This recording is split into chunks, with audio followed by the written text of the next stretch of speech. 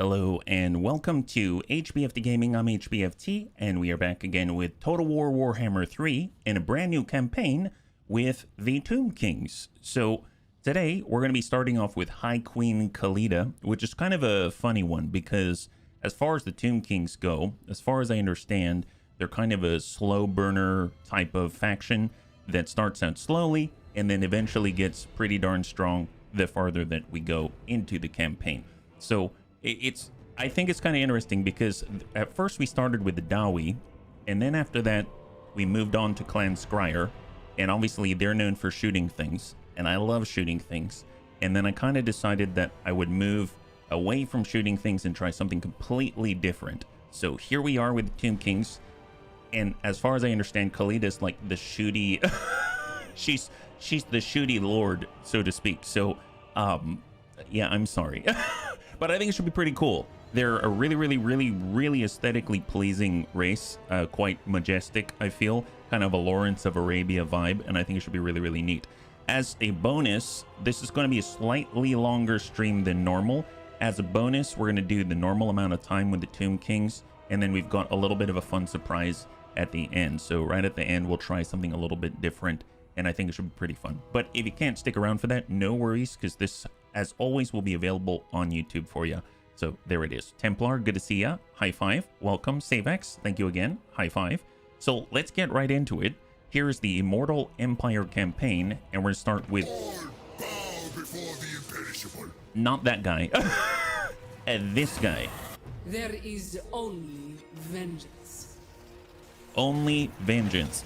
So as far as I'm aware, I think these tabs are really cool because they actually have a lore tab right here.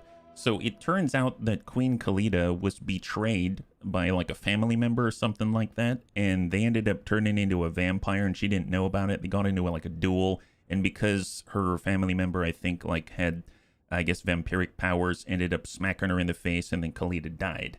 And so Khalida has this thing against the vampires, the vampire count, stuff like that, and she's called upon whenever Lybaras is in danger. So she's got like a thing. I think she serves the great god Asaph, I believe, Asaph, which is like a serpent lord or something like that. So from the decayed splendor of Lybaras, Khalida searches for the books of Nagash to prevent the power of the Black Pyramid from falling into unworthy hands. Well, obviously the most worthy hands are ours.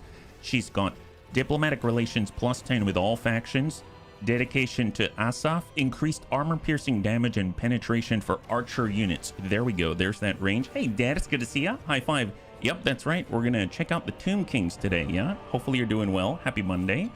Khalida starts at war with the Lamian Sisterhood. I believe those are vampires, but I don't know for sure. We've got a fast research rate buff. We've got control across the land. And immunity to mountain and swamp attrition, corruption -5, enables poison attacks for the entire army. So everyone's going to be reducing speed, reducing damage output for the enemy as long as we're hitting them. So it's going to be awesome. So let's go ahead and check that out. Thank you very much, man. Thank you very much. The non-wizard of the lot. Yeah, apparently. All right, so here we go. Let's check it out. In the farthest southern reaches of the world, beyond the haunted tomb cities of Nehekara, is a land of unspoiled jungle and swamp once isolated from the world for uncounted centuries. More recently, the Southlands has seen several of the world's races sail to its shores, though few leave with anything other than tales of misery and death. Even for those who find a foothold far enough from the interests of the cold-blooded lizardmen, this is a wilderness where invaders quickly become the invaded, and where hunters quickly become the prey. Oh my god, yeah? Oh, I'm sorry. I'm running at hard and hard, so just like we did last time, hard campaign, hard battle difficulty. That's what it seemed like. It's pretty balanced for me so far, and I have challenges, but I'm also, not, completely disrupted. Yeah, Lamian sister would be vampire. Oh, okay, perfect. I'm guessing they're close by. Yeah.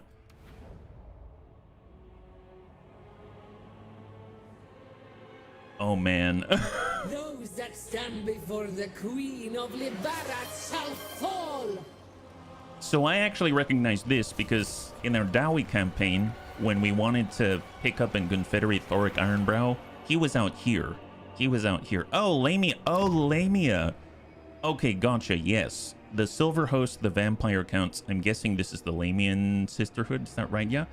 Hey, Anakitas, good to see ya. High five. And Goblin Crew, thank you so much. Thank you for the redemption of the Nura Helmet 2.0. I really appreciate it. Thank you very much. High five. And to those joining us right now, we're just starting our Tomb King campaign.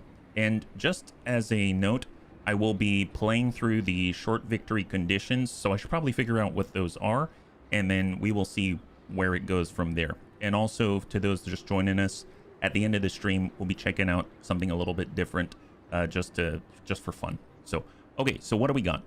Path to Glory, Court of Libana. Stopping by to say hi while taking a quick break. Thank you so much, Goblin Crew. High five.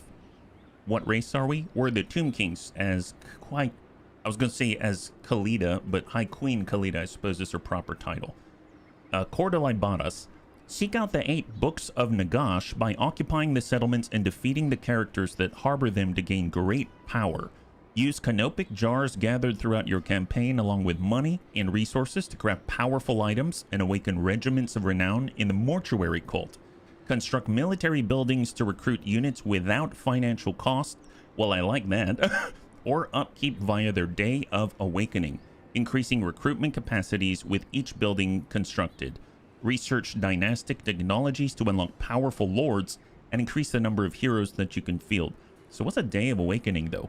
Tomb King factions awaken units they wish to field in battle and do not need to pay any money for their recruitment or their upkeep. Wow, that sounds really strong. Upkeep was like the worst. Do you remember by the end of our Clan Scryer campaign, I think it was something like, it was almost 100,000 gold or something ludicrous like that. It was like 50,000, but then we had more because of supply lines and stuff like that. So it was almost 100,000 gold per turn. So this is no money for recruitment, no money for upkeep. That's insane. The number of units of each type that may be fielded is determined by constructed military buildings and certain technologies. Okay, fair enough. So keep in mind, we don't have to pay anything for them. We don't have to pay any upkeep, but we're tied to military buildings and constructions. Okay, I don't know exactly. I'll figure that out as we go. So our first mission is to defeat an army belonging to the Silver Host. So I'm assuming that's this faction right here, the Silver Host, the Vampire Counts. We'll get more money and canopic jars. Speaking of which, here are the canopic jars, right? Crafting items, awakening dynastic legends through the mortuary cult, issuing Nehekaran decrees, and unlocking dynasties all consume canopic jars. Canopic jars are obtained by kills in battle, constructing certain buildings and completing missions. That actually really reminds me of Clan Scryer's, I think the warpstone fuel canisters, those things. So it's like another currency to upgrade and push us forward and hopefully unlock better technologies and things like that. So let's see what we got, yeah? Unit cap determined by buildings built. Okay, well, I think I'll get it the more that we play. So let's see, who do we have on the field right now? We've got Hatmas. Speaking of which, so I would like to... I cannot rename High Queen Khalida, but I can rename our heroes. And we have a brand new priest. So if you would like to be a hero and get onto the wheel, let me know and I will add you, and we'll just totally informal as normal, yeah? So in the meantime, I will take Hatmas and we're going to join up with High Queen Khalida out here and we're going to replenish troops. That sounds very, very useful, especially for our first time out here, yeah? All right, so we've got some volunteers. That's excellent. So let's get, we've got, do you want it as Savax or 6 core? Yeah. We got crossbow, flexible knot. Wait, we have Tomb Kings. Oh my god, nice. Umrasu Amano. I don't know what that is. Libaras will rise again. Hello, boys. Oh, I'm guessing that's for High Queen Khalida, yeah? Christy Marie, absolutely. And we've got Thrake. Perfect. That's a good start. And then we've got Crow, Bubba, Hidden, and Lady Lynn. Fantastic. Thank you so much, bunnies. And as always, you can tell me anytime. And please don't feel bad if I miss your name. Just feel free to let me know again, and it's totally informal, no problem, right? So right now, I guess for our very first Lich Priest of Nehekara, let's go ahead and spin the wheel. And our very first hero is...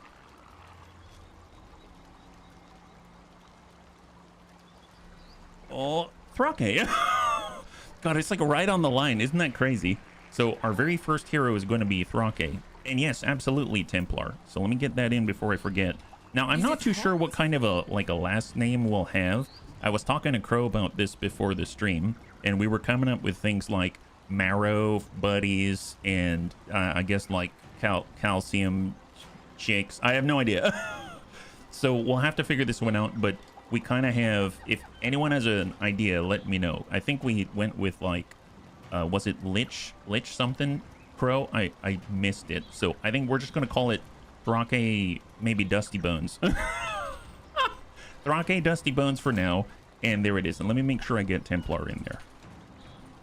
There it is. So Templar is now part of it. Oh, Liches. Liches. Oh, I'm going to mess that one up. Well, we've got Thrake Dusty Bones for right now, and maybe the Liches will be Crow, Bubba Kitten, and Lady Lynn. Yeah. And let's get in. So first of all, we've got Skeleton Spearmen, shielded anti-large meat shields. Actually, you know what? Let's get on the battlefield first. So we're going to attack Lizel out here of the Vampire Counts. You are attacking the Silver Host. Yes, we are. At first, I was going to look at all of the units outside of the field of battle, but then I realized, you know, at least we can see what they are when we're there looking on the field of battle, and we can make that association visually, mentally, etc. So this should be pretty cool. It looks like she's got a pretty diverse set of units right off the get-go, and she's also got access to archers as well, which is kind of something that she provides to the archers, extra damage output and stuff like that. Channel magic, sure, we'll gamble right off the bat. Sure, we'll gamble right off the bat, of course. And it actually got better. That's excellent. So let's see what we got. So right now, I'm just going to put the heroes on 1 and 2 as normal. And then we've got archers, spearmen, necropolis knights. How about this? We'll just grab them all and we'll line them up. And then we can take a look, right? So, oh my god, we start with artillery. Khalida's my girl. My goodness, look at that. We start with artillery out here. Holy moly. So these are the Screaming Skull Catapults, armor-piercing missiles, anti-infantry at 380 range. That is awesome. That's not too bad. It's not quite like a cannon's range of like 400 plus, but 380 is no joke at all. And kind of looking a little bit closer at the skeletons, are they wearing... Oh, I thought these were headlamps. I legit thought these were headlamps, but they're just, I don't know, scarabs and skulls. I guess that makes sense. That's us, scarabs and skulls.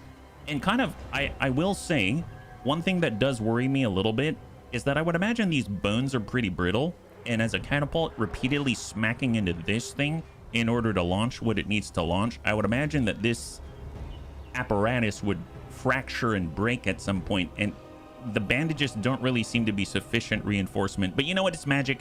Let's not think too much about it, right? So what do we got? So right now, armor-piercing missiles. I like that. And we've got anti-infantry, so we've probably got an explosive as well, yeah? Hey, Persuaded, good to see ya. High five.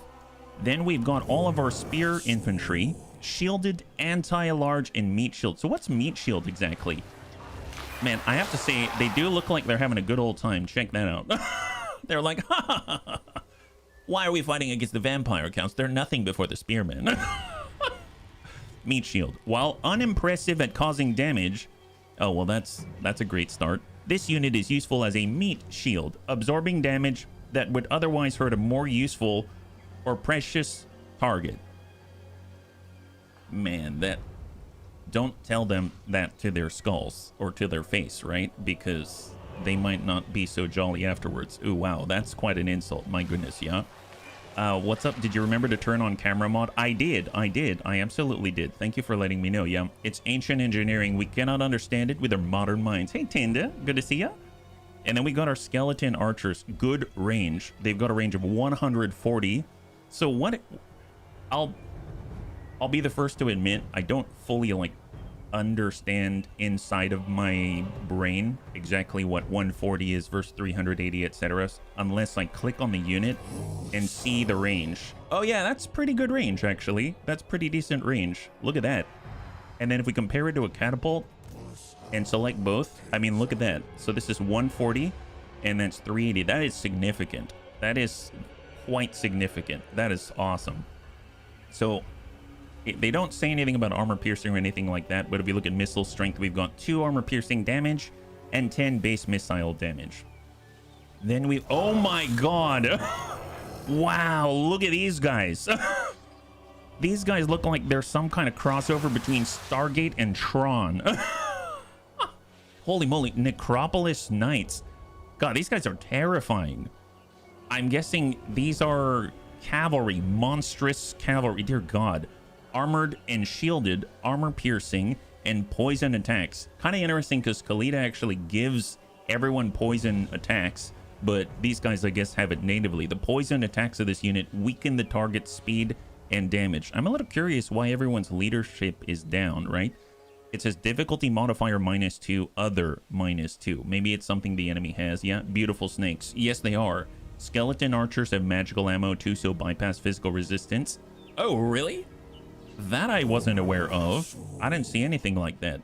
Actually, I am seeing all of these. What's all this? Realm of... Oh, look at this. So... Okay, sorry, I was just looking at the icons right here under abilities, and you'll see Realm of Souls 1, 2, and 3. And up top, there's Realm of Souls 1, 2, and 3. Is that on... It's not on everybody. It's not on our snakes. It's not on this guy we haven't looked at yet. It seems to be on all of our infantry units, Realm of Souls 1, 2, and 3, including our artillery as well, right? So what is that? The blue symbol next to the damage means magical damage. Oh, on their stats. Oh, you're right. You're right. Magical attacks can harm units that are protected from regular physical attacks. Man, that is epic. That is epic. That is insane.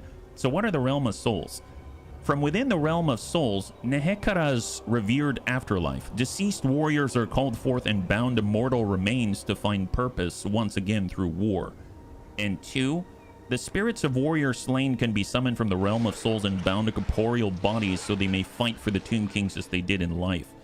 And number 3, the Lich Priests use the very breath of Nehekara's gods to reach into the Realm of Souls, retrieving the spirits of dead soldiers for binding an eternal service to their Tomb King's will. So the difference is, leadership is higher than broken, Realm of Souls tier 1 is reached. Okay, so it says the same thing except you've hit different, I guess, thresholds. What's the difference?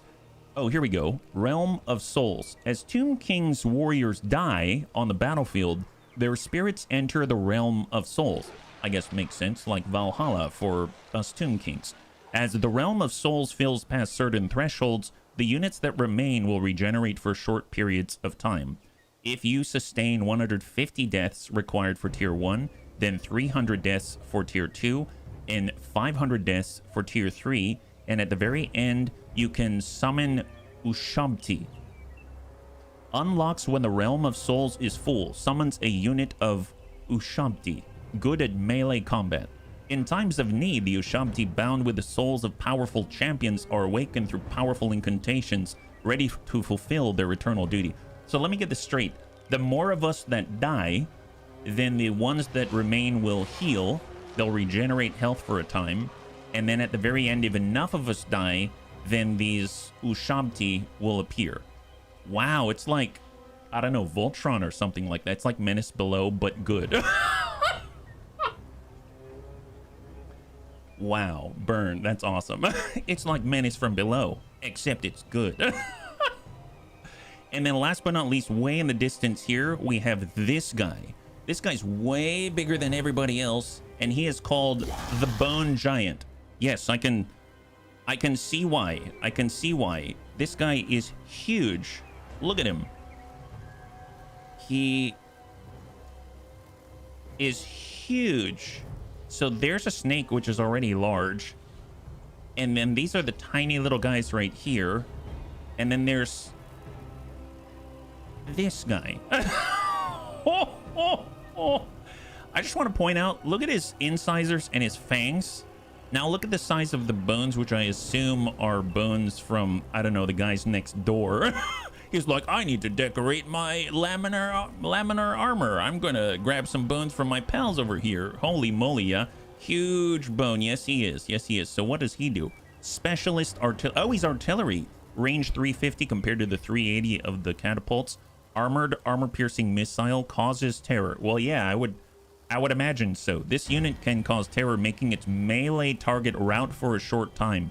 Units that cause terror are immune to terror and fear themselves. Well, it appears that, as far as I can tell, the Necropolis Knights and the Bone Giants do not count towards the Realm of Souls. Everyone else counts towards the Realm of Souls. And then, of course, we have our heroes as well. So out here we've got Thrake. And this is Thrake. He's a spellcaster. Oh, I'm sorry, Thrake. It seems like you're missing an eye. Wow, that's crazy. Hey, call me Colt. Happy Monday. High five. Welcome. Yeah. Excited for the Tomb Kings. They look really cool. I'm very excited as well. So, Thrake Dusty Bones. Unit can cast spells. And what spells are we looking at here? It's got the Curse of Kassar. The harsh, howling desert winds cut through everything, be it armor or clothing or raw flesh. It affects all enemies in range. That's 35 meters. And if their hit points are less than 50%, then they will drop their armor by 60. Okay, that seems very specific. That seems super specific, but I mean, sounds cool. And then out here, he's got Joff's Incantation of Cursed Blades. Imbued with the essence of the God of Death, the Nehekran's blades strike with supernatural force to harvest souls for Joff. Base weapon damage and armor-piercing weapon damage increased by 25% for one ally. Okay, so he's like a buffer and provides leadership buffs to everyone around him, at least to start. And then last but not least, the lady herself, High Queen Khalida. There she is. So she's a duelist. This unit is best used to attack individual targets such as lords or heroes, as it can only damage very few individuals at a time. It is not suitable against hordes of weak enemies. Oh, really? Oh, okay, well that sucks. We have a lot of weak enemies, I think.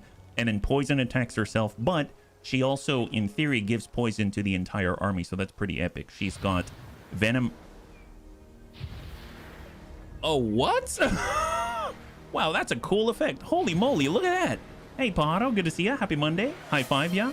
And thank you so much for the redemption of Hydrate. Yeah, for the bunnies who are joining us, we're just taking a look at... Oh, wait, did you see her staff? It's a serpent that's moving. It's called Focused Eyesight. Hey, Wilf, Doc, high five. Good to see ya. The Knights on Snakes is cool as fluff. Yeah, they are. Look at her staff. Does that only happen when I choose? No, it doesn't. It's independent of that. I thought when I choose the wave, then the staff starts to move. That's kind of crazy. Holy moly. I'm not a big fan of snakes, but she makes it look cool. So she's got the Venom Wave.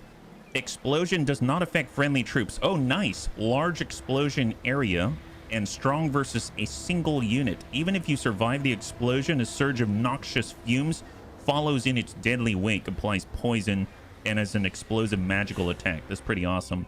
And then that's the entire roster as far as I'm aware. Does she have any special... She's got Venom Wave, the Curse. Passive ability causes... Oh, she's got... Oh, she has more abilities. Hang on. So she has a passive curse. What does that do? If your hit points are less than 50% within a 35-meter radius will cause damage to combatants. All enemies specifically activates automatically when her hit points are less than 50%. Strong versus many entities with 25 or more. Weak versus single combatant. Like an insect sting at the point of death, striking out at the killer, sapping their strength as if shot by 1,000 arrows. Wow, that's kind of like some of the Master Runes of Spite. That's nuts, yeah? That's crazy. She's got the Blessing of Asaf. The Asp Goddess Healing Touch floods Khalida's body, permeating the husk of her corpse and snapping her back to vital, vengeful unlife. What does this do? 55-meter radius, always in effect, affects all allies if they have a missile attack. Armor-piercing missile damage plus 15%, base missile damage plus 15%, reload skill plus 15, imbuement with point... Oh my god! Oh my god, so basically... She has an aura that's 55 meters wide, and anyone with a missile strength attack will get a ton of buffs to their reload and their damage output, and they get the poison ability. So let me get this straight. So like if we mouse over this right here, they do not have missile strength, but the archers, they have missile strength, so they will get this buff. Wow, that's crazy. So she has to stand near all of our shooters, and she's going to make them stronger. That's pretty epic. And 55 meters is larger than the standard 35, so that's pretty awesome. And then last but not least, she has My Will Be Done. Passive ability affects everyone, all allies within 35 meters, melee defense and attack +5. Man, that is cool. Yep, and then everything else seems pretty normal. Immune to contact effects is pretty awesome as well. Holy moly, yeah, it works for the artillery. Oh my god, you're right. It does. It does. She convinces the giant skeleton to shoot faster. Yes, she does. Well, I think we know what to do. So we're facing off against the Grave Guard. So these are the vampire counts out here. The Grave Guard, they've got... Oh, wow. Oh, yeah, we're already... It's undead versus undead today. They're tier 2 armored and shielded anti-infantry. Out this way, we've got maybe not as well shielded meat shields, less valuable, we should say. A lot of zombies, tons and tons of zombies. We've got flyers, but we've got archers, so that's fantastic. We've got fell bats, and then we've got dire wolves, the war beasts, and then last but not least, they've got a armored and shielded wizard lord spellcaster. He seems pretty darn beefy indeed. Okay, so we know what we're up against. They don't have any range. They've got fast movers. They've got spells, stuff that we're gonna have to weather, but we'll do our best. So let's see. We've got our spearmen. Let's do the regular. We're just gonna stack up, spread that out. We'll get our archers. We'll put them on 3, and we're gonna get them right behind just to start. And then we're gonna get our cavalry. That's crazy that we have cavalry. How rare is that? And we'll shove them on the side for now. We've got the Bone Giant. I'm actually going to put both the Bone Giant and the Screaming Skull catapults on the same control group with 6. And then we'll just fan out the Screaming Skull catapults. And I suppose with a Bone Giant, it sounds like if he's in melee, he can cause terror. So it's not so bad if he's totally on the side, I bet. I didn't really look at his melee defense or anything. And then we're going to want High Queen Khalida to be right. I'm guessing this blue aura, this blue circle right here, designates her buff for the Blessing of Asaf. That's really large if that is the case. So she's currently buffing all of our ranged units out there. That's pretty epic. And then we've got our Lich Priest, and they're probably just going to stand right next door. And then maybe we'll bump this out a little further so that we have a new attack angle for our snakes. And off we go. Oh my god. Not necessarily Tyroki, just the ones that seem interesting to me, but there's a lot of factions, so I would... Oh my god! Wait, how hard? Oh, what? Wait. Okay, hang on a second. Hang on a second. We're shooting... That's why they call it a Screaming Skull catapult. Wow, that's nuts. No way. Oh my god, that's terrifying. So what kind of damage does this do? It's supposed to be anti-infantry and whatnot, right? So... Okay, that... that is truly magical. My god, quite literally magical. These zombies don't know what hit them. There's a big old hole in a smear on the ground, and they're trying to figure out what the heck to do. That guy literally lost his head, but he's still moving, so good for him, good for him. And as far as the arrows, seems like the arrow that we have from the Bone Giant just smacked the Vampire Lord right in the face, which is pretty epic. So I'm curious what they got going on. Oh, see, he got right back up. There that goes. Oh, I should probably pay attention. Let's get the snakes. I'm just going to have them countercharge the War Beast. That was probably a little late, but hopefully we'll see them do their thing. I want to see the Bone Giant out here shoot someone, because that seems epic. I mean, the Screaming Skull catapult does not stop. It never rests. Very impressive. Okay, it doesn't seem like our Bone Giant is shooting. Can you shoot that guy? I'd really appreciate it. And how are we doing with our snakes? Oh my god. Okay, so apparently I may not be able to see the Bone Giant right now because we've got all these guys. Oh my gosh, look at them. Oh, okay, so it seems like the other guys are faster, but they're catching up. Oh, wait a minute. Oh, I'm not paying attention. So we've got flyers. I should have rotated my archers already, but I was taking a look at all the cool animations. I did not do that. I apologize. Let's... Oh boy. This is maybe not ideal. Okay, HB's getting too distracted. What's new? Here, do this. And I suppose we should probably move to intercept. My god, that is a large entity count. And then we'll just bump this over for now. Maybe we'll bump it up as well, just to give ourselves a little bit of a boon there. And then I guess I know that having High Queen Khalida close by gives them all buffs. So maybe she'll just shift out here to try to intercept. And oh, they're on us. They're on us. Oh boy. Oh boy. Not great. Okay, so our bone giant. First of all, the war beasts are getting hammered to heck.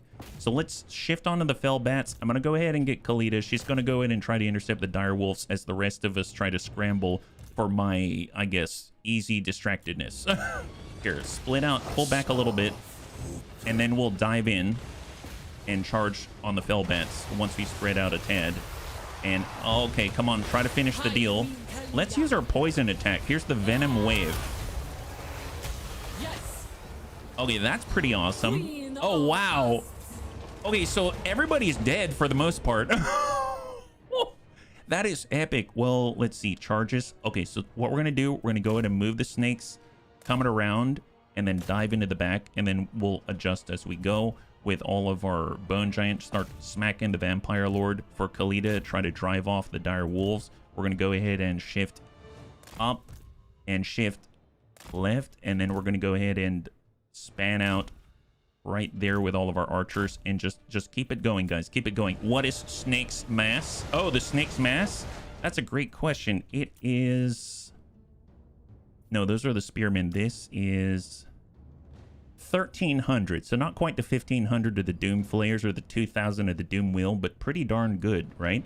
Hey, Var, good to see ya. High five. Not too bad. Shouldn't we murder the armored anti-infantry with artillery? Yeah. Yeah, probably. All right, off we go, guys. Off we go. Come on, keep it rolling. Keep it rolling. Oh, did we run over their vampire lord?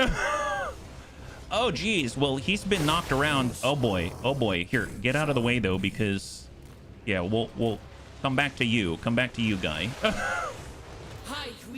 Khalida's now dueling it up out there. And then we'll dive out this way. Tell you what, let's go in and get our archers to come out on the outside like this so that we've got flanking shots. We'll shoot wherever, and then we might as well charge into the grave guard out here. Oh, look, significant mass difference. The delta in mass is great. It's great.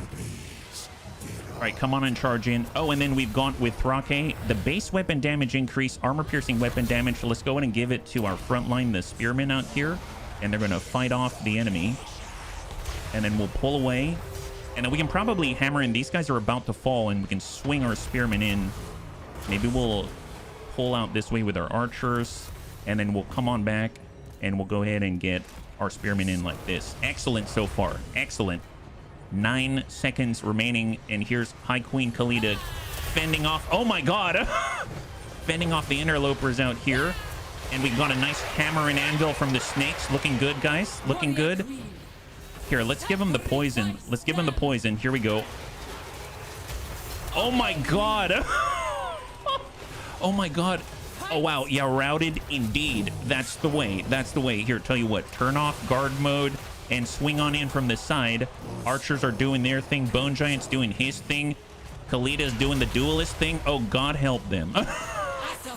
Giant is attacking him. Yeah, he does. You know what? What happens if we just say, you know, you cause terror. Why don't you go and hack some people to bits? Yeah, go for it, guy. He's decided he's putting his mind to it. There he is. Here, charge the rest. Charge the rest. Let's go. Let's go. Not many zombies left, so... Oh, okay, they're done. They're done. Okay, it's just the Lord. Yeah, good luck on this. Wow, that went pretty nicely. Here. Oh, wow, that guy's super dead. Oh, that ain't bad. That ain't bad. High five. Man, that is cool. I have to admit, trying to learn the mechanics a little bit fiddly. Oh my god, Khalida got hurt really badly. I should be careful. So as much as she's a duelist, seems like she's a little bit squishy, maybe without the right equipment. We'll have to keep our eye on her in the future. I wish I could heal her a little better. So we lost some, but not a ton. Mostly some spearmen. Not too shabby. Glass cannon duelist. Yeah, I don't know how that works.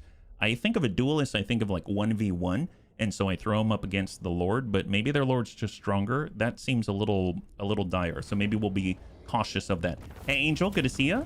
High five, no worries, and happy Monday. Welcome. So what do we got? Decisive victory. So we got almost 200 canopic jars. We had 850 added to our treasury, and we got 1406 experience for High Queen Khalida. Inscribe, we've got 3 options. Inscribe time. Conflicts in the desolate Umber expanse slowly ravage everyone involved, be they flesh, stone, or reanimated bone. Oh wow, that's like a rhyme and they didn't even know it. My god, yeah. Vamps are pretty good early game. They have decent stats in heal and magic. Yeah, well, I guess, to be fair, we had artillery and range, so that's a big difference for sure. And it says unit experience plus 50, growth plus 5. Wait, are we getting Armor of Destiny? Is this guaranteed? Wow, that's like one of the best armor pieces in the game. That's insane. Well, it seems like Khalida needs a little durability, so she's going to get one of the best pieces out there, the Armor of Destiny. Fate entwined within Sorcelled Suit. Armor plus 20, ward save 10%, physical resistance 5%. We've got Binding of Souls. Spirits lost in battle are retained within their skeletal bodies, lest they flee to the realm of souls. Army replenishment by 7%. Oh, interesting. And you get an like a follow-up effect. You get like a rider effect. Bind souls for 2 turns. You'll get additional casualty replenishment rate of plus 8%. That makes me feel like if we attack an army and survive and replenish, and then we attack another army, survive and replenish, we can start to stack a lot of casualty replenishment rate stuff. So it almost seems like being aggressive is like a good thing for her. Who would have thought? And then last but not least, the Endless March. Death abounds on the battlefield. The release of its energy is used to invigorate your warriors and send them forth to the fray. Treasury plus 300. And for 2 turns, you will get a 20% campaign movement range. Oh my god, 20%? Wow. So, wow. Well, I want movement range. That's, I guess, for 2. Wow. I did not. I wonder if that's for Khalida or if that's for us in general. That's amazing. I'm going to do Endless March. Holy moly. So Lysel's dead. And we have completed the quest. And now we've got Treasury plus 125 and Canopic Jars plus 10. So we really did get like 200 jars there. That's kind of nuts. Holy moly. The acquisition of lands is the surest path to supremacy in war. Okay, so our advisor wants us to take the Doomglade, and then we'll get more money, more Canopic Jars, and an Iron Cursed icon giving us 15% missile resistance. Well, first things first, let's make sure we equip the freaking Armor of Destiny. That is amazing. So let's do that. Oh, she already has it. Nice. She needs it so badly. Oh my god, we have 75 armor. So without the Armor of Destiny, we had 55 armor. No wonder she was so squishy. We need a lot of help, like ASAP. That's crazy. All right, so skills. What do we have out here? Will the movement bonus apply to the map or to battles? I think it's on the map because it said campaign movement range. So I'm pretty sure it's on the map. That's, I mean, that's still really strong because campaign movement range, I think, is like one of the things that I want the most. There's a reason why I usually click on Route Marcher first, so we get that extra 5%. That's kind of nuts. So let's take a look at kind of, I guess, the blue line. And then usually the top 2 rows are like the unique stuff, I find. And then obviously red is to buff the army. Yellow is to buff herself. So we'll just kind of take a quick gander. So maybe I'll take a look at the top 2. We'll work our way down. So she gets a skeleton chariot, the pride of Nehekaran armies. That's awesome. And she can, oh my god, she can ride on a snake. She can ride on a snake. That is impressive. Every swipe of its sandstone tail can carve through mortal flesh. Returned in madness. So this is vigor loss reduction, charge bonus, and physical resistance. So, I mean, she's got incredible sustain, it seems, in terms of fatigue, etc. She's got ancient tyrant. Actually, you know, I just had a thought, right? If she's on a giant snake, and so far we've used the snakes to charge into people, makes sense she'll get charge bonus, right? And physical resistance, because she's going to be right in that snake and smacking people right in the side. That's pretty awesome, yeah? Canopic Jars are really important to focus on. I got lucky. No kidding. We did. Oh, for the armor. Absolutely. Absolutely. For Ancient Tyrant, casualties captured post-battle plus 5%. Casualties. I admit I don't understand that one too much, but we'll have to keep an eye on that one. Control -4 for the local enemy province. Oh, so it's like when you have a hero and they've got a constant effect. Her effect is to drop enemy control in the area. That's pretty awesome. And income from sacking settlements plus 15%. Okay, so we need to go around and sack as many settlements as possible. That's a lot. Embalmed in elixir. Hit points and fire resistance increase. Missile resistance increase. Remove attribute wounds. Oh, really? Restful in turn. Wow. So for the bunnies that are unaware, every unit I've seen has this right here. It's like a passive wounds, right? So the more damage that you are, it drops your effectivity. So she removes wounds. So she's just as effective as she is at a high health as she is at a low health, which is kind of nuts. That's awesome, yeah? That's really, really great stuff. Fun fact about Khalida, she was unable to bear children, and one day she found an infant floating in a river and she adopted him. Turns out he was a dwarf. Oh, wow, that's great. And the Nehekaran thought nothing of his short height, believing that his incredible strength had reduced his stature with its weight. You know what? To be fair, that's not a bad description of the dwarfs. That is not a bad description of the dwarfs. They're not tall, but my god, are they stocky and strong. That's crazy, yeah? I remembered a He-Man Snake Man toy that I had as a... That sounds cool. Casualties thing sounds like how many enemies you snag up post-battle for your choice of what to do. I didn't, to be perfectly honest, up until this point, I didn't even have any concept of the more enemies that you have to figure out what to do it as a better or a lower effect. So that's actually really cool, yeah? I love how much fun you seem to be having with the game. Thank you, Angel. The more casualties you capture post-battle, the more gold and replenishment and whatnot you get offered at the end of the battle. Gotcha. Thank you so much. I didn't realize that's how that worked. I just kind of went, oh, cool. End of battle stuff. Thank you. That helps a lot. That helps a lot. So it seems like she wants to charge into battle on a Necro Serpent, so she gets charge bonuses. It seems like she wants to sack a lot of settlements. She gets a lot of money from doing that. And that she also wants to make sure that, she's fighting a lot of battles in general because she's going to be able to get a better effect from fighting those battles. So at least that's what it seems like, right? Asaph, the goddess of magic and vengeance. They who serve the Asp goddess are blessed with a precise aim with which to reach their objectives. Ambush, success chance. This is my girl. This is my girl. Look at this. So I love ambushing things ever since we played this game. And ambush success chance plus 15%. I always found I ran out of magic. Guess what? Wins a magic power reserve capacity plus 15 for your own army. I mean, to be fair, she doesn't seem to have any magic, but it helps the rest of the army, right? So that's really cool. And missile strength for range. Guess what? We love range. Plus 12% for all of your archers and sepulchral stalkers. Yeah, I have no idea what that is, but I bet I'm going to love them. I bet I'm going to love them. It's going to be awesome. Then she's got the true blessing of Asaph. Whenever Khalida awakens, the power of the Asp goddess floods her body, infusing life and power into her mummified remains so she may defeat her enemies. So replaces the blessing of Asaph, which I believe is this. Oh, okay. So this is the buff, the 55-meter buff when we stood near all of our missile attacking units. They get all of those huge buffs to their reload and their damage output, and they can deal poison. This will replace that. Really? Why would you replace that? You're going to replace it with what? The true blessing of Asaph. Oh. Wow, that's a lot stronger. That is... Okay, so it seems like the blessing of Asaph is 15% across the board. And then this one is 20% and 25 reload skill. So it just gets way stronger. Wow, that is cool. That is really cool. Still 55 meters, still all missile attack possible units.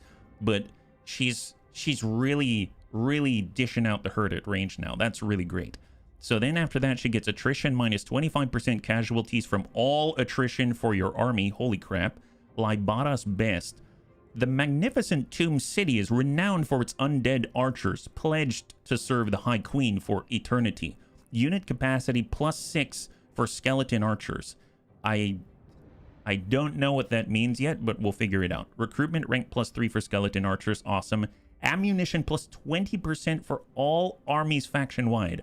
I assume that's ammunition in general, not just for the archers, so that's really, really great stuff, yeah? Post-battle casualties give increasing rewards for post-battle options, increase immediate effect. More canopic jars, bind souls, more instant replenishment. Well, that's awesome because we get 4% on that, it seems, yeah. Some buffs are kind of force multipliers. They're in the HBFT. We do like range. We do, Pajaro, absolutely. Unit cap is how many you can have in all total armies. Oh, thank you, Tairizo. Well, I'll be perfectly honest. I don't have a total. I kind of have a cerebral concept of it, but I kind of attach or connect with that concept when I see it in action. So we're probably going to go and recruit stuff to our army soon. So I would imagine I'd understand a little more there. Thank you very much for the exposure. Yeah. Then we've got Legions of the Asp Goddess. Army ability, you'll gain Legionary Barrage. Armies in the local province will have it. So, enabled if hit points are less than 50%. The archers of the magnificent tomb city of Asaf are the finest who ever died. Their orchestrated volleys can devastate ranks ranged against them. Medium forward moving area of effect, strong versus multiple units, good against armor, magical volley essentially. Very cool. And then the Warrior Queen, physical resistance 10%. She becomes unbreakable and gets frenzy. That's awesome. So as long as our leadership is higher than 50%, she gets the melee attack charge bonus, weapon damage output, and immunity to fear and terror. So really, really nice stuff. I like it. Definitely focused on range. Keep on attacking, charging into people, and sacking settlements instead of taking them yourself. Way on the bottom here, we've got Route Marcher for campaign movement range. This is control based. This is income from raiding. I very rarely use the raiding stats. I probably should have some more when we were Clan Scryer, so I'll try to remember. And we've got Soul Reaper casualty replenishment rate. Always love it. And then Canopic Jar Hoarder. Canopic Jars gain post-battle percentage, and Canopic Jar generated 5 per turn. Oh my goodness, it's a passive? That's crazy, yeah? Absolutely, Lord Cucumber. Absolutely. Here, let me get you on there. And thank you so much, yeah? And for the bunnies that aren't aware, please let me know if you want to be on the wheel. No worries, yeah? And we've got Attend Me. Nehekara's mummified rulers are awake, their eyes burning with balefire, their thirst for power, conquest, and vengeance, every bit as strong as they were in life. Recruitment rank +1 for all units. Oh, wow. And then local recruitment capacity +1 in the province in general. We've got Lightning Strike. We've got Imperishable. Attrition reduced even further. You got to remember, I think it was up. It was up on, was it embalmed? No. Purified. Purified. So she already gets negative 25% casualty suffered from all attrition. And down here, she gets more casualty reduction suffered from attrition. So it seems like she can wade through storms, poison, chaos, corruption, etc. And she's going to be very difficult to stop. So really, really cool stuff. And then all is mine. Income from post-battle loot, income from looting settlements, and income from sacking settlements. So that's on top of the 15% she already gets. And the Dead Sand Sentinel ambush success chance. Man, she's speaking my language. And then out here, she gets the regular Renowned and Feared. Really cool stuff. There's more out here. Reanimate and Resurrect, which eventually is healing per second. Affects all allies within 35 meters. She will heal them and give them 16 leadership. 90-second cooldown. Oh my god! That's not... I expected to see a charge. It's not. So if she makes it all the way down to Resurrect, she can just heal them. Dark litanies are uttered to restore the Tomb King's slain soldiers to a twisted, chattering imitation of life. Wow, that is crazy, yeah? Oh, yes. Let me catch up with chat. I apologize, yeah? You see the dot by the skill. Sometimes it gives you additional skill. Mouse over the circle. The circle? Oh, you're talking about, I think, like True Blessing of Asaf, right? So True Blessing of Asaf, mouse over, and then mouse over La Circle. I will have to take a look at another time. I apologize, yeah? So I don't forget. Can I get on the... Yeah, that's CTIM here. And early on, you want a bunch of armies. You get an upkeep increase. Sand Sweeper. Sand Sweeper. Sand Sweeper. What's Sand Sweeper? You see the 3 dots on the right for Sand Sweeper. I admit oh, this one right here. And if you mouse over the dots, gotcha. So you're saying that it has increased effectivity. So you can go all the way to 30% income from raiding. I understand what you mean now. Thank you very much. Yes. So obviously these are upgraded and they become more powerful. And I didn't realize you could mouse over the specific dot and you'll see the specific levels output. That's really awesome. So I dig it. So actually, as far as everything goes, I'd rather keep moving. So I'm going to get Route Marcher out here, and that'll give us an extra 5% campaign movement range. Although, to be fair, I feel like she doesn't move... Well, actually, no. 5% is never bad. We don't have to stay in the blue right off the bat. And then we've got Thrake, and this is the Lich Priest of Nehekara. No worries. I just didn't quite understand what you were saying, yeah? Hey, Chewy Chop, good to see ya. High five. Happy Monday. All right, so what do we have here? We've got replenishment of troops, canopic jar hoarder as well. Very interesting. So I'm assuming we can stack this, which is insane. If you've got a bunch of priests, then you can have a bunch of passive canopic jar regeneration. That's awesome. And then we've got ceremonial bandage, missile resistance. We've got spell resistance, attribute cause terror. Kind of an interesting one, because I would assume that for a wizard type, you wouldn't want to get into melee, but cause terror is something that affects the melee that the priest does. So maybe you can make him so he's very durable. We've got Elixir of Immortality. When normally killed in action, this hero would be wounded instead and gets physical resistances plus 5%. And that's kind of interesting as well, because Immortality is usually just the top line. You don't get extra physical resistance as far as I'm aware, so that's pretty awesome. You get a little bit extra on that one. For Charnel Sorcery, bleak as a panorama of necropoli, painful as a Kepra beetle down your throat. Such is the sorcery of these disciples. Cooldown minus 10% to lore of Nehekara's spells. Miscast base chance minus 15%. Cool. And then it leads into Lord Recruitment rank +1 faction-wide. Oh my god.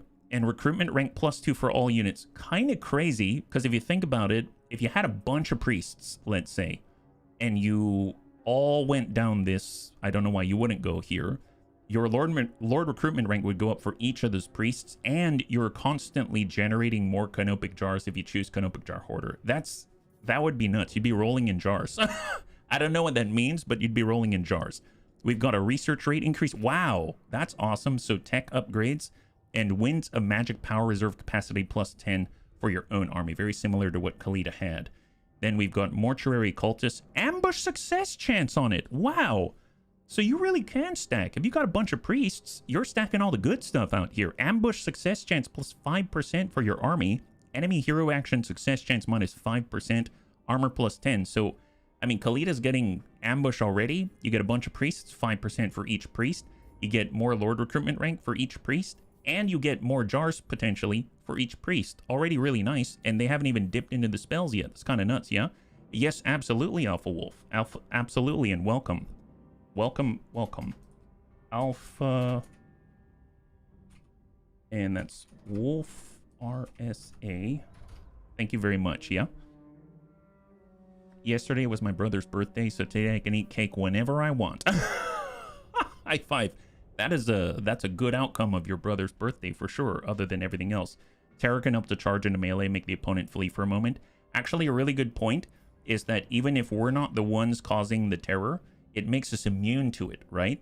So maybe that's the big takeaway here. This unit can cause terror, making its melee target rout for a short time, but units that cause terror are immune to terror and fear, so if they get charged into. So maybe that's more of the takeaway here for them, is that instead of charging in to cause terror, they're immune to the terror and the fear, and that helps them to hold the line. That's a good point. Thank you very much.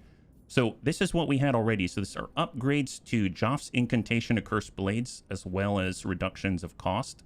That was the damage output increase. We've got Restless Dead. This will trigger whenever you cast a spell.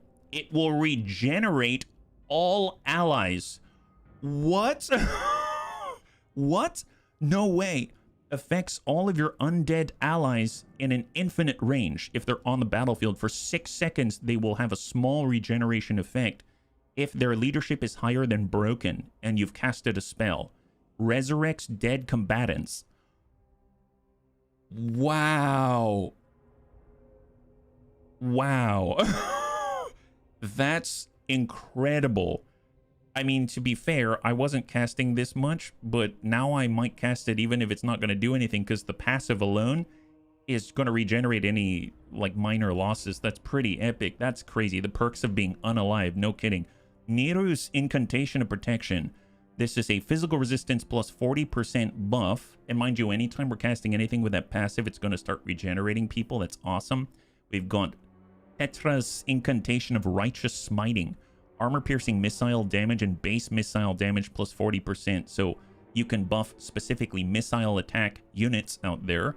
And then last but not least, we've got Ysirian's Incantation of Vengeance. And this is a damage per second tick, minus 25% speed. So kind of nuts because he's got buffs for both melee and range. He heals everybody, and then he can also damage and slow someone down depending on what spells he's got. And then last but not least, he's got two more. Usek's Incantation of Desiccation. Melee defense minus 24, melee attack minus 24, affects all enemies within 35 meters. And then he's got Sakmet's Incantation of the Skull Storm, which is another damaging effect. Medium randomly moving area of effect, strong versus multiple units. Really, really cool. I dig it. I dig it. If I had to do anything, though, I'd start with replenishment of troops. So let's get that point. And we just finished our first battle. I apologize. I'll try to keep this moving. My goodness. So I am seeing that down here we've got advance your faction's capabilities and recruit new lords and heroes by delving through your ancient dynasty secrets. So right when I said that I would... Okay. So right when I said I'd try to keep this moving, I didn't realize we'd have a whole book right here. So tell you what, let's try to figure out. It's nice to hear in depth. Oh, I'm so glad. I still will try to keep it moving, but so I'm guessing this is the research tree. Is that right? Khalida's buddy there looks a little dusty. Yeah, ye old dusty bones is what he is. Yeah, your lords and heroes are really good, but you unlock more of them through research. Okay. Well, we've got the first dynasty, the second dynasty, the third, the fourth, the fifth, and the sixth. And then this requires that all of the dynasties have been unlocked. Wow. Okay, so let me get this straight. We need to work on dynasties 1 through 6. When we're done unlocking those dynasties, then we can start touching the heralds empowered, and we can get all of whatever this is out here. Okay, there it is. This race promotes procrastination. Yes, if you look at the bottom row, the second of each is a good indication of the unit's buff. Thank you, SaveX. High five. Let's start there, because I admit, a little overwhelming, right? So out here we have patronage of the first dynasty. The invention and macabre opulence of Nehekaran war chariots swelled their hosts, for it was deemed indecorous for high-born blood to touch the brutish draught beasts. Unit capacity +2 for Nehekaran warriors, and skeleton archer chariots and skeleton chariots. If we take a look out here, we've got unit capacity increase for bone giants. We know what that is. And Nehekaran horsemen and horsemen archers. And then out here for the third dynasty, we've got unit capacity +2 for carrion. I'm guessing those are those birds, sepulchral stalkers, and tomb scorpions that we saw in our last campaign. We've got patronage of the fourth dynasty, unit capacity +1 of the Hyro Titan. The what? That sounds huge, whatever it is. I think Titan and I think a Warhammer 40k, like a giant city in the sky on legs, right? That's nuts. Unit capacity +2 for tomb guards and tomb guard halberds, okay? We've got the fifth dynasty, +2 capacity for Necropolis Knights, that we know of. Those are our big snakes. Halberds and Screaming Skull Catapult. I already like this just because of the Screaming Skull Catapults. And then out here we've got the unit capacity for the Ushabti. So that's what we can summon. If 500 of us die on the battlefield, we can summon the Ushabti. Apparently, we can just build them and include them in our army. Ushabti with great bows. Oh, nice. They've got a missile strength, I'd imagine, so we could buff them. Necrosphinx and the Chimerian War Sphinx. I mean, that sounds awesome. Be they centuries of the inner sanctums enshrined in vast Lycia, or superstitiously interred in the deepest desert chasms, these mythical colossi are difficult to disentomb. Well, not if you get the sixth dynasty, let me tell you. So in order to unlock these things, what does this look like? So 1, army capacity +1, research rate -20, construction time -1 for defense buildings. You know what? I'll be perfectly honest. I think what I'll do is I'll get to the end of this turn and then I'm going to do this, just because in my head, I kind of get an idea of what capacity is, but I haven't connected with the idea yet internally through experience. So let's hold on this because we don't have to declare this just yet. It can be something we do at the end of the turn, right? So nice to already take a gander at it. And let's take Doomglade out here. So we're going to go in and select Khalida. She's a little hurt, but she's got to take a minor settlement out here. And what kind of a fight is this? It is a field battle. I will take it. I am a little worried though. They've got quite a lot. They've got spear infantry. They've got sword infantry. They've got sword infantry bats. And actually, they don't have any range. They've got some fast movers. Let's get some practice in here, yeah? This is going to be great. So far, I'm really digging the possibilities out here, but I have to admit, it's a little overwhelming. There's so much going on. And I do appreciate, though, that the enemy vampire counts are sallying out to the field. They're not staying in the settlement, so we're going to fight a field battle instead.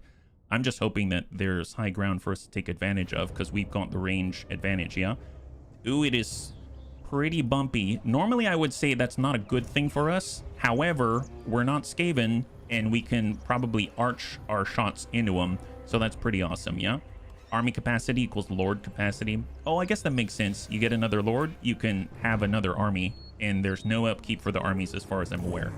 All right, so we'll go guard mode off for heroes. Group 1, group 2. We'll go 6. We'll have 5 for our Necropolis Knights, and then we'll go 3 for our archers, and then I suppose I'll also group up 4 for, not that I'll have to move them.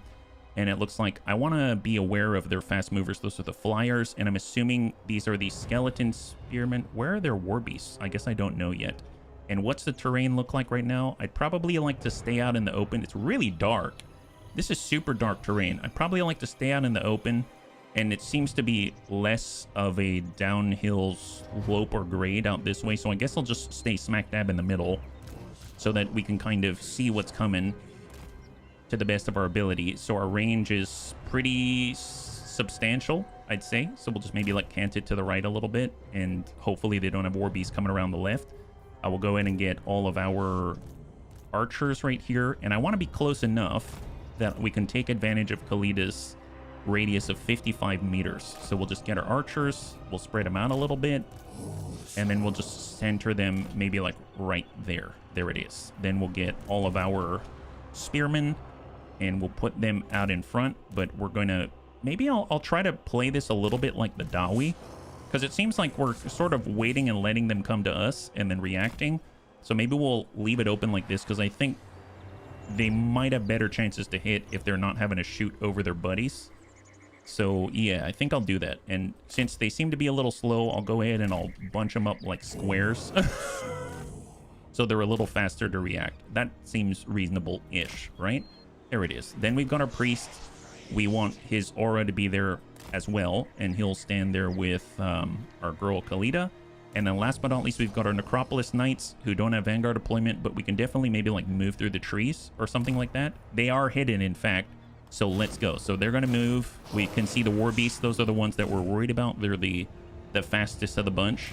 And we'll move through these trees like sneaky snooze. Like sneaky snooze in the dark. You can barely see them. Look at that. That is nuts.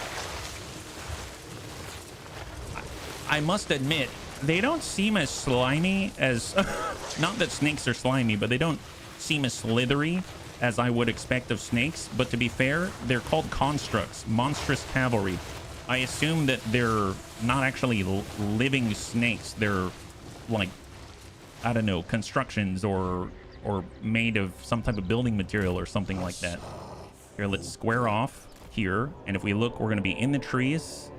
And then we can come in from behind them, maybe, or hit them in the side. These are all spearmen on this side, so got to be careful anti-large, right? Sneak attack. Our spearmen are our new slave rats, but with better purpose. With better purpose, like the better menace from below, right? It's like a golem. Yeah, like a golem. That's a great analogy. Well, let's take a look at the range here. So they're about to get hit with the catapults. Let's let them get hit with the catapults first, and then we're going to break from the trees. Super sneaky sneak attack. So it should start firing soon. There go the screaming skulls. Oh, that is effective. That is effective. Here. Come on from above.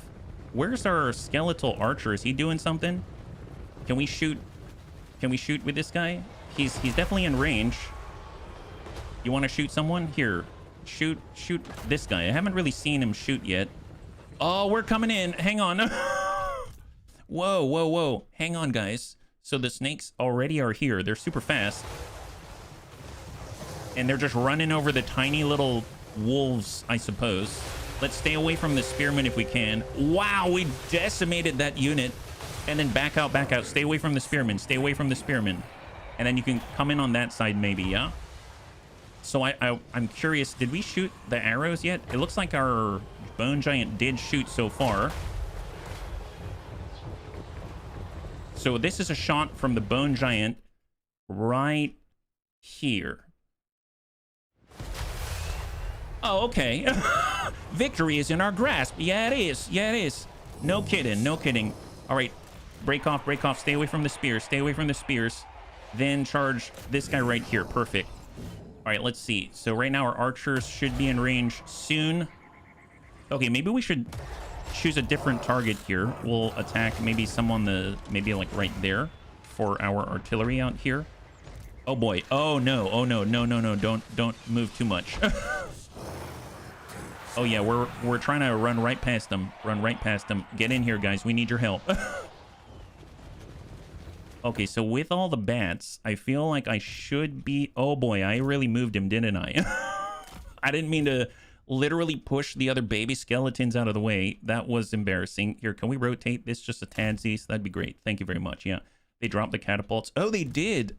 Oh boy. Okay, so there's some getting used to here. Let's stretch this line out a little bit. Right there. That seems like a really big hole, but I'm hoping it's going to be enough. Oh boy. Oh boy.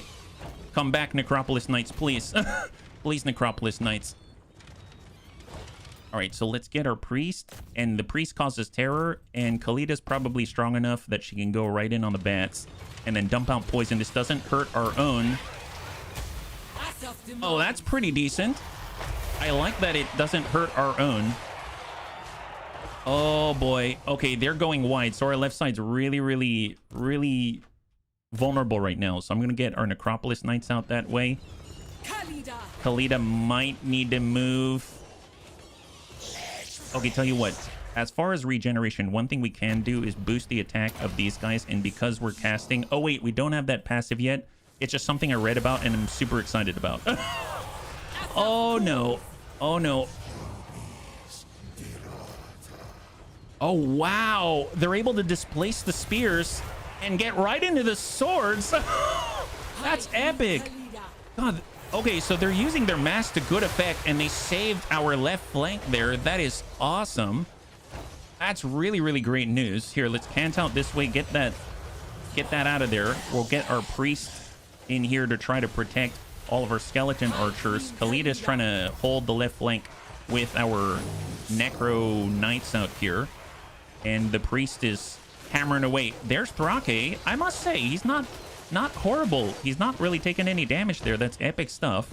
And our right flank is now in trouble. Let's go ahead and move our knights out this way, and then we're going to keep Khalida right here, and hopefully she can take the now severely weakened bunch. Oh boy.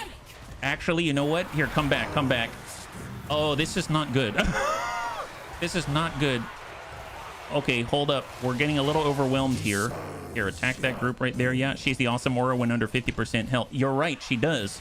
She does. It's like a damage tick around her. Let's go ahead and place out the poison blast. And oh, we really need to handle this. All right, hang in there, Khalida. Hang in there. Get the priest on over here as well. Right now, our front line is barely holding. Let's go ahead and focus on those that are trying to get us from the side. And then we'll envelop them like this. Here we go. Perfect. Oh no, oh no. This is not going well, bunnies. Not going well. Oh boy. Oh boy, we need to save our catapults. Oh, jeez Louise. This is not going well. It's fine. It's fine. We've got this. We can save them. I'm sure we can save them. Snake Knights are trying to carry very hard. Yeah, they're carrying a lot. Super carry. That's them. Only the best carry from the Snake Knights. Come on. Come on. Dump them out. Dump them out. And then get right back. Come on, Snake Knights. Come on, Snake Knights. Keep it up, guy. Keep it up.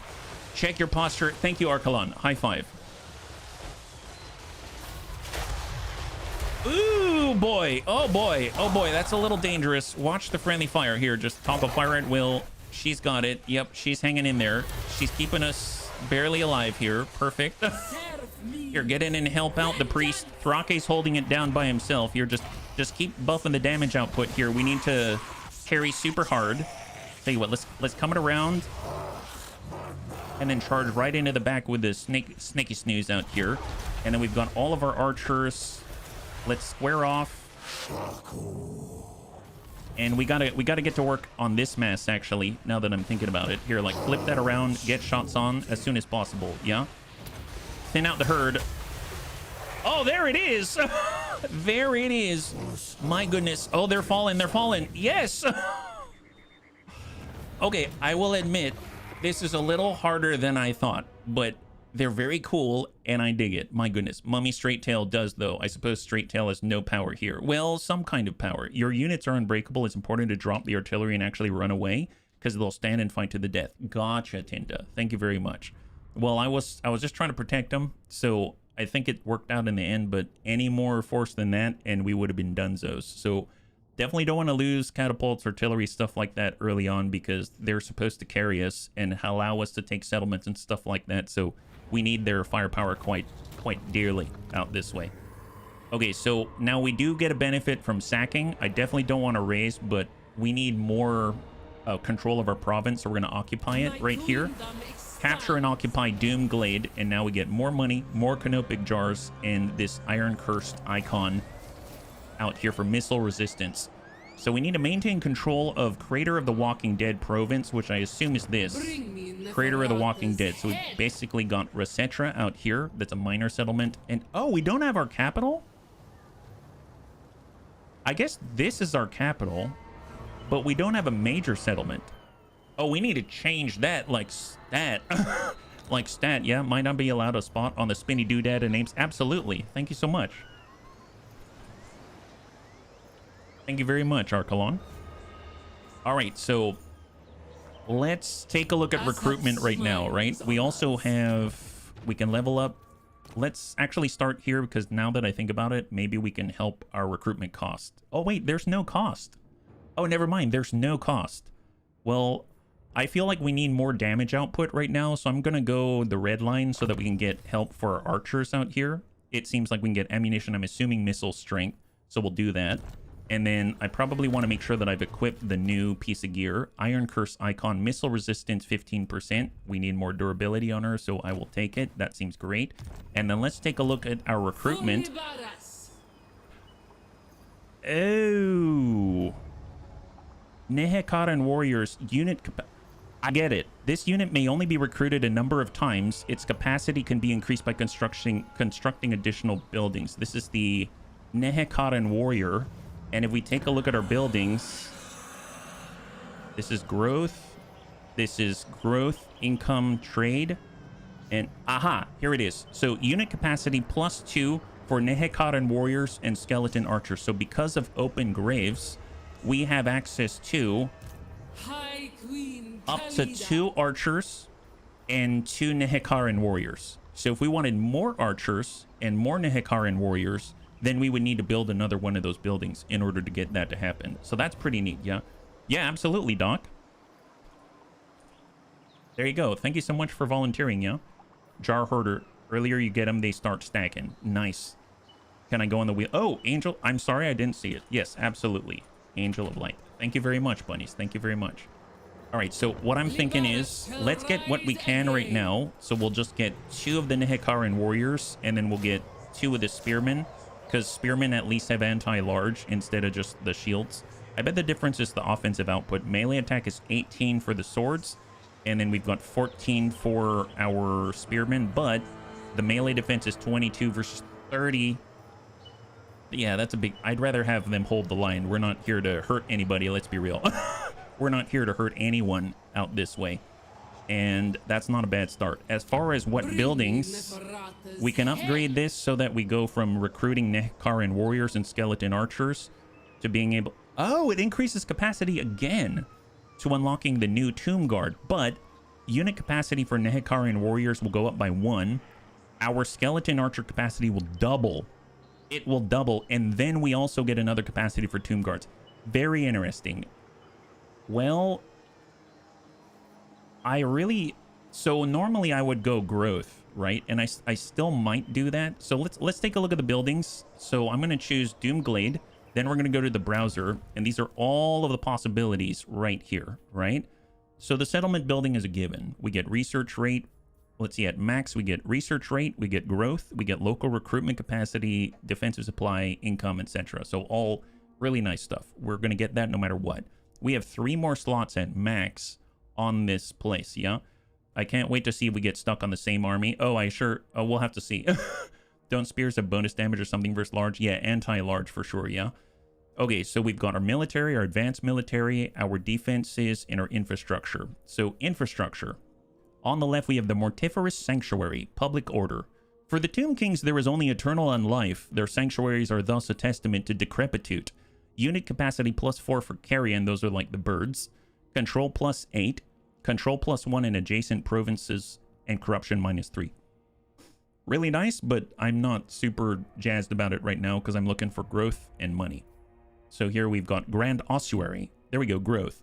Glittering chambers of worked and preserved bone provide the perfect sanctuary for the resting dead. Growth +45. That's really nice. Casualty replenishment rate in the province, 5%. I mean, already liking it. Corruption -3. Love it. Notice how no heroes are on the building list, same as with Army through the tech tree. Oh, so everything's through the tech tree. This is very different. This is very different already. You're right. And then finally, we have Avenue of Monuments, income focused. Great edifices flank the streets of the great Nehekaran cities, monuments to those who came before. Income generated 200. That's not a lot. Actually, legit, that's not a lot. Campaign movement range +15% for your own army starting their turn in this region. And, oh, interesting, it's now flooding, so our tech tree is flooding into the buildings effects. When you have researched the proclamation of the First Dynasty, your campaign movement range -10% for your own army starting their turn in this region. Enemy armies in the local region. Oh. Interesting. So enemy armies in the local region will have -10% campaign movement range. Wow, that's very defensive and kind of cool. I dig that. Tomb King buildings give less money because you spend no money on your armies. That's a good point. They don't need a lot of cash. Very good point. I didn't really think of that. Then we go to defenses out here. We've got Vault Guards, so this is our standard protection out here. This is our garrison building. You get Legionary Barrage, so we read about that. And then out here in advanced military, we've got the Ushabti, unit capacity +2, and unit capacity +1 for Ushabti Great Bows, but we need the patronage of the 6th dynasty in order to unlock that. I mean, I'm leaning towards getting some Great Bows. That sounds awesome. Then we've got Tomb Scorpion, unit capacity +2 for Tomb Scorpions. Out here, we've got unit capacity +1 for Necropolis Knights, Sepulchral Stalkers, Nehekaran Horsemen, and Horse Archers. Out this way, we've got the Royal Barracks. This is +4 Nehekaran Warriors, Archers, Tomb Guard Halberds. And then last but not least, Screaming Skull Catapult. Skeleton Chariot, Skeleton Archer Chariot. As much as I want to do catapults right now, I feel like we need to focus. So I think I'm going to do growth. Well, we need cash, and +5% campaign movement range for your own army starting their turn in this region. If we start out slowly, like if it takes us a while to get going with our armies, or army right now, then maybe the movement range is actually going to be more helpful because we need to move back and forth to defend our province, right? So I think I'm actually going to choose the Charnel Plaza. So we'll get a little cash, so 100 extra gold. And then here I'm going to upgrade our open grave so that we can increase our capacity for our archers as well as these Nehekaran warriors. So let's do that. So that's going to cost us quite a bit. And now we have 5361. Okay, maybe not as bad as I thought. And then this is all the first turn still. Let's glance at our diplomacy just to see the status of the world around us. This is it. This is all that we know. The Lamian Sisterhood is, oh wow, super far away. Interesting. Lamian Sisterhood, we got Clan Mordkin, which are Skaven close by. Non-aggression pact, yeah, I don't think so. And then the Silver Host as well. And then I should probably also look at our short victory condition. Destroy the following faction, the Silver Host. We're already doing that. The Necrarch Brotherhood, southwest of us.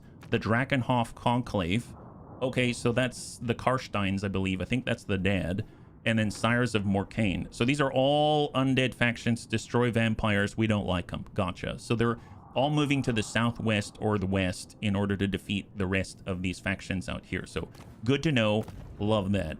Then we've got these books as well. Well, let's take care of our research right now, yeah? Tombs are ancient loot boxes, yes. Not slow rolling. The opening of the game is more difficult with Tomb Kings. Despite being undead, you're one of the good guys. Are we good guys? Okay, so out of all of this, I'm interested in two things. Well, this is Horse Archers and Bone Giants. I think it was a 6. So the 6th one is Ushabti Great Bows. That sounds cool. And cool might win the day. What does this do? Army capacity +1. Research rate -20. Oh, that's horrible. What is that? And passive ability for all lords, you get Guardian. So anyone within 35 meters, all allies get physical resistance +15%. Wow. Research rate -20. What about the... Oh, they're all like this. Research rate -20. So it seems like every single one of these gives army capacity +1 and research rate -2. Wow, so the longer... No wonder these take a long time, because the more that you research, the worse it gets. Wow, I wonder why they did that. That feels weird. Holy moly, rule of cool. Tomb Kings are good because they really hate vampires and chaos, but they do want to conquer the world, yeah? Each dynasty you unlock makes the rest slower. Oh boy, research slows down as you go. Wow. I do the 3rd dynasty first. What do you get on the 3rd dynasty? Tomb Scorpion, Sepulchral Stalkers, and Carrion. Why do you do that one first? Yeah, you also go 3rd, then the 6th, so it balances the corruption. Oh, because this causes corruption. Corruption -5, and then this one is +5 vampiric corruption. Oh. Oh, gotcha. So it sort of causes an issue. Wow, okay, this requires a lot more thought than I expected. Well, if I'm looking, how about this? What if we take a look at the benefits here, right? Construction, we know they all do army capacity +1. We know they all have research rate -20. So let's look at the additional effects and we'll compare those, right? Construction time -1 for defense buildings. I am not really doing that right now, so no worries. This one, growth +15. Always like extra growth, especially early on. That sounds awesome. Number 2 seems great. This one's corruption -5. So like the bunny said, great one to balance out number 6. Number 4 is wound recovery time for characters -1 turn. I hope we don't die, so there's that. And vampiric corruption goes up as well. This one is control +2, but I don't really value the control. And then 6th dynasty, you get this really awesome physical resistance buff for all of your lords, but you get the vampiric corruption as well. Right now, I'm actually leaning towards 2 just because of the growth, and I think it's going to be most effective early on. So actually, I think I'm going to do this. This is going to lead us to Nehekaran Horseman. Well, it gets us another Bone Giant. I mean, that's a plus. Oh, and look at this. Missile strength for skeleton archers, armor for skeleton archers, ward save for Bone Giant. Yeah, let's do this one. We'll do number 2. Let's do number 2. Just because we're going to get the growth, we're going to buff our skeleton archers, and I guess we'll get another Bone Giant. How about that, yeah? Scorpions is Marizen. Each dynasty has a lord and 3 heroes in the tree. And the secondary research unlocks are also key.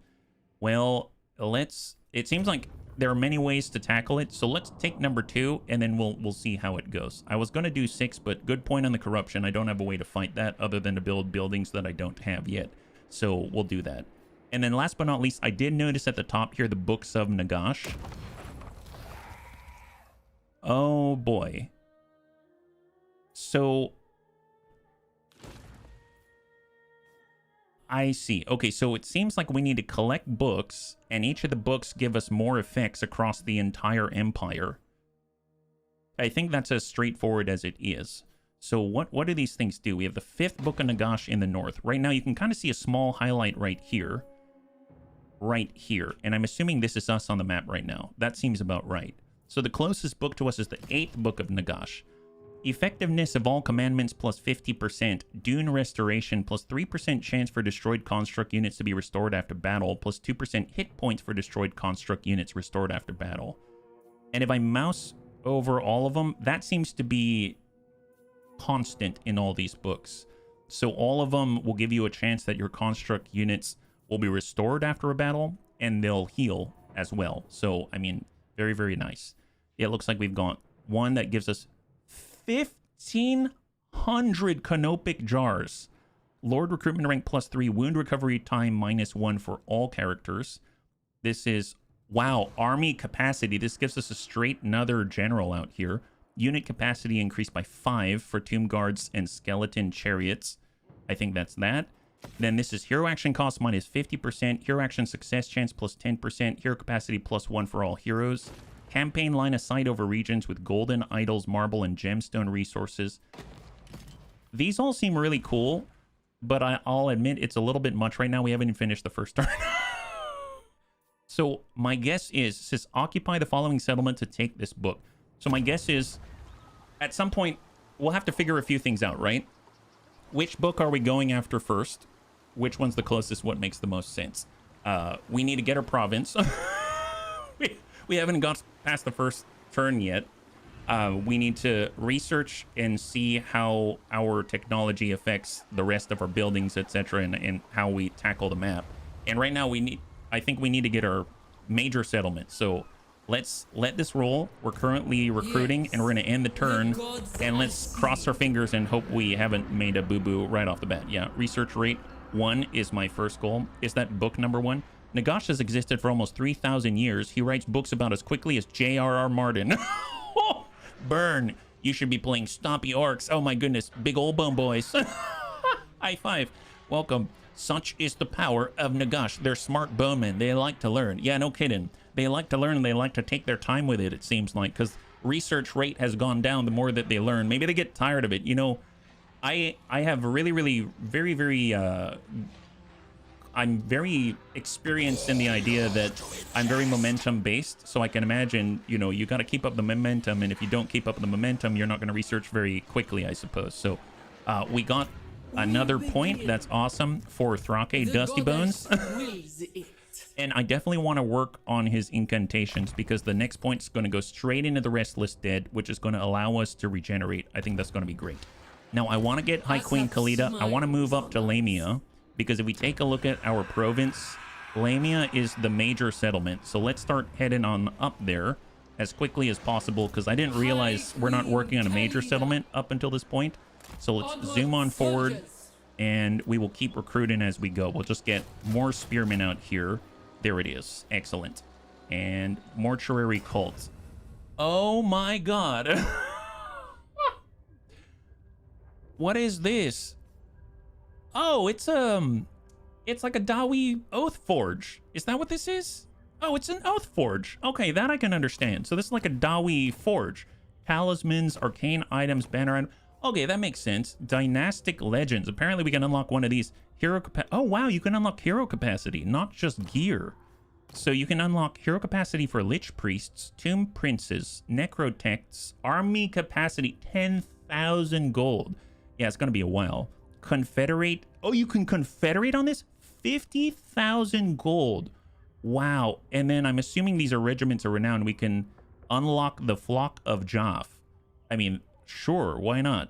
Yeah, let's unlock the Flock of Joff. Yeah, we've unlocked some carrion birds. That sounds great, yeah?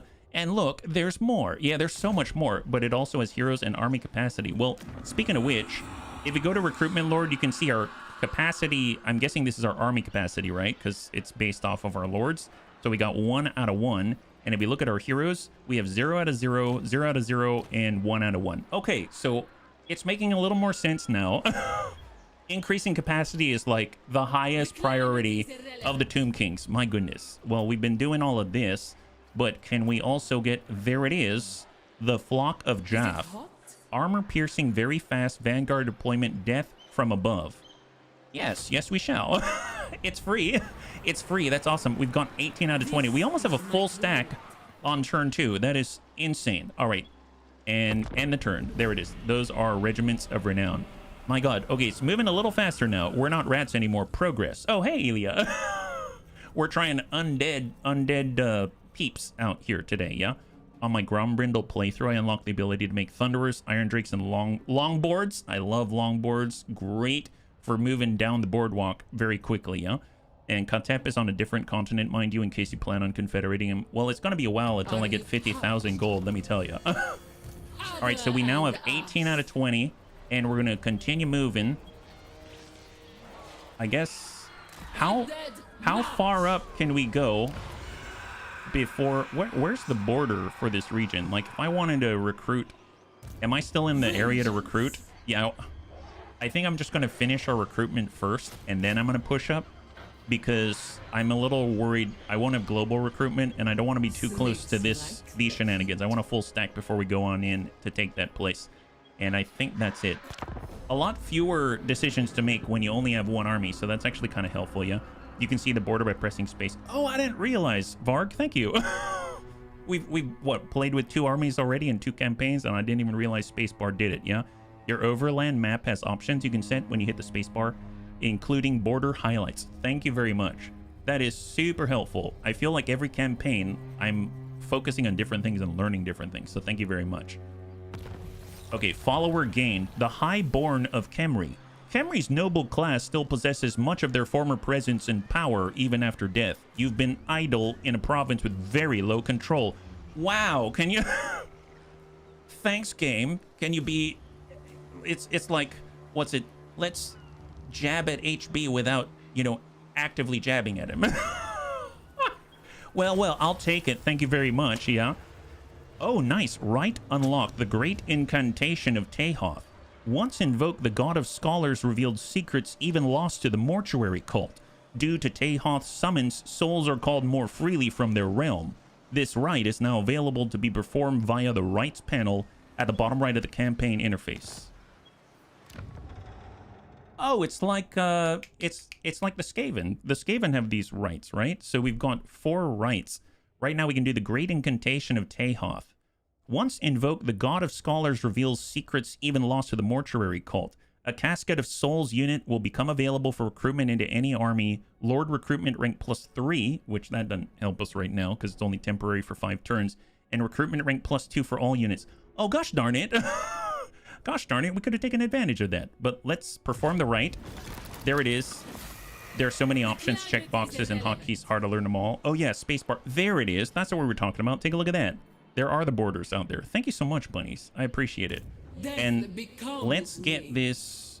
Oh, there's more units now. Because I bet we finished construction and upgrade of this building so we can get more archers now. Okay, well, hang on. Small adjustment out this way. We're going to head up this way. We're going to get... We can get 2 guards. That's 1. Well, this is 4 right here. So maybe we have 20 out of 20. So let's get rid of 1 and 2, 3, and 4. So we're going to get rid of 4 right here. And we'll get 2 archers. So we have 4 archers because archers is like Khalida's thing. And then we'll get 1 Nehekaran warrior and 1 tomb guard. And then we also have... Here it is, the Casket of Souls. So we'll get rid of 1 of these freebie guys and buy this thing. Magical art. Nice! 440 range. Yes, please. Thank you very much. What is that? It said Light of Death. The Keeper of the Casket may allow some of the tormented spirits trapped inside to escape. Not for mercy, but to let the damned souls rain down upon a loosely specified area. Wait a minute. So let me get this straight. We're bombarding the enemy with the Raiders of the Lost Ark from Indiana Jones. So it's basic. Have any of you seen, I mean, for those that have seen Raiders of the Lost Ark, there's this one part where they open up the casket and all these souls come out and it kills a bunch of people around them. Nazis, you name it, anyone who was around. That's what we're doing? Oh, wow, okay. Glad. I was just sort of joking. That's awesome. Hey, Evil, high five. So far, so good, yeah? I imagine her standing slightly ahead of her ranged army admiring the work they're doing. Yeah, holy moly. Well, all right. Well, we're cooking right now. So let's just end that one. Apparently, we're going to open the Ark of the Covenant. Mastaba. Yes, please. Let's go ahead and upgrade that with our surplus population, and let's go. And on the next turn, we should be able to hit Lamia like it's never been hit before. The Ark of the Covenant. That's what it feels like, isn't it? At least from the picture. Obviously, I haven't seen it on the battlefield yet, so this is odd. This is odd. I feel like we're maybe abusing our very special artifacts a little bit. But you know what? Abuse is all in the eye of the beholder. We're Tomb Kings. We view the world very differently. We're immortal after all, right? Oh boy. Oh boy. Dirk von Jordan. Why does that sound like Tyler Durden? I mean, there's nothing wrong with it. I'm just saying, it just kind of sounds like it, doesn't it? Count Ewald. Well, he's not at a full stack yet, so we should probably attack as soon as possible. He has 18 out of 20. Yeah, now's the time. Let's get this guy. Let's get him. We're fully stacked. We're fully ready. Do we have all of our equipment? Yeah, we have equipment. We've got ancillaries, the Highborn of Camry for control. That's great. So let's get this guy. Lamia, here we come. Valiant defeat. Oh, God help us. Oh, God help us. So let's see. What do they have? They have spearmen.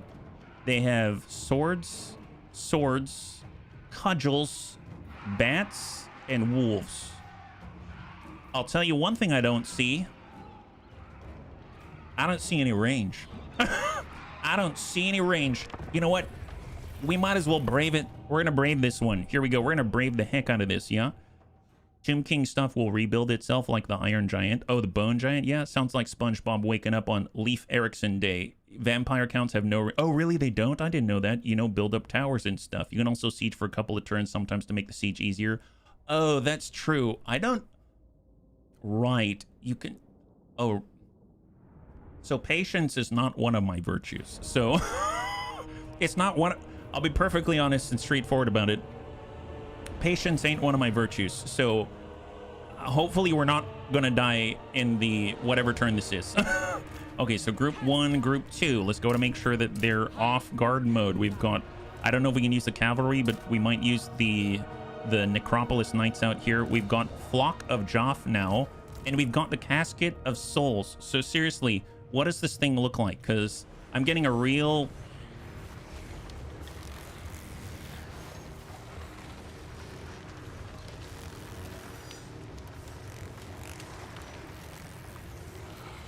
Okay.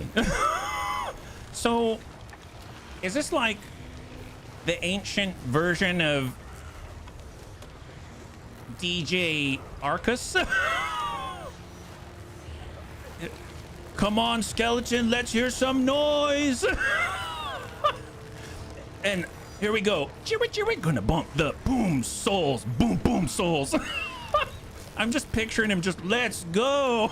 And all this, wow, a real dead crowd around here, ain't it? Nobody wants to join in and have a good time. All right, well, this is lovely. Bros and Egyptian DJ. Seriously, yeah.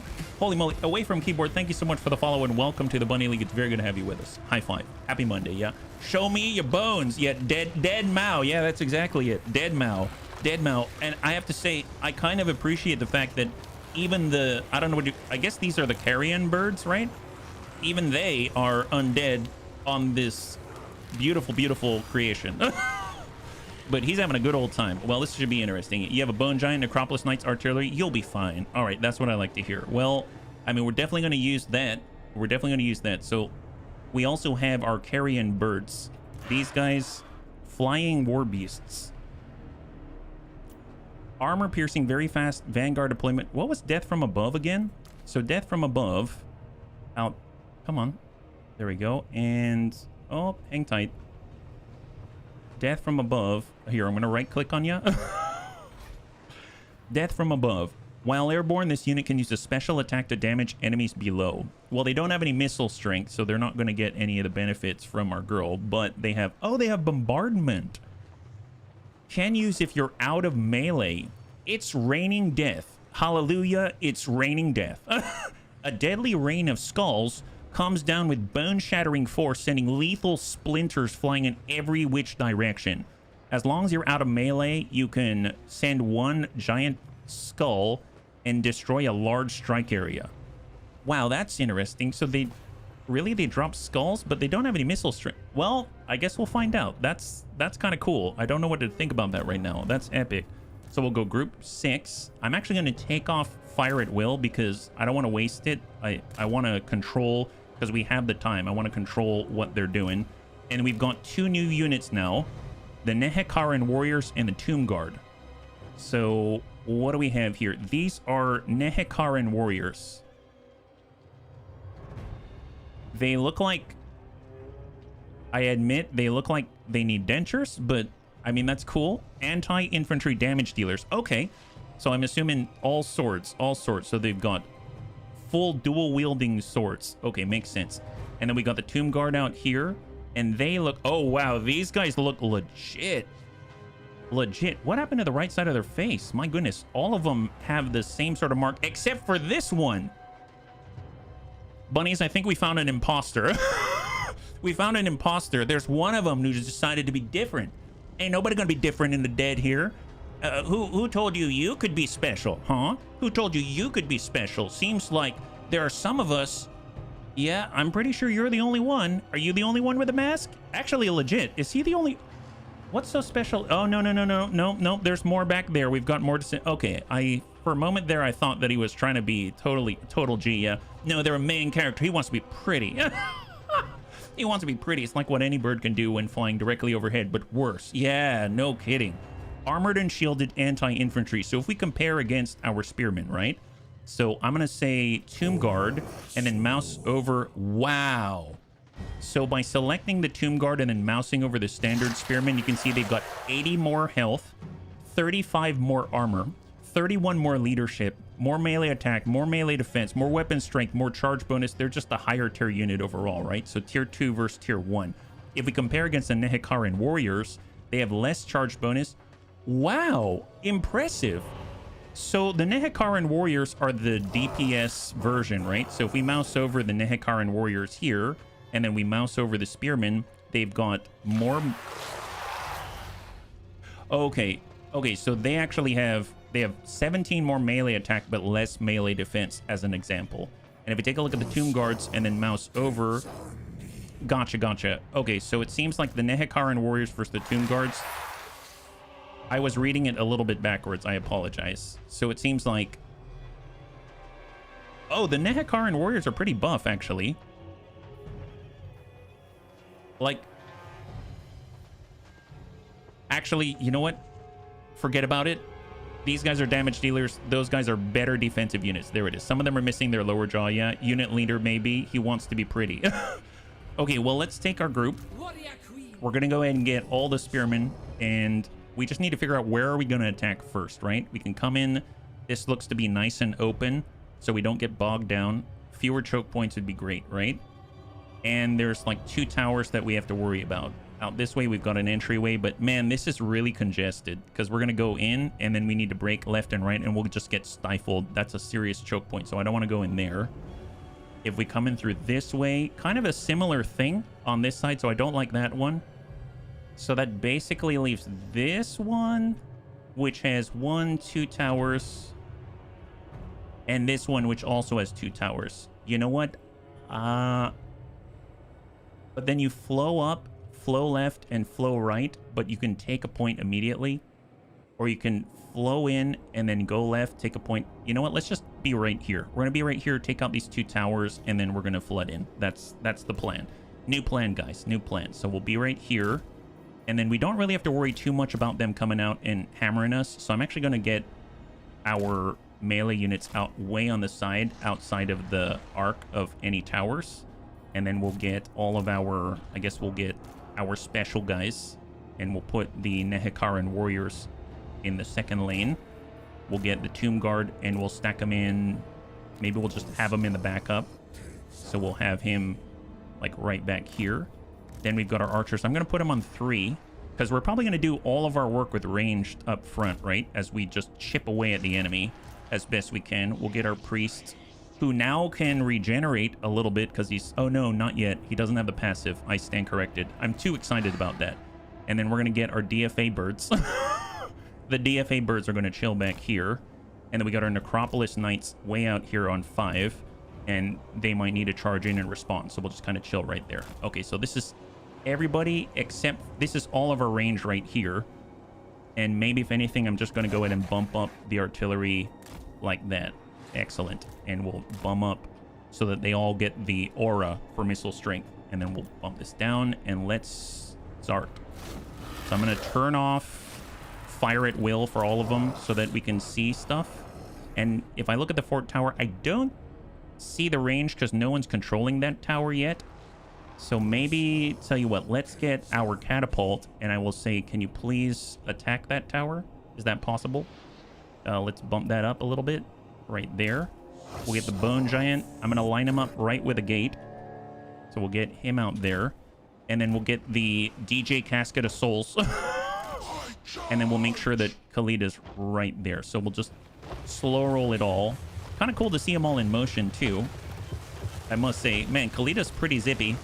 And wow, okay, that is a magical rave right there. Even he's even got scarabs. The scarabs are all cheering him on like a total boss. Okay, so are we in range of that tower now? We are. And let's go in and start the bombardment.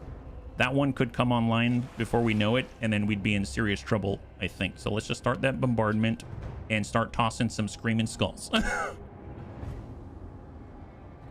Kind of a shame to ruin this facade, in it? And so we're going to speed that up. There it is, finally. It does take a while to get going. And we're looking at 10k. Oh, see, there are 2 units of felled bats out here. 9,400. I'm just trying to save some of the ammunition for some of the other guys. That's 7,500 or so. So we'll just let that one go. I'm hoping they're getting the benefit. I kind of want to see if they are from our aura. So if we take a look right here, it says, there it is. Look at that. The Blessing of Asaf. So they are getting the benefit. The armor-piercing missile damage, the reload skill, imbuement with poison. All of that is right there. That's pretty epic. And in order to drop this tower, it's taken a good, significant chunk, I would say, almost like a third of our ammunition, or maybe even a little bit more, just to drop this tower. So that is unfortunate. So if we can get away without destroying the other one, maybe we'll try to make that happen. All right, the tower's been destroyed. We'll square off. And I suppose, can I send in the queen herself to hit? They don't have any range, so I could send the queen to maybe start working on the gate so I don't have to waste our ammo. I'm feeling like we're a little low on ammo. We'll stretch out here with the archers. Let's get our bone giant just to push up and still have line on the gate. So maybe I'll shift him to the left a little bit. And we'll get the Casket of Souls. And they definitely have the range, but I want to benefit from her aura. So maybe we'll have her chill here for now. And then we will get our catapults and we'll be right here. Let's do it. There we go. Oh, wow, that's kind of mesmerizing. That is kind of mesmerizing. I'm guessing they're getting the Blessing of Asaf. Is that right? Yeah, they have the Blessing of Asaf right now. So it looked like they were getting poisoned, but I guess they're getting the imbuement of poison available to them. And I'm just bringing the archers up so that in case those bats come our way, we'll have a way of repelling them, right?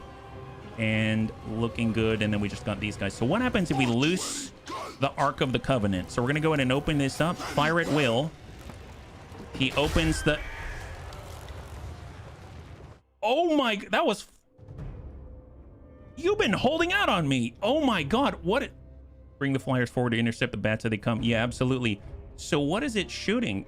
These are souls? Is that right? They're very bright souls. I'll give them that. So what exactly does this do? Here, let's pull back a little bit so we can see. So he missed a little bit, but I must say, not too shabby. Who's this guy? There's a wizard, Dirk von Durden. Oh yeah, Tyler Durden. Maybe they were shooting at Tyler Durden. That makes a lot of sense. Well, can we tell him to shoot at a mass like this? Oh no, he's shooting, and he's sending it to... Legit. Well, you know what? Here, put one. Can you attack? Here, not fire at will. Turn off fire at will, and I'm gonna have you select. Can you attack these guys? Can you come closer and attack those guys? Wow, that is... Okay. Shoot the necromancer with a bone giant. Oh my god, that would be very, very, very awesome if he could manage that. I don't know if he's going to be able to shoot from back there, can he? Here's this wizard. All right, he's going to try to shoot this guy, but I don't know if he can... Oh!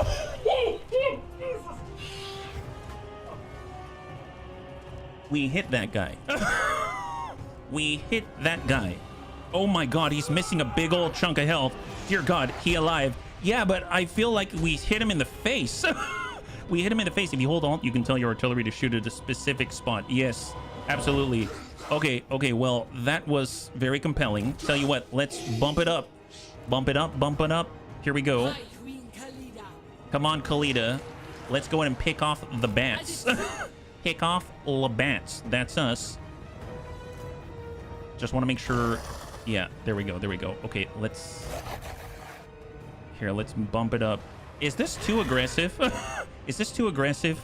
If we were to bump up, I don't know, a bone giant like right here, and then I'll go ahead and get Khalida back here to give them a boost. We'll get the Casket of Souls. He's going to DG it up right in the safety of our own home. And then we're going to have all of... I guess we'll angle it a little bit to the left. Oh, man, look at these groupings. Man, this is a target-rich environment right now. Those are some bright souls, brighter than my future. 2 soldiers about to be smacked by the Ark of the Covenant. That is amazing. That is amazing. High Queen Khalida. All right, Khalida, make it happen, lady. Make it happen. You got this. Your troops have uncovered hidden foes. Oh, are they hidden? What's so hidden about them? Oh, they're standing guard. Well, God help you. God help you. Well, tell you what. Khalida, why don't you work on the door? And then that way we don't have to worry about shenanigans. Since they don't have any range, I'm going to go ahead and bring in the rest of the army just so that we're available in case anything untoward should happen. Nobody needs untoward stuff to happen. And we'll get our birds. They're going to chill away from the potential towers out there. And we got Nehekaren warriors right in the very back right there. Perfect. So everyone is now moving on up so that we've got them available. It's like a toolbox. We want to be ready for everything. And right now, Khalida's like, open the door. Open sesame. That's right. She's open sesame with lots of poison.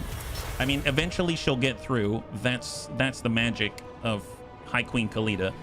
Her radius is here, so let's just bump up so we're in the radius like that. They're probably wondering why we're not shooting. That's a great question. I don't know. Why aren't we shooting here? And then we'll get our artillery right here. Maybe we're too close, but just want to be sure. There it is. Okay, let's go. Let's go. All right, so she's tucking on up. We're at 8,900, 8,500. Your troops have uncovered hidden foes. Yeah, there's so many foes. The one thing I'm worried about, I guess, is their wizard, right? So let's go ahead and fire now. Fire at will. Fire at will. There it goes. Oh, that's what we're talking about. That's what we're talking about. I did turn fire at will off. You're right. And I just meant metaphorically. Right, fire at will with a casket. Fire at will. And fire at will. Poor Will, what did he do this time? Well, apparently he decided that he didn't want to be part of the party, so now he's getting all of these shenanigans. You just send it. Oh, that's a screaming catapult. Where's that going? Oh, is he shooting at bats? Oh my God. Okay, that's a little presumptuous, don't you think? He's literally shooting at bats with screaming skulls. Oh, that's a good hit right there. Yeah. Oh my. Oh, wow. That is. Look at that. Ectoplasm. It's like it's like Ghostbusters on crack. Oh, wow. Oh, wow. Their vampire lord is definitely protecting himself in the shade. It doesn't feel that good. It does not feel so good. Yeah. How are we doing on the door? 2573. Khalida's on the other side. Knock, knock. Who's there? High Queen Khalida. What's her deal? I want to come in. Oh, okay. Super simple. Let me in and let me take your province. Yeah. It looks like the final scene of 300. Dear God. Yeah, they're dishing out Lahert right now. I guess maybe I should pull the Bone Giant back because I feel like he can't shoot so close to the wall. He won't get the benefit from High Queen Khalida's aura, but I bet it's going to be more effective. How's the door? 164. Okay, we should probably pull her back very soon. Door's open. Pull back, pull back, pull back. So we've opened the door. Khalida's going to pull back, have her aura. I'm going to get the Bone Giant. We're going to square off so we can start shooting through the gate.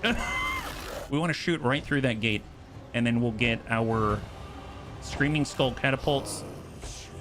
We'll pull it back. We'll pull Khalida back for her aura.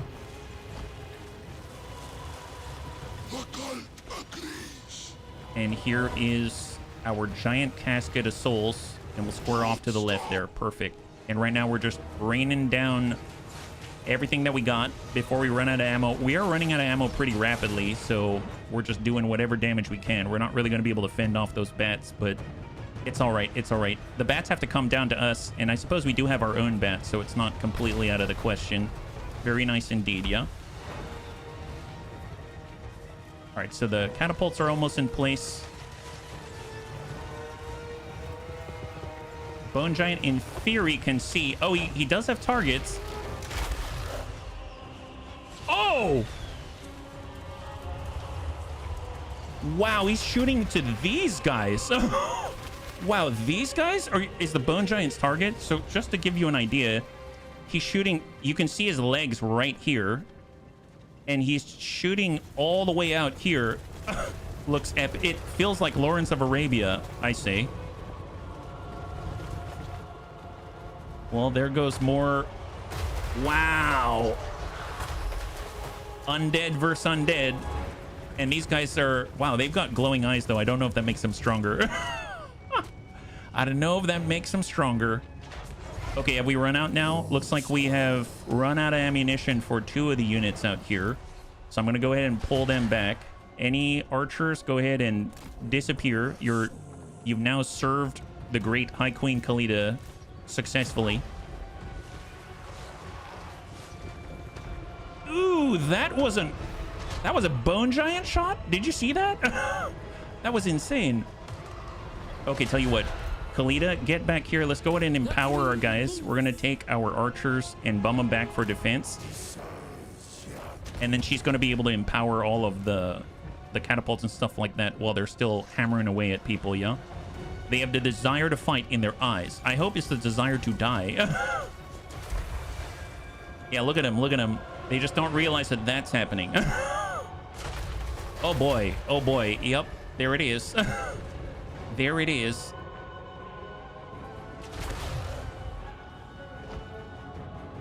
I cannot believe that's a Bone Giant arrow.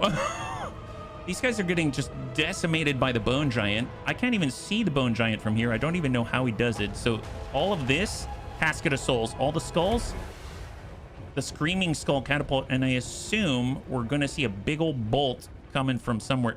Nope, that's Screaming Skull catapult. I do like that you can tell what they are based off of how the projectile looks. Oh man, that's shooting in all kinds of different places. It seems like the enemy's getting closer. This is the wizard. You know what? I don't mind smacking a wizard in the face. Tell you what, can I send in our Necropolis Knights to smack the wizard in the face? Because I'd feel a lot safer if he were not on the field. So here comes a bunch of snaky snooze. Oh, this guy seems like he doesn't have a care in the world. Here comes the Necropolis Knights. Okay, so hang tight. Who's coming to respond? Nobody? Great. Here, hit this guy. Did we poke him yet? Oh, yeah, he's being poked. He's being poked. Nice. Hit those guys. And then come back. Khalida, get in there. Get in there. And then hit the spearman in the back. Khalida does her poison push. There it is. Oh, my God. Oh, my God. Oh, my God. Here, let's pull out. Pull out. And then Khalida's going to move because I realized that Khalida is not exactly who I want to send in by herself. But I think the 1,300 mass is enough to sort of clear the way. We just wanted to give him a little reminder that we are still here. Yeah, there it is. Get right back out. Perfect. Perfect, perfect. Excellent. Oh, look, that drew them right in. Oh, well, well, look at that. Will you look at that? Tell you what, let's go. Are we out? Oh, we're out now. Okay, so all archers are now out of ammunition. So all archers go ahead and withdraw from the field. And we're going to go ahead and start to bring in some of the foot troopers out this way. So we'll get some spears. And we're going to get a couple more spears here. I kind of feel like I should probably keep some kind of an opening. So I'm going to actually make them really narrow on the right side. And then we'll kind of squish this over a little bit on the left. So we have an opening for movement back and forth, back and forth. We'll get our Nehekaran warriors with the swords. They're our most damage focused units out there. And then we got our tomb guards, which are like our premier defensive tools stack out this way. Looks like all of our Screaming Skull catapults have now been depleted, so we'll get them to the rear. Our Bone Giant is about to be depleted. I don't know who he shot at, but yeah, not too shabby, not too shabby. How's he doing? He is now out of ammunition, so the Bone Giant still might be useful because he causes terror. So I'm just going to move him to the side. And then DJ Ark of the Covenant here is he's still chilling. So we're going to let him cook. So he's cooking up a storm right now. That's excellent. So it seems like here we have the Necromancer. Oh boy, is he attacking us right now? I wish there were a way for us to get up there and smack him. I guess we could use a fort wall and climb up. If we were to do that, then we could flood in our units because other people will try to come up in response, right? So I think I'm going to do that. I'm going to get Khalida to climb up the wall and try to smack the Necromancer in the face. She's had about enough of his crap. Had about enough of his crap. You know what? Let's try and DFA that guy. Can we DFA this guy? Oh, look at this. We get one charge of the bombardment with a skull, right? Actually, yeah. Can we? Here, tell you what. Let's go here. And we're going to slow this down for a second. Where's the DJ? DJ's coming on in. And I am curious. Here are...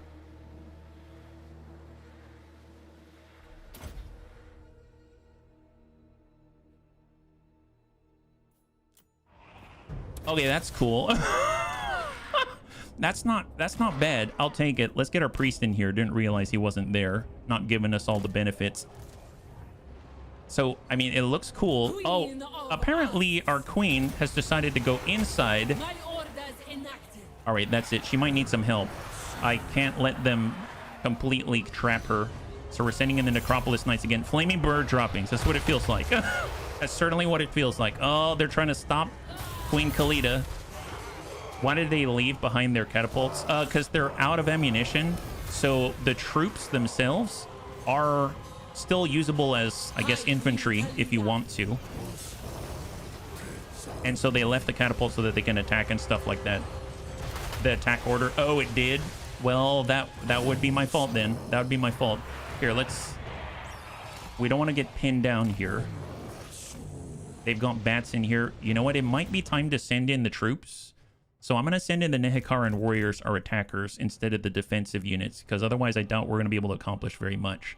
So let's flood on in as best we can. We'll have the tomb guards seal the door. And then we're going to have... Well, I guess... Here, let's cant this diagonally so that we can at least rush in if need be. Although I guess rush is maybe not the right word. We're not exactly fast. And then we'll get the Casket of Souls and then pull them back. Our Bone Giant's here, and then we have the Priest, and the Priest is just going to stay near the wall for aura purposes. And off he goes, yeah? All right, here they come. Sort of shamble on it. That's right, shamble, yes. Get the bats. There go the snakes. Clear the way, gentlemen. Clear the way. We've got real professionals coming in right now. Could really use a little space here, buddies. Could you please stand back? Stand back. We have these guys arriving. They're coming on in. They're not the fastest, but trust me, they're very professional. They've been in business for at least a few thousand years. At least a few thousand years. You know what I mean?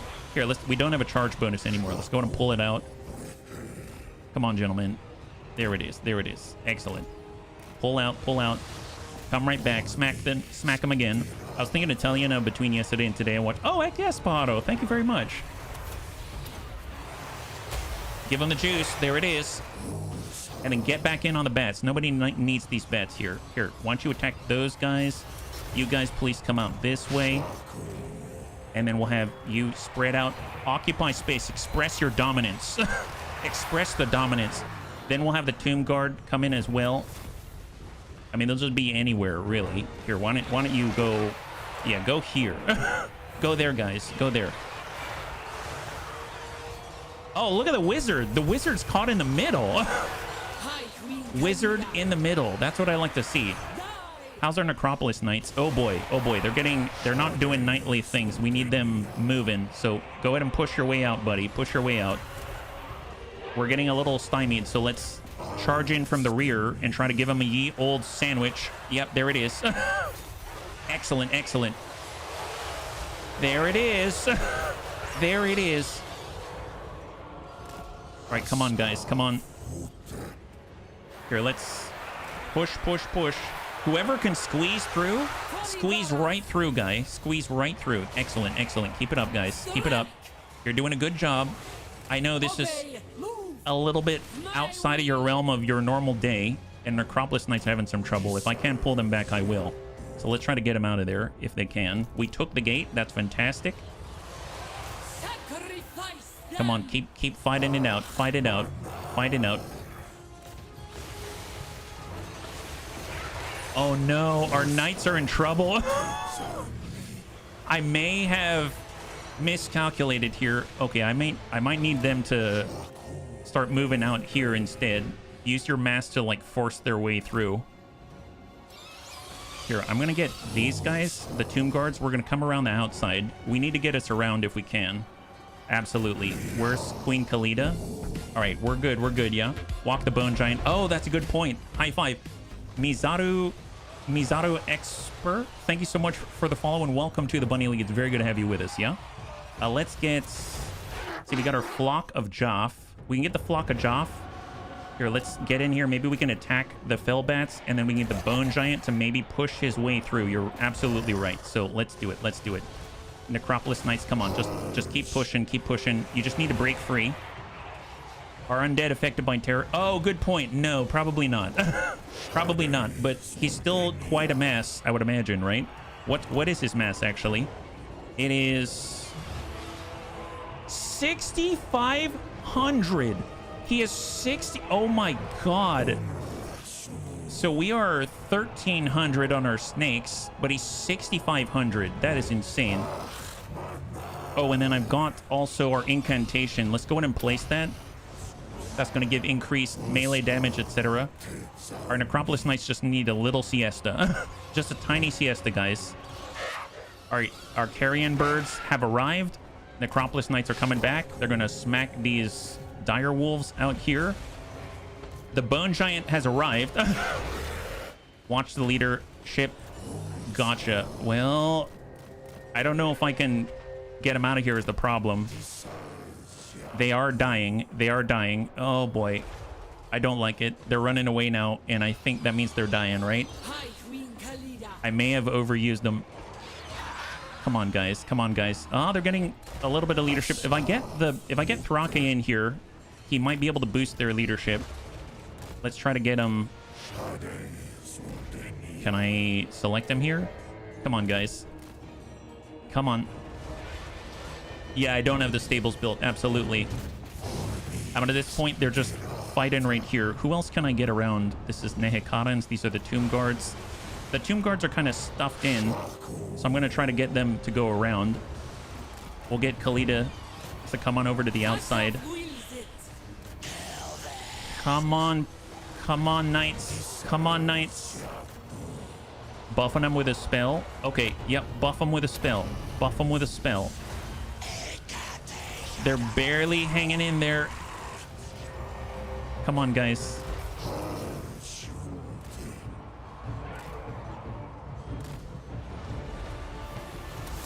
Come on, my guy.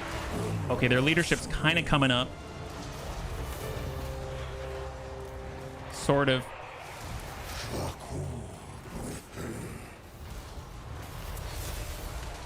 Oh, boy. Oh, boy. Where's their lord? I realize. Did we get their lord yet? Their lord might still be around. Oh, our carrion birds are dying too. I guess I have all of our spearmen, but they're not exactly known for their attack. Oh, there we go. There we go. Let's try to get some attacks on the lord if we can. Okay, maybe. I'm gonna get our priest out there, Thrake. Go ahead and buff these guys. Oh, they're almost dead. They're almost dead. Okay, pull, pull, pull.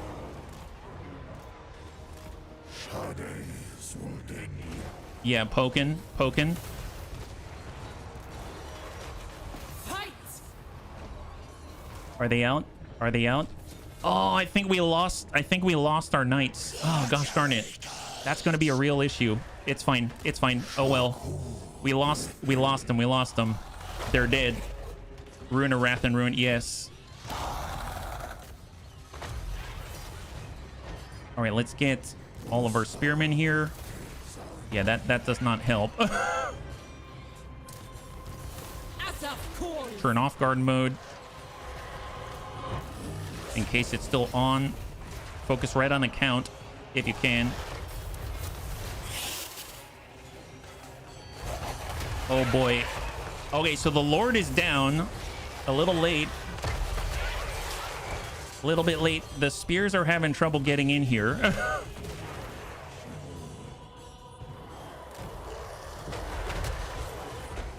Kill them!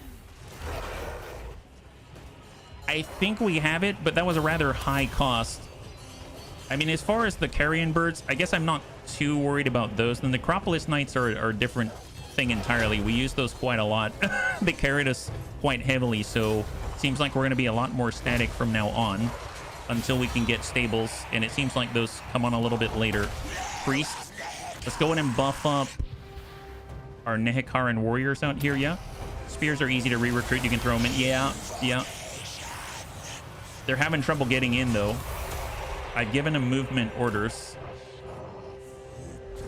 They're trying to force their way in. Man, the Bone Giant is putting in some work. He's just going around terrorizing everybody. Come on, Spearman. Come on, Spearman. Come on, guys. I'm going to tell him to attack, but who knows? Oh, look, we're hitting different thresholds, though. That means we've lost a lot of our units, and maybe we'll be able to summon the Ushabti. I don't know how I feel about that. Either that's a good thing, or it's a bad thing because we've lost so many units. They do not break. True. We're just going to have to hammer them to pieces, it seems.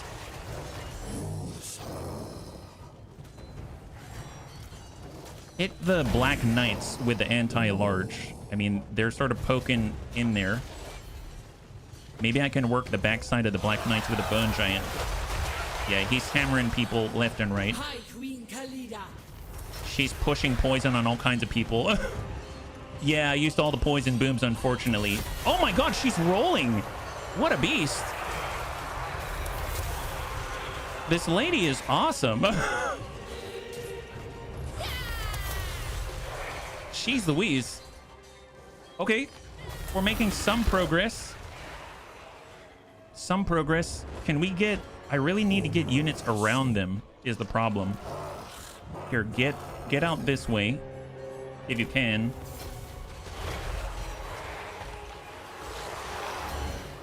All right, so you can see him trying to move through any gaps that might arise. Oh, everyone's collapsing. Everyone's collapsing. Oh my god. Wow, that was rough. That was rough. She's living her best life or death. Yeah, speaking of death, it looks like we lost probably... Okay, I'm a little sad about that. We lost the carrion units. Those were kind of cool, but we also lost our Necropolis Knights. I sent them in. They did a good job, but I couldn't get them out once I did. So we'll have to try to get some more, it seems, in the future. I hope that we'll have capacity soon-ish. Yeah, living in the deep. Well, we have Lamia. That's a plus, though. It's not as if they were expensive. Well, they were free. That's true. Screwed up my own joke. Yeah, well, I mean... Honestly, Khalida put up quite a fight. She was quite a beast. So we did lose both of those units. We lost our Necropolis Knights and we lost our Flock of Jaff. But everyone else survived. That's fantastic. And we earned a lot of points. And we got our capital. Or I guess our major settlement out here. So fantastic. Yeah, they were free but high tier. Yes, very high tier. The god of the desert is invoked and a mighty sandstorm blasts across the dunes to rid the land of the dead of trespassers, both living and dead. This rite is now available to be performed via the rites panel. So if we take a look, this is the rite out here. Great Incantation of Kassar. All regions belonging to you will be hit by sandstorms, causing attrition to any foreign armies. Immune to sandstorm attrition. Ambush success chance plus 50%. Army ability Sand Veil. So what does that do? A shroud of swirling sand is conjured to screen the spellcaster's forces from the enemy. You can make a unit unspottable and give them stock so they can hide in any terrain, and they can rotate more quickly. And you've got 3 charges of that thing. I don't know if I need that right now, but that sounds really compelling. That sounds really, really cool. But more importantly, we now have access to Lamia, so a major settlement out here.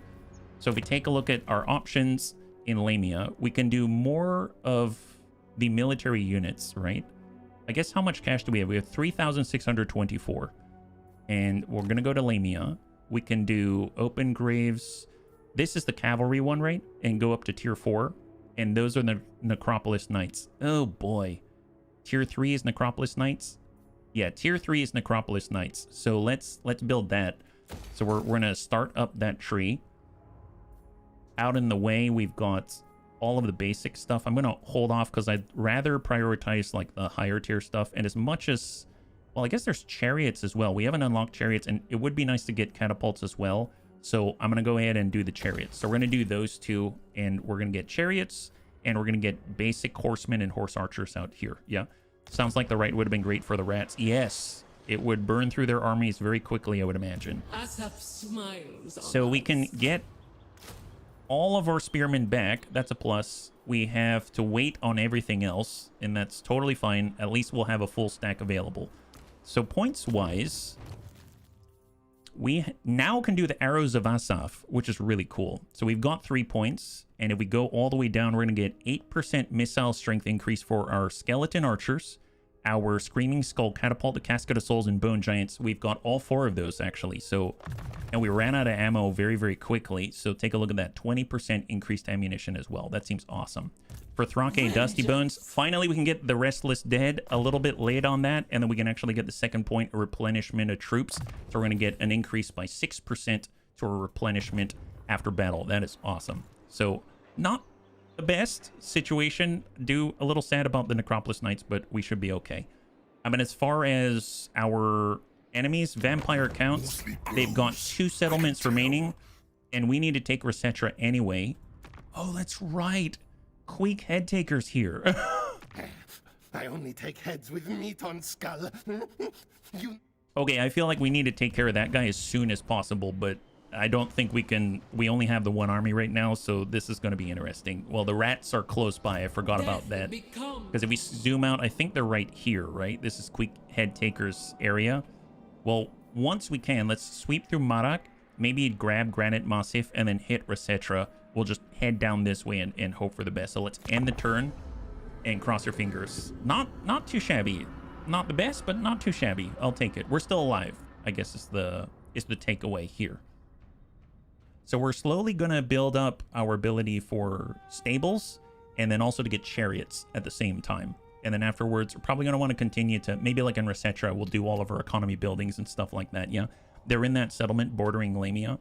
Oh, straight to our north. Oh boy. Wow, we're adjacent to them. A choice of servants. A tomb prince, necrotect, and lich priest enter your throne room and offer themselves in your service. You can call upon the tomb prince. The tomb princes are champions on the battlefield. They serve to protect their kings whilst imbuing their battlefield units with experience and increasing control in the campaign. The necrotect are masters of stone and construction. Necrotects improve construct units' performance in battle, whilst also granting greater mobility and improved income in campaign. Well, I like that. That sounds awesome. And then, of course, we got the Lich Priest, powerful spellcasters in battle. Lich Priests replenish fallen warriors within their armies, cleanse the corruption left by other races in the campaign, and improve the rate at which you can research new dynasties. Oh, that's right. We did see that. It was like +5 research rate, I think. Or you can get a gift. Nope. Nope, I'd rather have capacity. I think I'm going to pull the Necrotech. Tomb Prince is your assassin in memory serves. Oh, that's helpful. That is really helpful. I guess if we get them earlier, they can start to... But I feel like the mobility is something that I can always use, and income is something we can always use as well, yeah? What factions do you think are currently strongest? Ooh, ICAS, welcome. I've only played 2 campaigns before this, so I don't know if I'm qualified to say, but so far I feel like all the campaigns we have played have been very, very strong, and those were with the Dawi and the Skaven. But then again, I don't know any differently, so I think it would be maybe not prudent of me to give you my opinion on that. But so far, I think probably the Skaven are able to excel. They can burn through so much. It's just kind of insane the range at which they can do so, yeah. What enemy was the strongest then? Oh, when we were fighting as the Skaven? Or I guess like who we were fighting against? I remember as the Dawi campaign got me to fight against the Skaven because the Skaven tore me to pieces. And then when we were fighting as the Skaven, I want to say...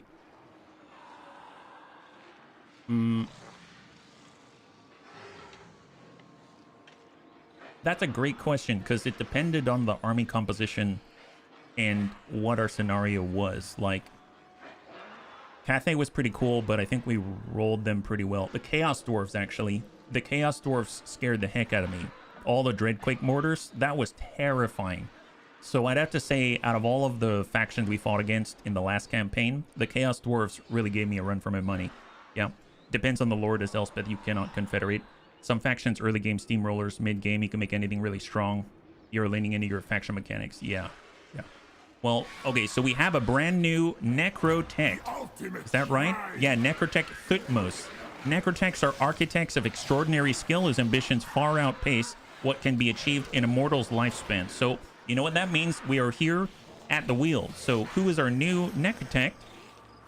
It is... Flexible Knot. Welcome, Flexible Knot. Welcome, Flexible Knot. So, instead, we had Thrake Dusty Bones, and this is going to be Flexible Knot, Brittle Bones. We're just going to have different types of bones out here. I mean, we're old. We're old. It's not like we've got incredible, durability. We don't, like, eat calcium every single day, you know what I mean? So let's go ahead and send Flexible Knot on over. And with High Queen Khalida, we can probably clear up a little space, and then we'll be able to get him in here. So Flexible Knot, Brittle Bones, join the army. Nice. Very, very nice indeed. Gotta love that. Now, we can not move at the moment. We lost all our mobility after we took Lamia, and I think we don't have anything else to build right now.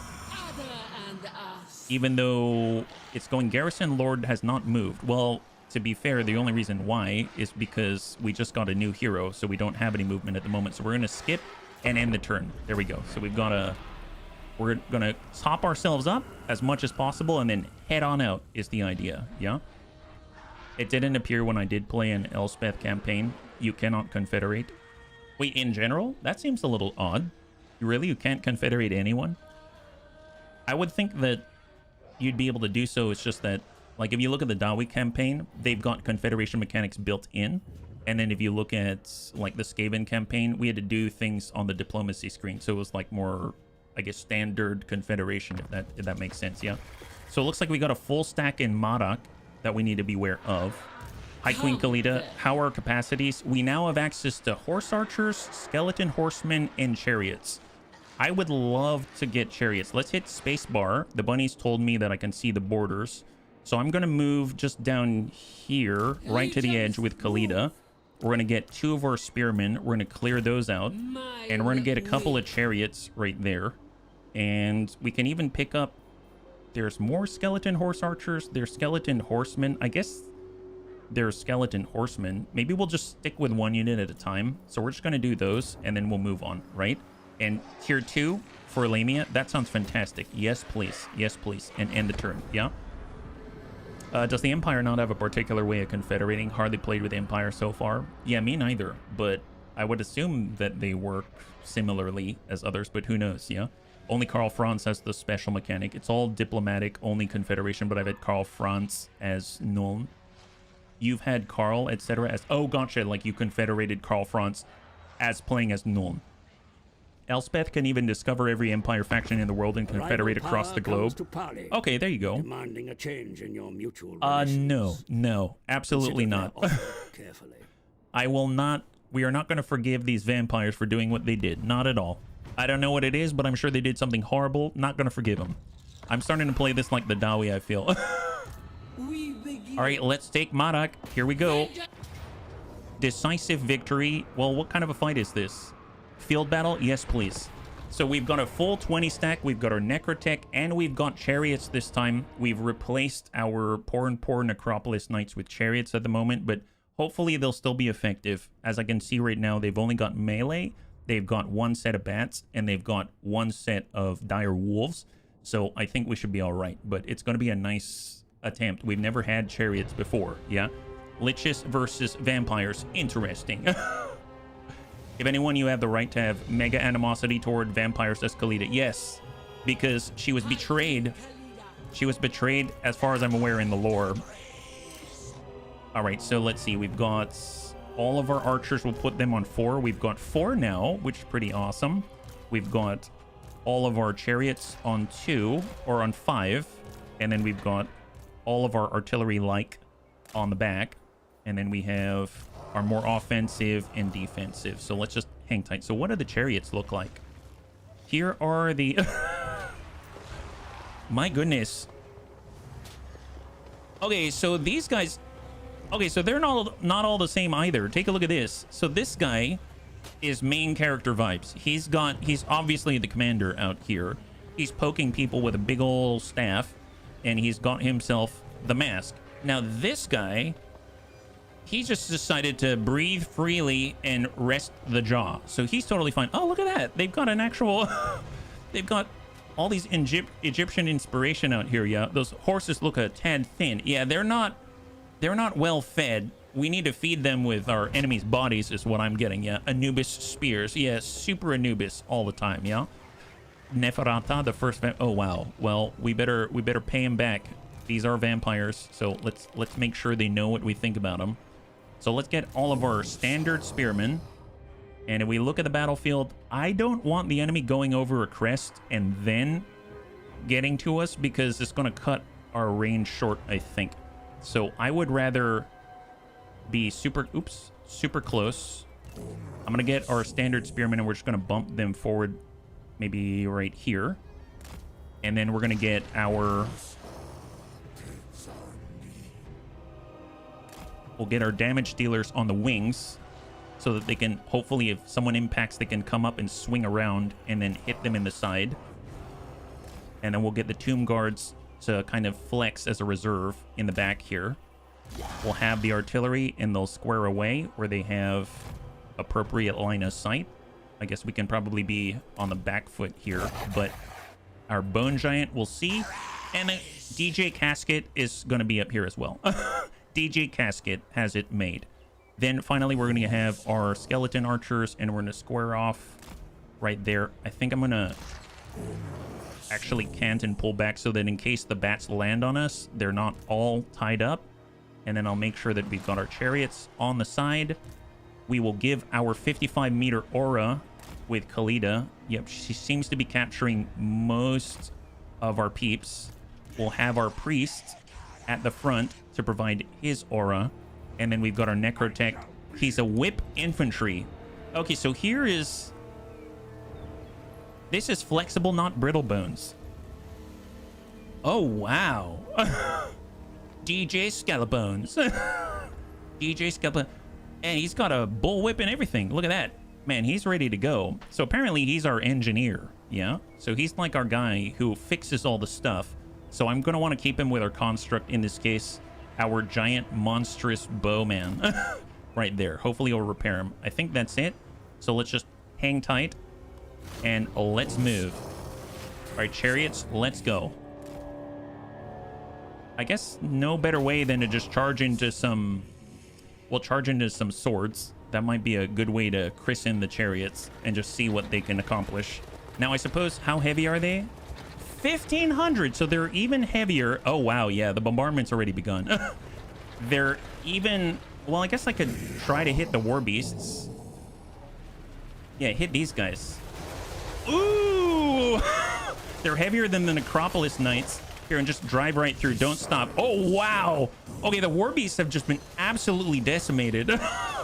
They can't even. They can't. Wow. Okay, that's impressive. That is super impressive. Treat the chariots like doom wheels. Don't lose sight of them in combat. Fair enough. Here, why don't you charge bats? Because they decided to come down to our level. They decided to come down to our level. Here they come. Yeah, smack the bats. Smack the bats. Just blow right through. Blow right through, gentlemen. Just keep pushing. As long as you don't stop moving. Wow. Okay, these guys are super effective. Holy moly. Okay, let's charge some of the fringe elements on the outside here. These are spearmen. I don't like that, but oh my god, we're pushing them out of the way. Make way. Bunny League coming through. Bunny League is coming through, guys. Make way. This is our highway. Hey, off the wagon, off the wagon. You keep you rolling. Yeah, we're super rolling. Get in here. Here, trash these guys. My goodness, look at them go. Yeah, get in there, get in there. You just hammer them to pieces. And we're gonna bump these up a little bit. There we go. And then we'll bump this as a defensive option, secondary right here. And these guys are gonna plow right into old back like this. Oh! Ooh! Oh boy! Oh boy! Oh boy! That'll do it. That'll do it. My God! Here, let's. Oh wow! They're all dying. Okay, perfect. Wow. Okay, that was super effective. Holy Jesus! I must say, those chariots have. I didn't know what I expected from the 0 losses. 0 losses. Wow, where have they been all my life? My God. Holy moly, I had no idea that they were that massive. 1,500 pounds or whatever the measurement is. That's insane, yeah. Get them bone boys rolling. Tomb Kings. Tomb Kings. That's the way. High Queen Khalida, high five. Chariots looking a little bare bones. Know what I mean? Yeah. Yeah, we were bare bones, but let me tell you, it seems like they took a page out of the old import tuner scene and we decided to rip out all of the seats, the upholstery, everything, and now they're super lightweight, ready to tackle the Japanese Tuge. The Japanese Tuge, there it is. My God, 34 canopic jars. I'll take it. I'll take it. There it is. Okay, well, we will occupy this place. There we go. In the harsh light of day, the nocturnal predator becomes easy prey. Achieved victory over the vampire counts multiple times. My God, +5 leadership against the vampire counts. We have the new follower, the Priest of Petra. The acolytes of the Great Father wield his burning power in Petra's name, their skin shining brilliantly in the white-hot desert sun. Campaign movement range +6%. That's insane. That's like more than an entire point. And then we get corruption -1 as well. And we get another one as well. Fantastic. So we actually got 2 of those followers, I think, right? So if we take a look at our ancillaries, yep, that means that both High Queen Khalida, actually, if I can get away with applying followers to people who are not High Queen Khalida, that would be perfect because she's the one who has all the banners and stuff like that. So we're getting 12% extra campaign movement range, 2 corruption reduced, and then we're also getting control +2 in the province. That's really, really great. Well, with a passage to the Soul Rim, I'm feeling like she's got casualties captured post-battle, income from sacking settlements. Yeah, nice. That would be really nice. Although, you know what? Maybe we should start to take up the canopic jars because we have canopic jar hoarders. Maybe I'll put a point in that just to get the 5 per turn, just to start that, right? We got Thrake, so he picked up the Restless Dead. This is a buff for a range. This is a buff for a melee. And I think this is a direct damage buff. Is that damage dealing thing? Affects enemies in range, cause damage to combatants, weak versus single, but strong versus units with 25 or more entities. And it reduces speed as well. Let's... Wow, this is a 40% boost. I guess they may not even get to us if we use this instead. All right, I'm going to grab this, but let me tell you, I definitely want this as well, because it would be nice for him to cast out damaging stuff. Oh, boy. Well, Flexible Knot, I know I'm going to get increased mobility as a start. That's another 5%, but he's got so much here. We'll take a look when it's the time to level him up even further, yeah? Lurking via mobile. Who's Kojo Bear? Thanks so much for hanging out at all. I really, really appreciate the support. High five, and good luck with your new schedule, yeah? Okay, so we've just arrived. We've taken Marak right here. We've Granite Massif is also owned by the Vampire Count, so we're going to have to chase them out there. And if we take a look... Oh, the dwarves are here? Oh, they're pretty far away, actually. Yeah, we'll just be aware that they are there. So basically, we've got the Ironbrow expedition out this way. We have greenskins close by, so we got to watch that.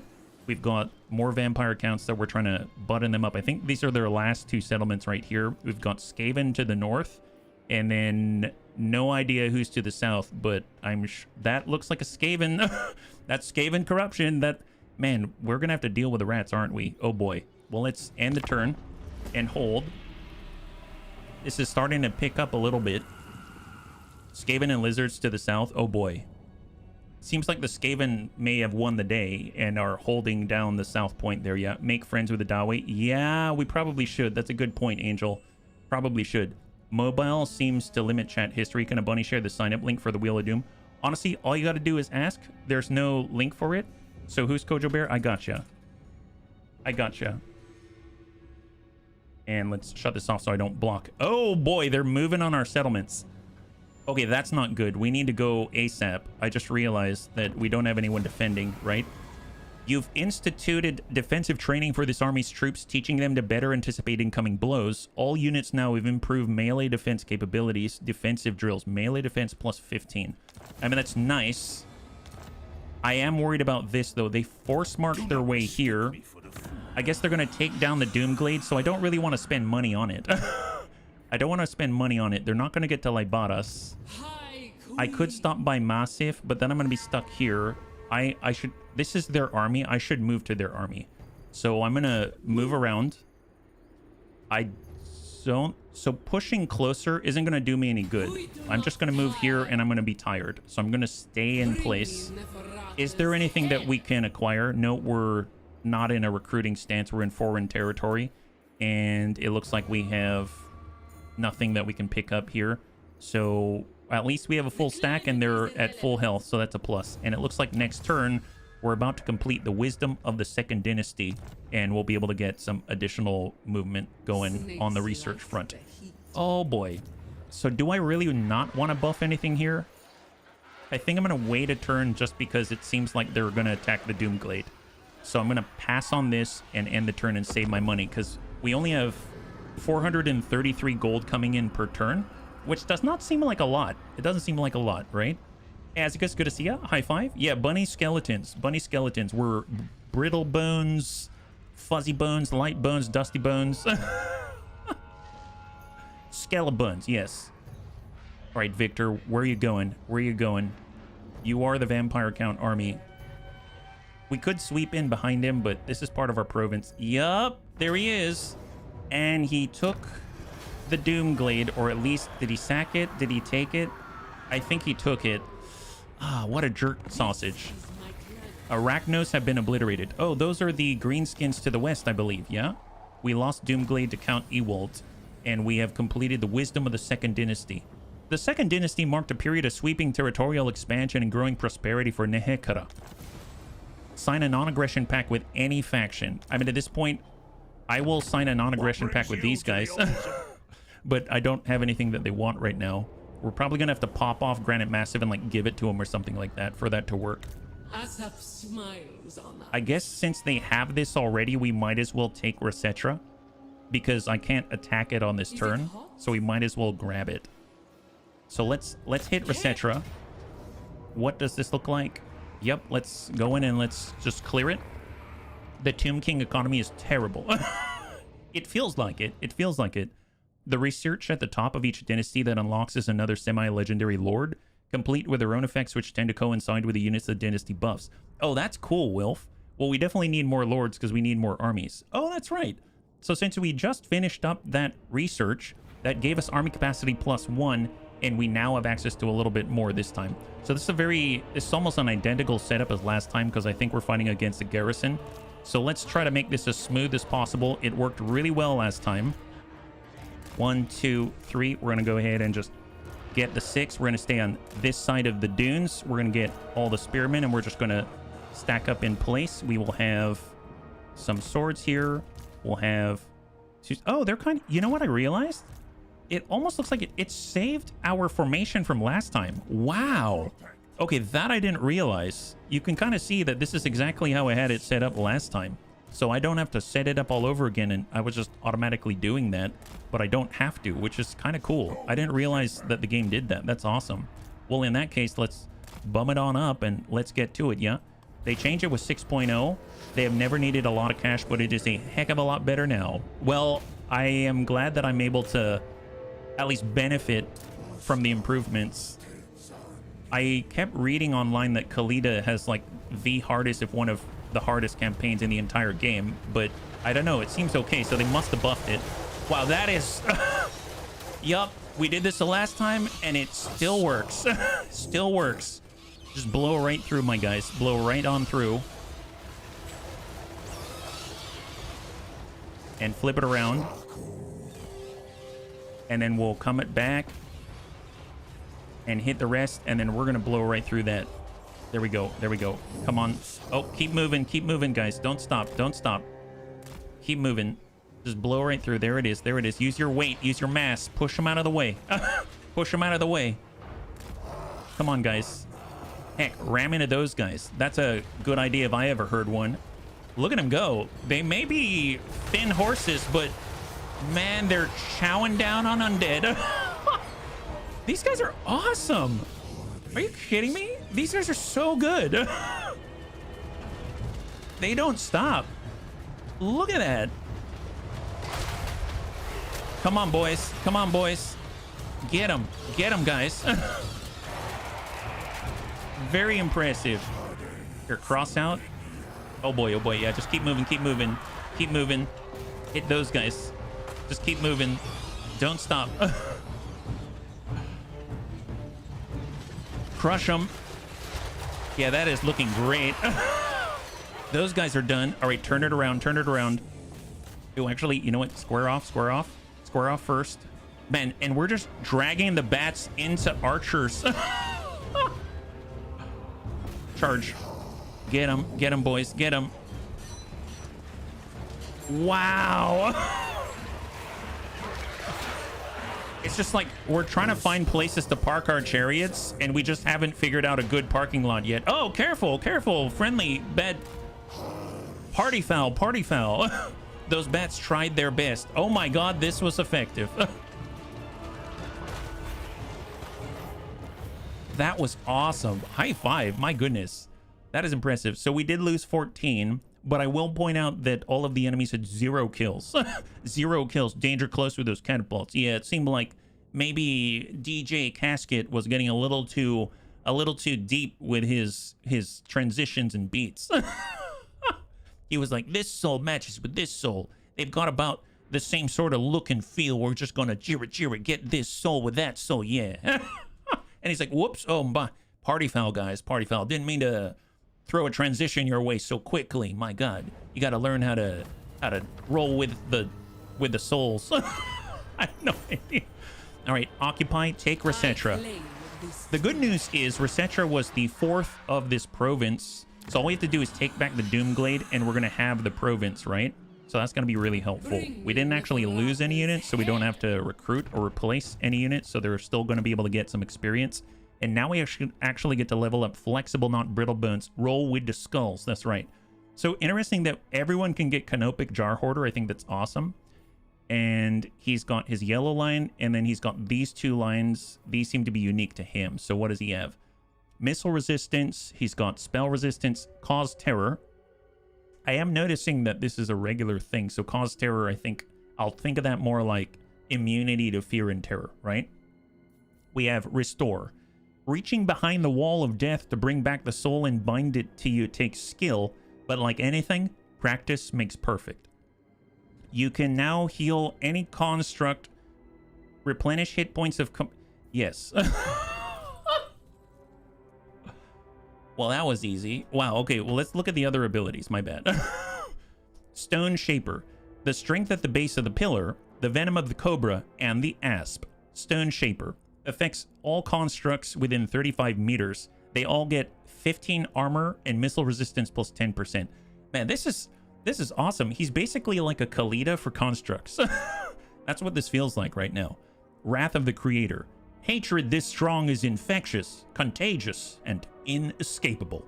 Passive ability, Wrath of the Creator. All constructs, again within 35 meters, get armor-piercing weapon damage plus 6% and melee attack plus 5. Now, that's not really going to help out our Bone Giant or anything, but man, if he's up there with, I don't know if they've got construct melee units, I assume that they do. That's going to be really great.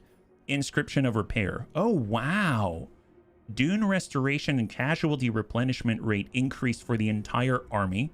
He's got unit... Oh, he increases unit capacity? Okay, that is crazy. He's basically like a walk-in building out here. So unit capacity increase for Sepulchral Stalkers and Necropolis Knights. Interesting. I'm assuming that you have to have something that can build the Necropolis Knights and the Sepulchral Stalker first, but I don't know. Maybe you don't. Maybe you don't. The Scorpion Sting, unit capacity +2, Tomb Scorpion out here, and then unit capacity +1, Ushabti and Ushabti Great Bows. He gets construction cost and construction time reductions, and then he has a choice to make where he can increase our capacity for Necro Sphinxes, for Chimerian War Sphinxes, and for Hyro Titans. I'm guessing those are huge monstrous beasts. And then we finally have Focus Restoration, intensifying the chanting of sinister mantras. The Necrotechs redouble their efforts to preserve and finish the restorative works. Targeting range is now increased for your healing ability, and you get another charge. Really cool stuff. So they are our engineers. They do heal and repair and improve the constructs out there. Yeah, Sphinxes are quite big. I would imagine so, yeah. I remember hating the Chariots. That's a game from 98 that battle similar to this, often pinning you against the undead. Hyro Titans are probably the most epic looking unit they've got. Oh my goodness. And Savax, thank you so much for the redemption of Hydrate.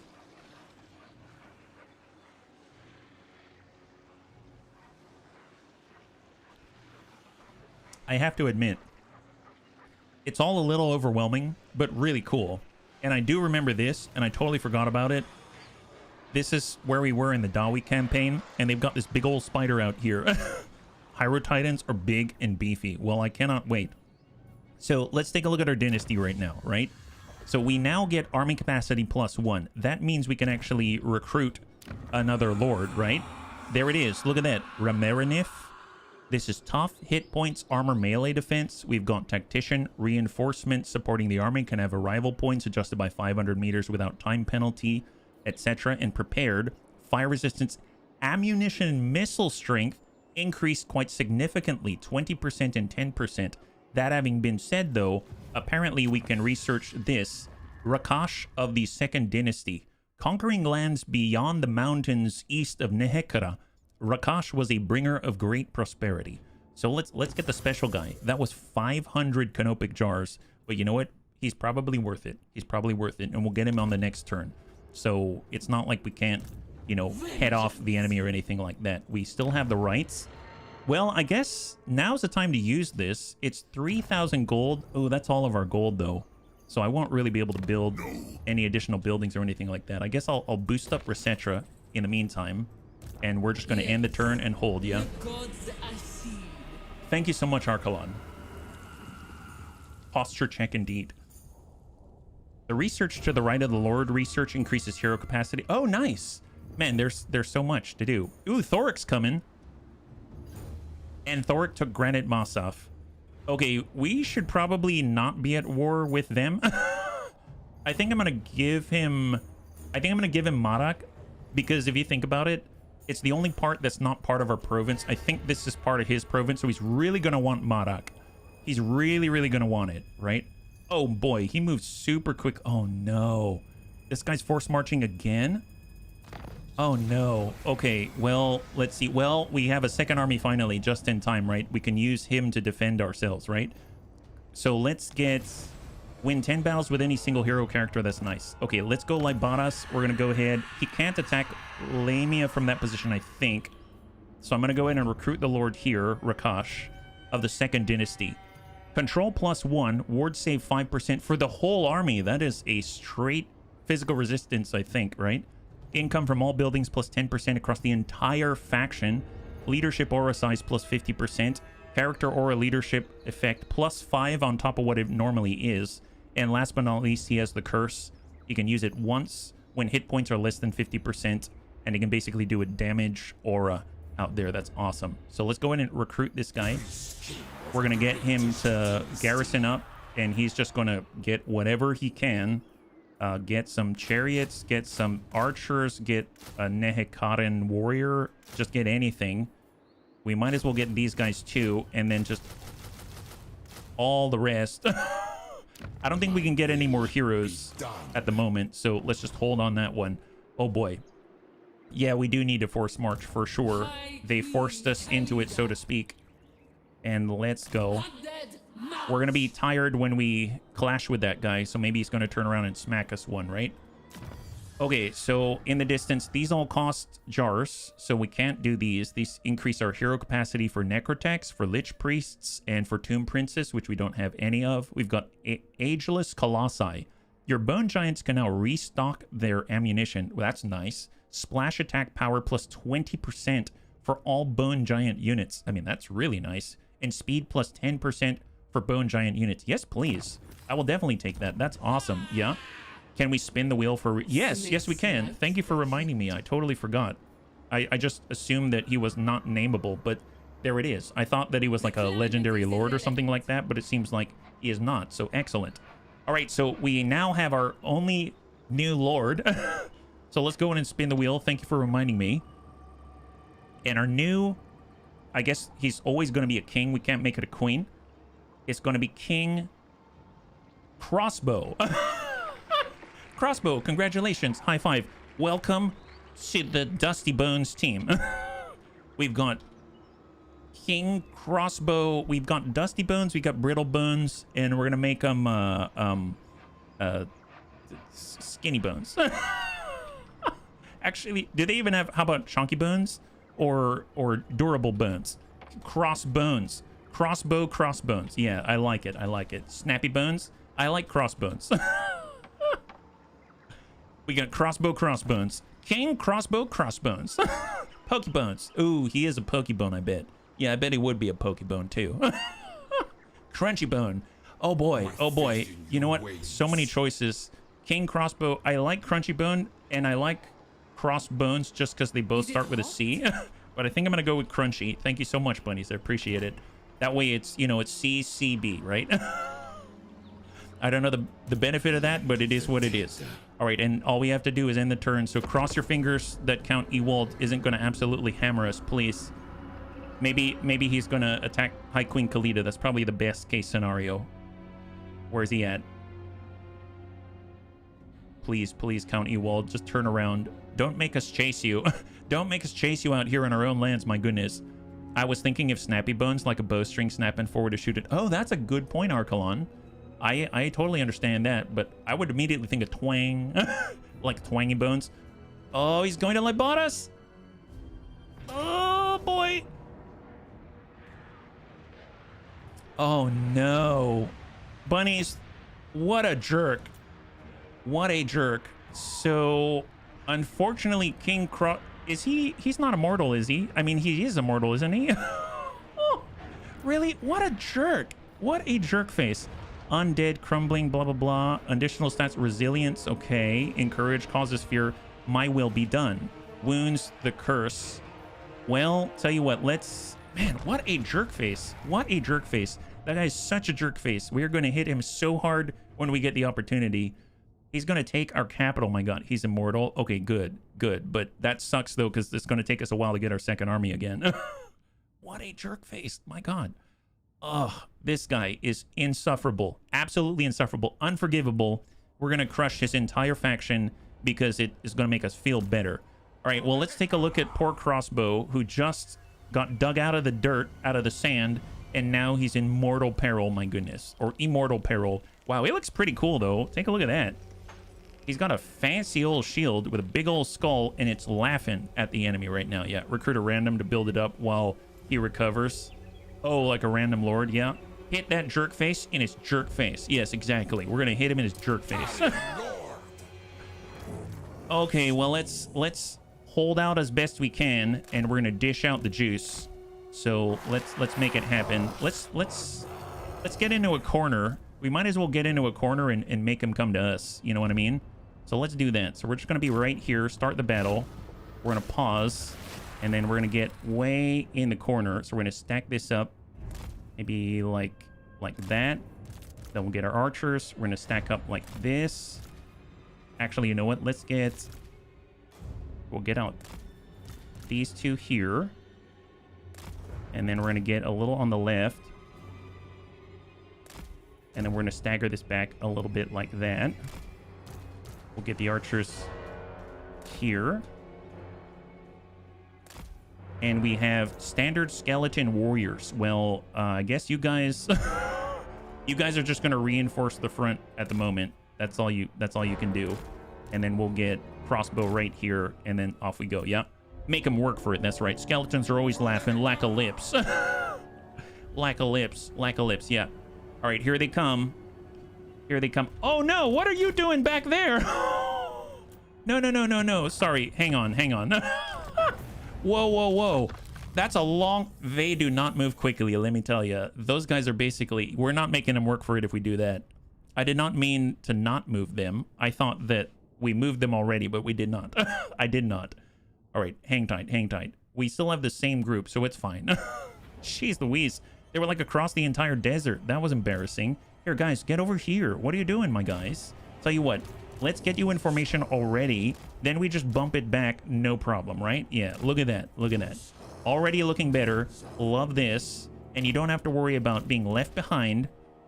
Like, I forgot about you or something like that. Because let's be real, I did. But, you know, that's neither here nor there, right? That's neither here nor there. That's the important bit about the whole thing. So we'll just kind of bump these guys back here. We'll get this right as a extra buffer. And then we're going to take the whole thing and just smack her like that. Start the battle, and let's go. So we're just going to bump it all the way back. There is a start, right? Where's the edge? That's the edge? Okay.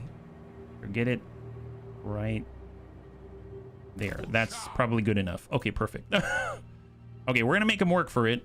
And we're not going to be completely alone this time, because we're going to hang out here. We have no gear or anything. Oh, they're coming for us. They're too fast, too furious. Okay, hang tight.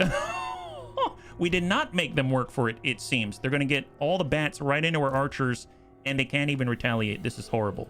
Absolutely horrible. All right, let's get 1 and 2. Turn that around. Turn in place.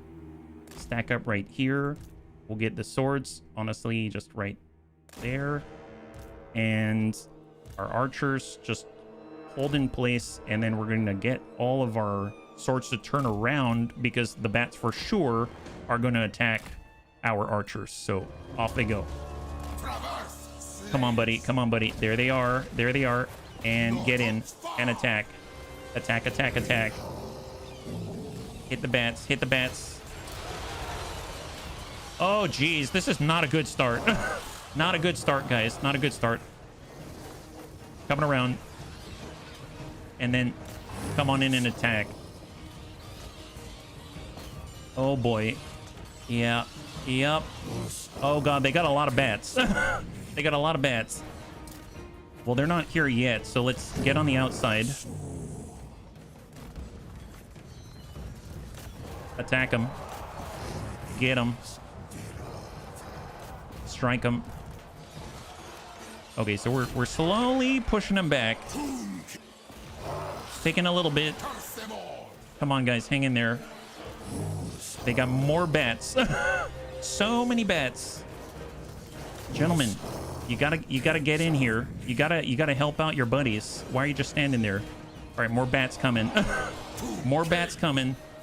Come on, crossbow. Just deal as much damage as you can, buddy. As much damage as you can. We're losing enough. We hit passive ability regeneration. That's not a good sign. Not a good sign. Guess what? More bats. And guess what? We are probably going to get attacked with these archers specifically, right? Yes, they are. And there they go. Okay. Hang tight. Here, attack them. Come on, just keep hitting it. Keep more bats. You'd think we'd be able to really stand out against these guys, but it's just endless bats. Come on, buddies. Hang in there. Okay, hold up. Bring this around. Close the gap right here. Yeah, it's the Batman. Yeah, it's really quite unfortunate is what it is. Super unfortunate. Here, just drive those guys back. Hurry up, guys. Hurry up. Push them. Push them. Get them, King. Get them. I don't know.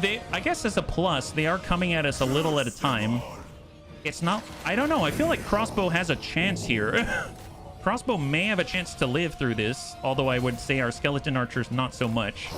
But they are good bait for sure. This isn't war. This isn't war. You're just bothering the local fauna at this point. It sure feels that way. My goodness. Here, come on, gentlemen. Come on, gentlemen. Keep attacking. Keep attacking. May lose those skeleton warriors. All right, come on. Come on. Get them, buddies. Get them. There it is. There it is. There it is. Okay, hang tight. So let's go ahead and just group up right there. Oh, I guess get in on the attack here. We've got our archers. We're going to square off so we can look in that direction. Just try to clear our backs. I'm going to go ahead and pull back with this unit. Yeah, pull back, pull back, pull back. Let them clash on the spears. Those guys are hesitating right now. And in the meantime, anyone else charging us? Not yet, not yet. Here, get up this way and hold. And then we're going to get all these guys to attack right there. Do it up, do it up. Come on. The dunes broke line of sight. They weren't looking for you. Maybe. Actually, that might be the case. That actually might be the case. Come on. Wipe them out. Hurry up, hurry up, hurry up. Let's go.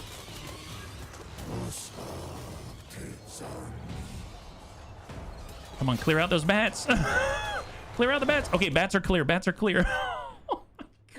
Oh my god, so many bats, so many bats. Skeleton warriors, recover your leadership, please.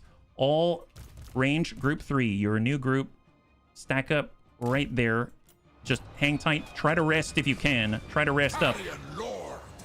Okay, I did not mean to get these guys. We'll make those 4. I meant the archers to be 3. My bad. So on group 3, square off like this. Group 4, square off right in front. And then we're going to get our skeleton swordsman right there. There it is. Excellent. Yeah. Thought of a name for you. The bone box. I grew up was another name for the jaw. Like, stop rattling your bone box. Oh, that's cool. All right. Swords coming on in. And then we're going to go ahead and push this right here. 3 different directions. I like to call this the triangle. This is the isosceles attack strategy. Oh, wow. That is nice. Look at that. Impressive. Are those more bats? Oh, no. Those are necromancers. God help us. Okay, they actually have heroes now. That's not good. All right, just come on, guys. Come on. Keep it up. Get in there, crossbow. Get in there. I was hoping I forgot they've got heroes. This is a problem. This is a problem. Hurry up, guys. Hurry up. They're about to collapse. We need to get back into formation, and they're done. Perfect. Okay. Everybody form up immediately. We skeletons, witch gods, way too dank. Super way too dank, my god. All right, here we go. Spearmen. Square up. Swords. More swords. I don't know. I feel like we should have the spearmen on the outside. I hate that I'm changing my mind, but I think I'm gonna... Yeah, I think I'm going to do it this way. So I'm going to have our right flank with these spearmen because it's a much smaller gap. And I'm going to have these spearmen out this way so that hopefully that'll hold a little bit longer. And then we'll get our lord right here. And then we've got the standard skeleton swords. We'll just have them right behind the front line. Or maybe I'll get them on the right side where we're weakest. And then we'll bump our range back just a tadsies like that. There it is. All right, guys. Form, form, form. Let's go. Let's go. Form ranks. Form ranks. Come on, guys. All right. Playtime's over. All right. We already called recess. You know, you got to get back now. Honk, honk, ding-a-ling. You know, when I count to 3, make sure you get in lines. Pick up them bones. That's right. Wow, that's a lot of bats. Look at all these bats. My goodness. Excellent, yeah. If you hold out till you get your Ushabti, it'll swing the battle. Oh, my God. That's right. Well, if we lose enough, we'll get the Ushabti. That's true. That's true. Wow, that was super fast. Okay, good job. Good job, gentlemen. I'm very proud of you. Let's bump this up a little bit so we get as much shot time as possible. Let's form up with each other. Form up with each other. You know what to do. Right there. And then we got our swordsman. Just stretch that out. Perfect. Just interlock your positions. Shift. Pivot. Those skeletons are indecent. You can see right through their clothes. What is the right coast that gives enemy units attrition in your territory could have been useful? Yeah, it's 3,000 gold. That was the big problem of 3,000 gold. All right, well, no matter what, they're coming at us. These are our forces, and this is where we stand. This is where we stand.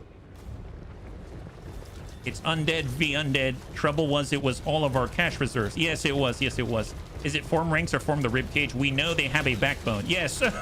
Yes, it is. It is. All right, we're shooting some arrows. We still have ammunition, believe it or not, thanks to all of those horrible, horrible bats. But mind you, they do have necromancers and wizards, or actually double necromancer and a freaking lord. Oh my god, a wizard lord. Jeez Louise. Come on. Hold. Hold. Yeah, I mean, all you can do is hold. All you can do is hold. Don't worry about it. There it is. There it is. Receive. Good thing we were braced for it. Good luck on this, gentlemen. Good luck on this. Let's get into the fray. My god. Here comes Crossbow like a champ. All right, Crossbow, get on out here, and let's go in and... Oh, look, some are slipping through. Guess what? Doesn't matter. Okay, so we just hit threshold number 2 for regeneration. Yeah, Nash Shaku, exactly. That's exactly how I feel, Crossbow. I feel so betrayed, my god. Get these guys. Go for the lords. Yeah, get the lords. All right, Lord v Lord. Let's do it. Let's do it. Stack up. How we doing, boys? How we doing? Left side, right side. Get the swords in, all or nothing. Well, I mean, they can't really fight. Well, actually, yeah, we should probably... It's happening already. All in, all in. Stack them, boys. That's just a replacement at this point. I can't really go out and flank with the archers, you know what I mean? I'm gonna guess, can we actually get out this way? That's probably not a good idea. Don't do it, don't do it. Can we shoot the other 2 lords with the archers? Yeah, why not? Yeah, why not? Here, shoot that guy. Actually, no, that was melee. Shoot that guy. That's what I meant. Shoot that guy. Okay. Yeah, it looks like their lord's getting away from us. If we can wipe out 1 unit, then we can swing around. That, I think, would probably be the only strategy left, because I'm not wading through all this and taking unnecessary damage right now. There we're shooting. Oh, nice! Nice. Yeah, just plink them, guys. Plink them. Keep plinking them. You know what to do. You know what to do. Come on, come on, come on. Come on, Crossbow. Show them why you're the... Ooh, look at that! What a Chad! Wow, Crossbow is pissed. My god, he hasn't risen for 1,000 years. He don't want to go back in the crypt, you know what I mean?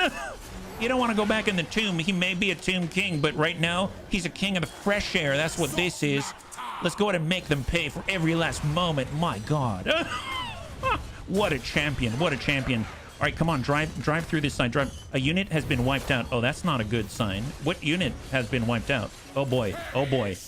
Yeah, actually, which unit's been wiped out? Oh, it must have been some of our spearmen. Okay, this is starting to flag right here. Okay, come on, come on, come on, come on. Come on, come on, come on, let's move. Let's move. Come on, get in there. Get in there. Come on, Crossbow. Get in there, Crossbow. Get in there, Crossbow. Push, push, push. Move, slaves. Move, slaves. Well, I mean, that's one way to talk to your pals. There it is. There it is. Come on, come on. Hang in there. Hang in there. One of the lords is down. One of the lords is down. Engage the second one. Let's go. Let's go. Come on, Crossbow. You got this. Are we wrapping up that right side yet? Come on, guys. You heard him. You don't want to be called move slaves now, do you? Petra worships me. Yeah, totally worships you. Yeah, stab him with your Kopesh. There it is. Yeah, smack that guy. Smack him. Get him. Get him. We have a chance here. We have a legit chance here. Oh my god, I thought it was over. I mean, it's not easy, but we have a chance. You Shamti already? Oh, almost, almost, almost. We need to lose more bodies, believe it or not. Oh, that guy. Oh, that guy's dead. Oh my god, we're winning. Oh my god, we're winning. Wow, last stand my butt. Wow. Wow, are you kidding me? What a total Chad. King Crossbow Crunchy Bones. Oh, that's a hilarious name, by the way. King Crossbow Crunchy Bones sent Count Ewald and his e-girls packing. That's what he did. My goodness, yeah. The wave saved ya. He so did it. No, didn't get to see La Ushabti. Yeah, I know. But let's be real. If we saw the Ushabti, it was a dark day for sure. But he's going to be able to build it back up. And we're going to take this province, my god. Mass Effect 2 perfect ending kind of save. We just need 3 different gates in 3 different colors. And we've got this one, yeah? Look at that. Only 1 skeleton spearman wiped out. No problem. No casualty replenishment. Unit experience, growth, campaign mode. We're going to take treasury. All of his cash. And we're going to send him packing. My god. Eat that. The good news is Casper von Falkenstein is now within striking distance of the High Queen herself. My god. We'll see him many times during the week, I think. Oh, this guy? Roderick von Senkhoff died. These war statues, the ageless colossi, these war statues exude timeless sophistication in stark contrast to their ghoulish, blood-slicked ornamentation. Ability restock for bone giants, splash attack power plus 20%, and speed increased by 10% for all of your bone giants. And now, oh, Thrake gets a skeletal dusty steed. My god, long dead destroyers awaken to serve their unliving masters far beyond death. My god, research 8 technologies, excellent. Wow, did Thrake just show up the High Queen? Oh my god, wow. High Queen. Thrake, you gotta like slow your roll. I know you're super slick, but man, she's gonna feel really left out. Hell yes, right into the storm. Yeah, okay, never mind. He's going for it. He's going for it, my goodness.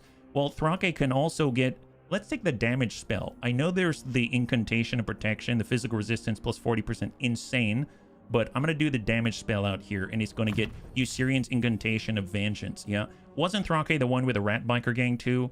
That was Sabax. But Thrake was also a rat of sorts as well, yeah?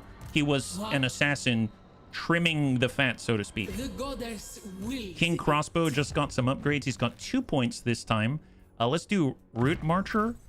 And, I mean, at this point, I might do...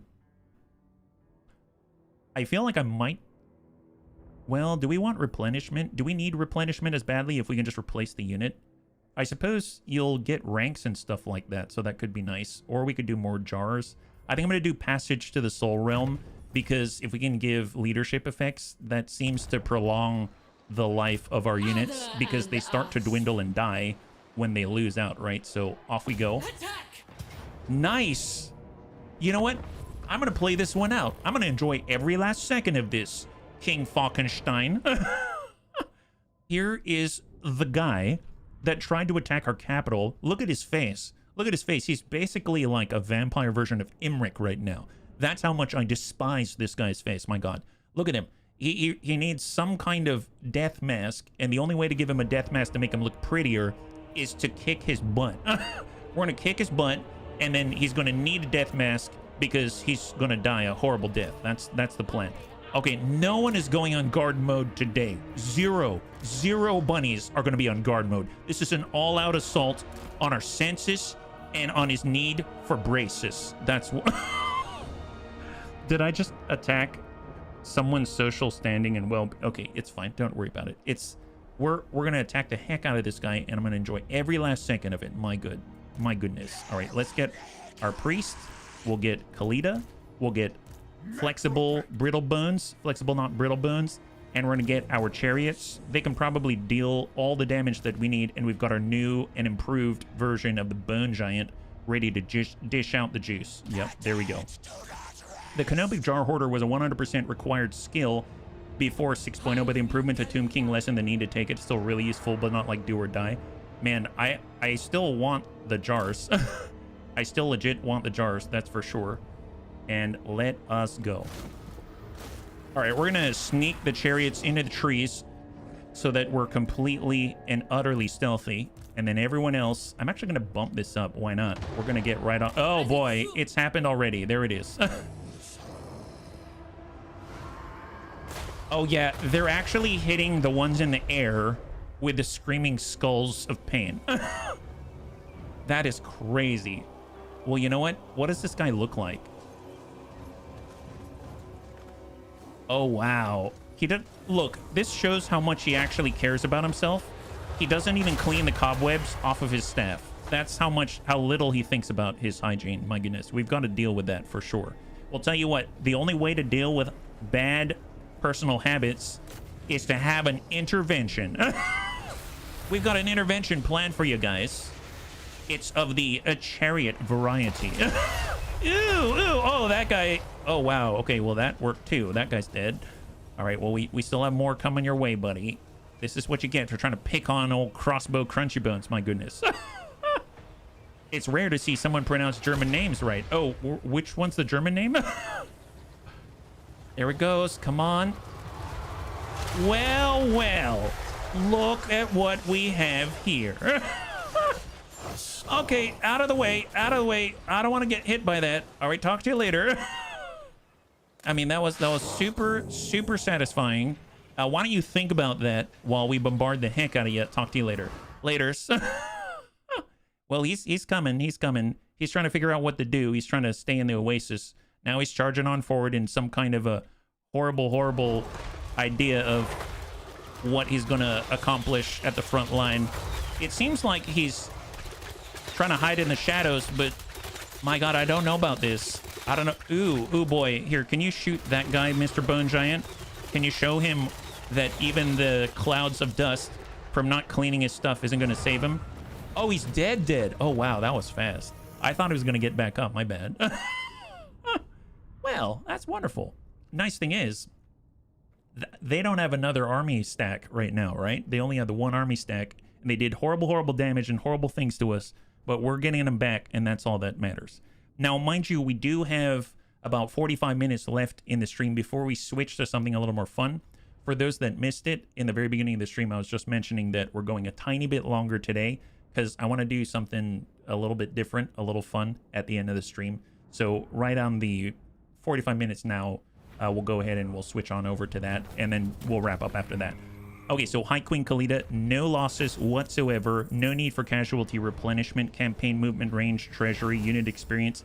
You know what? We're going to get growth +5, and we're going to get unit experience +50. Why not? Let's go. Wilhelm von Falkenstein has now been taken out. Caspar von Falkenstein. Oh, wow, they're related. I didn't know they're related. That's very impressive. Be done. Wow, we are at maximum capacity here in all of our queue. 3 turns for King Crossbow Crunchy Bones to come online. We're going to start heading down to the south because we've got to take Doomglade back.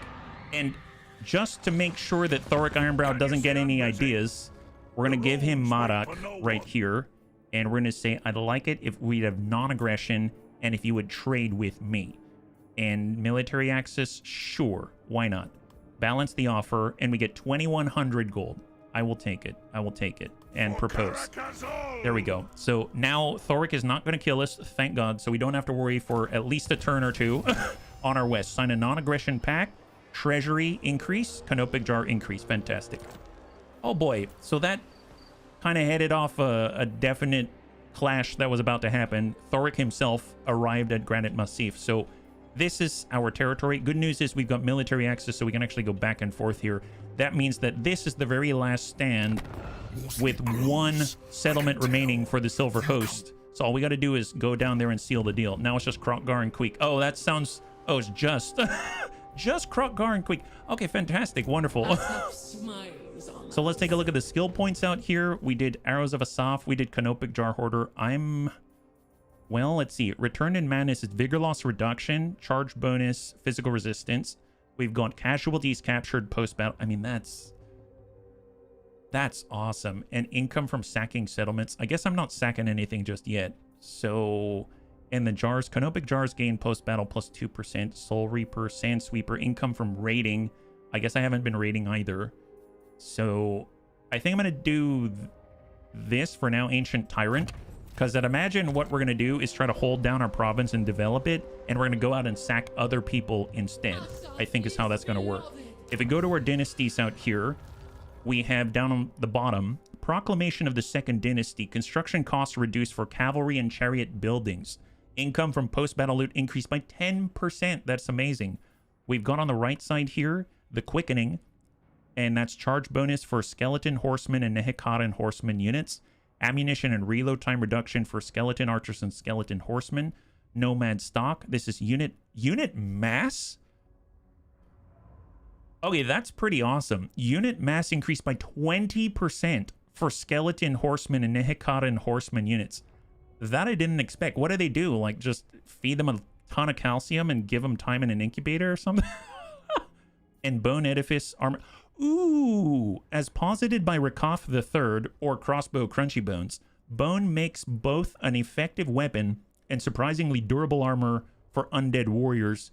All of your skeleton archers, your bone giant units, all of them, they're getting missile strength, melee attack, armor, ward save in different varying amounts. That's pretty awesome. But if we do this, we're also going to get unit capacity increases. I guess I'll start on this first because it's only 2 turns. We'll get the income from post-battle loot, and that's going to lead to capacity upgrades. Even though there's heroes, well, I guess we don't have any Tomb Princes at well. Also look at far right of the tree. Are you talking about these? These out here? Grants the Herald of Resetra follower. These are followers. Oh my god. These have... So these are like super buffs, is what it looks like. Your entire army, all your Ushabti and Great Bows will get Frenzy and all of the... Yeah, well, I can't look at that because I got to do all of these one after another. So I'm going to do this one for now. Proclamation of the Second Dynasty. You still need the building that recruits the Bone Giants. Oh, is that right? Well, at the very least, we'll get the income from post-battle loot plus 10%, and that's going to help us out a great deal. We do have more rights. Great Incantation of Petra. A unique necrotect hero capable of colonizing ruins at level 3 will be summoned to your faction leader. Oh! What? If I understand this correctly... When invoking the Sun God, the Creator God, one of his builder disciples will rise, and at the Tomb King's command, fashion a city worthy of Khemri. I'm going to grab this, because I think we can we raise this and then replace it with a tier 3 so we don't have to worry about the growth? Does that work? Let's find out. So for science, we've got Lysimachus.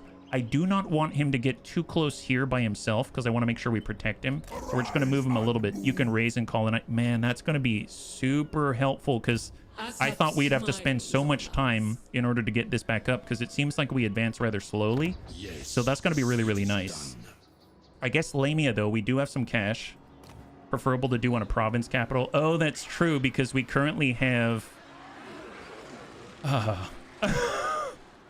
How much longer? It's going to be 4 turns. We could raise this, but then we're going to have to pay for all of this again. I think I'm going to do it to Doomglade, but yeah, I can see why you say it for a province capital for sure. But yeah, let's just keep going.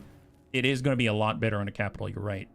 Oh, nice. So we can actually start to build Ushabti. It's 1,000 in 4 turns. Oh, an enemy one. Gotcha. So let's get this. I definitely want our gemstones for sure. So let's get the gemstones, and then that'll be a good start. Here we can go up to skeleton chariot, skeleton archer unit. We get +2 unit capacity. And then this one is skeleton horseman, skeleton horse archers. That's 1,000 and 1,000. Sure, I'll get both. Oh, I guess I cannot. I'll do the chariots instead. Well, I was thinking of cutting out my own capital and bringing it up to 3. I mean, if I were at tier 1, I might have done it. I'll be perfectly honest. I would have. And then we can also get new weapons, a golden dagger. You know what? I'm gonna hold off on this because take a look at this. We're about to get gemstones, and then we're gonna be able to do this, the enchanted lapis mace, magical attacks and stuff like that. Let's end the turn. So Skaven of you. It sure feels like it, doesn't it? That I would totally have done that. I totally would have done that. That's what happens when you play Skaven and then you turn into the Tomb Kings. You're willing to sacrifice your own people. Well, then again, I mean, they are already dead. It's not like I have to worry too much. My goodness. Oh, boy. Please hold to your end of the bargain. I know you're dwarves. You've got honor and all that, right? You're not going to attack us. Please. I'm curious what they think of us right now. They seem to be somewhat middling. Well, they've got an aversion to us, but they seem to like us for the most part. Lysel von Jerden. Wow, he's the very first person we attacked earlier. Clan Mordkin has been obliterated. I'm assuming that's to the north. Recruit the following type of unit: a chariot. Order the chariots into service at once, and you will get cavalry focus. ammunition increased for chariot units, missile strength increased for skeleton archer chariots, and reload time reduction reduced for chariot units for 8 turns. I mean, nice, but not completely necessary. Are you pumped? All right, High Queen Khalida. Let's head on down. And we're going to dash our way into Lysol. I'm actually willing to extend. Well, no, we don't need to extend even further. Asap smiles. We can chill here, and then I'm going to get Awake the necro. Lysimachus, and we're going to stay on this side Onward. of the bridge. I just don't want him to get hurt. I'm a little worried there. We could already move with the King Crossbow Crunchy Bones. Honestly, I might do that just to get him in the fight, because he might be able to get a little experience as well, you know what I mean? Address me as your highness. So let's have him come around, and we will actually force march him, March. so he's close by and he can assist. There it is. Okay, nice. We actually have like 1.5 armies now. This is awesome. So flexible nuts. So Stone Shaper, that's the one that gives armor and missile resistance to constructs, and then Wrath of the Creator, armor piercing weapon damage and melee attack. I'm going to do the armor and the missile resistance because the only constructs that we have right now are actually, well, they are not going to use their melee most likely. So let's end the turn, yeah? Finally, they fixed the focus campaign buff. It used to be a higher rank, useless when you've already recruited the unit. What's the focus campaign buff? Is that the one that we have for the chariot? Is that right? All right, come on, come on, come on. Man, King Crossbow and High Queen Khalida. that is quite a match made in heaven. I'm so glad that he was able to hold Libaris, I must say. I was just gonna be really bummed out, I think. Well, does somebody want peace? I don't think so. Oh, is that the lizard men below us? Oh boy. Oh, it is? Awesome. From the sands come steed and shadow, the desert stables open to the gallop of death. Nice. Income from post-battle loot plus 10%. Lamia now has a growth minus 10. The populace in one of your settlements is gradually vanishing. On certain nights, entire ghettos or districts are left abandoned. The only clue for the remaining denizens is a single triangular symbol daubed on a nearby gate or wall. For 3 turns, we will have negative 10 growth in Lamia. That's a bummer, but it's not the end of the world. I will totally take it. All right, let's get King Crossbow. Let's finish this faction. We're going to get these guys out of here. My goodness, they've been such a thorn in our side. Here we go. Decisive victory. Don't even know them. Let's do this, yeah? You should try to vassalize the lizardmen. You can I've never done vassalization. How does that work? Is it just like Confederation, except it's like not even your own faction? Is that how that works? Battle of Doomglen. The enemy sallies out to battle on the field. So we've got quite a force coming on in. They don't have any range, so they do have bats. So we need to be prepared from the get-go, because they're going to have a lot of bats. They're going to have a ton of bats. Let's gamble with the magic. We failed on that regard, but it's okay. It just means that poor Thrake isn't going to be able to do too much. So we'll go Group 1, Group 2, Necrotech Flexible Knot on 3. We're going to go ahead and have all of our archers on 4. We will have our long range on 6. And then we're going to have our chariots on 5. And then everyone else just going to chill right there. So let's see. Not the best ground for us, but I suppose if we had to be anywhere, it'd be right here. So let's do it. Let's grab all of our archers. Actually, you know what? Grab the whole shebang. Pull that back like that. And then we're going to get our artillery. Here, let's get the tomb guards back. We'll get the artillery, and we're going to square that off because we want to make sure they get the buff within 55 meters of our girl. And then we got our bone giant. They'll be on the right side right here. Now buffer than ever. We've got our necrotech. We'll make sure that they're close by to our bone giant. And we're going to get our priest. So our priest... Here's our priest on his new trusty steed. Wow. Wow. I must say... It's looking a little emaciated. But not too bad, Thrake. Not too bad. You're moving on up in the world. Look at you. My goodness. It's so cute. My god. Yeah, it's so tiny. It's like a pony. It's like a total pony. It's not easy. You need a big disparity in power. Be really good friends, but they become subservient to basically military allies that give you gold every turn. Oh, that's nice. It works like an alliance. They have to pay you a percentage of their income. Oh, nice. Okay, that's pretty cool. I dig that. Well, tell you what if Thrake actually moves with the juice. And what I'm talking about is he moves with the chariots because he's that much of a beast. Yeah, what if we get the chariots out here and we get Thrake out here and he's like the chariot master? I don't know that's going to work. I hope it is. And I hope we haven't consigned him to a horrible, horrible death. And we'll get the tomb guards back here just to defend, just in case. You know how it goes. Okay, feeling pretty good here. Let's make this happen. We'll get these three.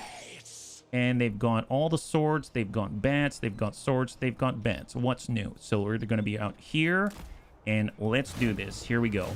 So now Thrake actually has new abilities. He's got the Incantation of Cursed Blades.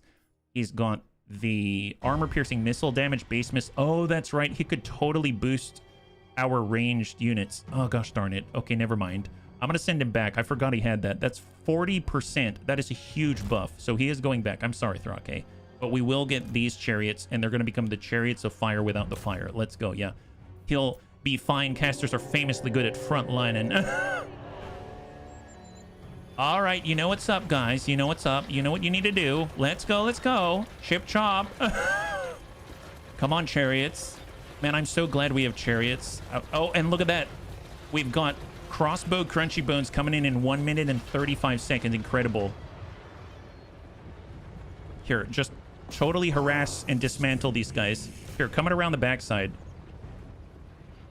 Come on, guys. Come on. Full speed, full speed. Let's go. Charged uphill, charge uphill. You're not going to be tired. You're undead. There they go. Excellent, excellent. Blow right through, boys. Blow right through. Let's go, let's go. Here, come on. Let's move. Don't stop believing. Don't stop believing. Come on. Show them the journey that you've traveled here. Don't stop believing. There it is. Wonderful. Yeah, leave them wanting more. That's how you do it, boys. Can we charge into their level 1 Master Necromancer and just, like, call it a day? Can we just, like, be like, you know, I don't like you. Can you please go somewhere else, please? I mean, he's a caster, too, right? I mean, he's definitely going to get knocked about a bit. We have 1,500 mass. Here, just, yeah, charge that guy. It's going to make me giggle inside. Here, head on out, boys. Let's go, let's go. How are we doing on the front line? Yeah, front line's looking really sharp. Good job, guys. Actually, you know what? Didn't I just get our priest? Let's get Thrake, and we're going to say armor-piercing missile damage, base missile damage, and we're going to boost up our Casket of Souls. There it is. Yeah, boost that 40%. 40%. That should be very enjoyable. I'm curious who he's going to fire at. We'll have to see how that goes. Here, you guys deal with the bats. You guys deal with the Lord, and go. Yeah. Charge that guy's going to make me giggle inside, giggles outside. That's right. We're filled with oxymorons all day long. All right, so a lot of big old holes. Okay. Yep, that'll do it. That'll do it. Looks like the Master Necromancer is getting pushed around like a record. Here, come on. Get in here, chariots. Get in here. Show 'em who's boss. Oh, wow. They've got quite a spread, I must say. But guess what? We've got reinforcements. We have reinforcements. Come on, boys. Come on, boys. Come on. Square off. There it is. That's the way. Hit him. Hit him, guys. Hit him. Let's go. Let's go. Push, push, push. Oh boy. Okay, I am now mixing troops because some are faster than others. Okay, so first of all, we got crossbow. Seems like we're gonna need his help most on the right flank at the moment, and then we can dash in these horsemen. Oh my god, we've got skeletal horsemen. Look at these guys. Oh, they've got like Roman shields. Or actually, no, not Roman shields, but really cool looking shields. Here, why don't you... Here, we'll get the Nehekaren. Oh, well, they're right there, huh? All right, tell you what. Get charged in, get stuck in, and we're going to have to divert some of our forces, right? So we'll get some horses here. We have all these guys back here. So archers. So we got 2 archers. We're just going to square off maybe this way for now. Oh, boy. We actually have penetration of the line. That's not good. Take these horses, give chase. They're going to turn around, smack those war beasts. We've got our war beast horse archers out this way. We're going into... Nope. Just do a range attack, turn around, smack those guys. We're going to get the Nehekaren swordsman out this way. And then these guys are going to move to reinforce the left side right here. And I'm going to get Crossbow actually to maybe pay attention to the right side as well, because we probably need his help. And off we go. Nice. Go Skeletal Horseman. Nice. Excellent. Keep it up, guys. Keep it up. Hang in there. Hang in there. Yeah, just cleave right into all of them. Excellent. Here, pull back on the chariots. And then bound right back in again right afterwards. Go for it. Okay, charge with the horses into the trees. Not the best use, I know, but it is what it is. We got tomb guards. Square off. And then we'll pull it back. Oh, we've got more bats. Always bats. My goodness, always bats. Here, get in here, boys. So we're going to go ahead and put a melee buff right here. That's going to start to regenerate very little on everybody. We'll do the poison for Queen Khalida to get rid of the bats out this way. Our chariots are going to come back. And then charge right back in and close those guys out. That's fantastic.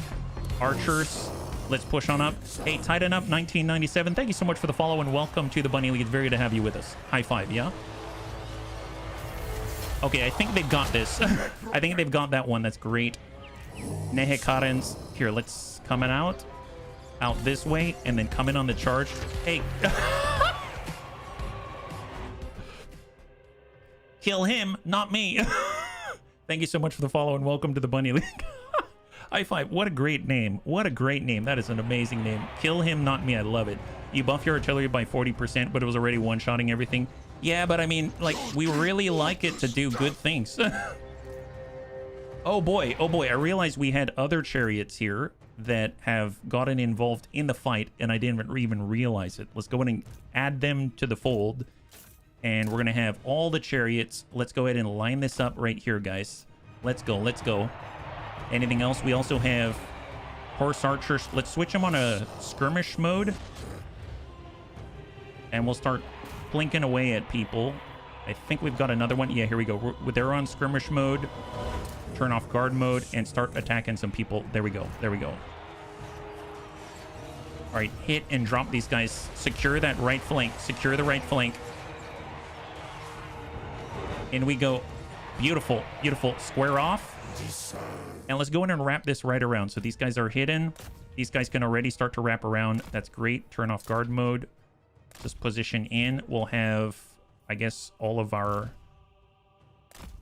missile horsemen. And then we're going to cant both of the archers. Actually, we'll just have them like right there. Why not?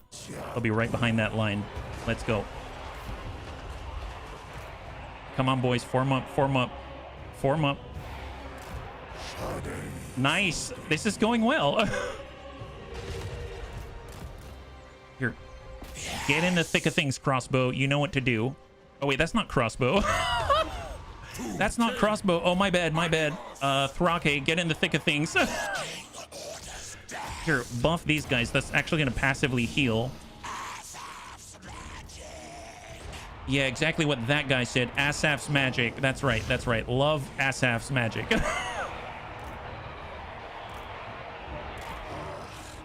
Here, push in.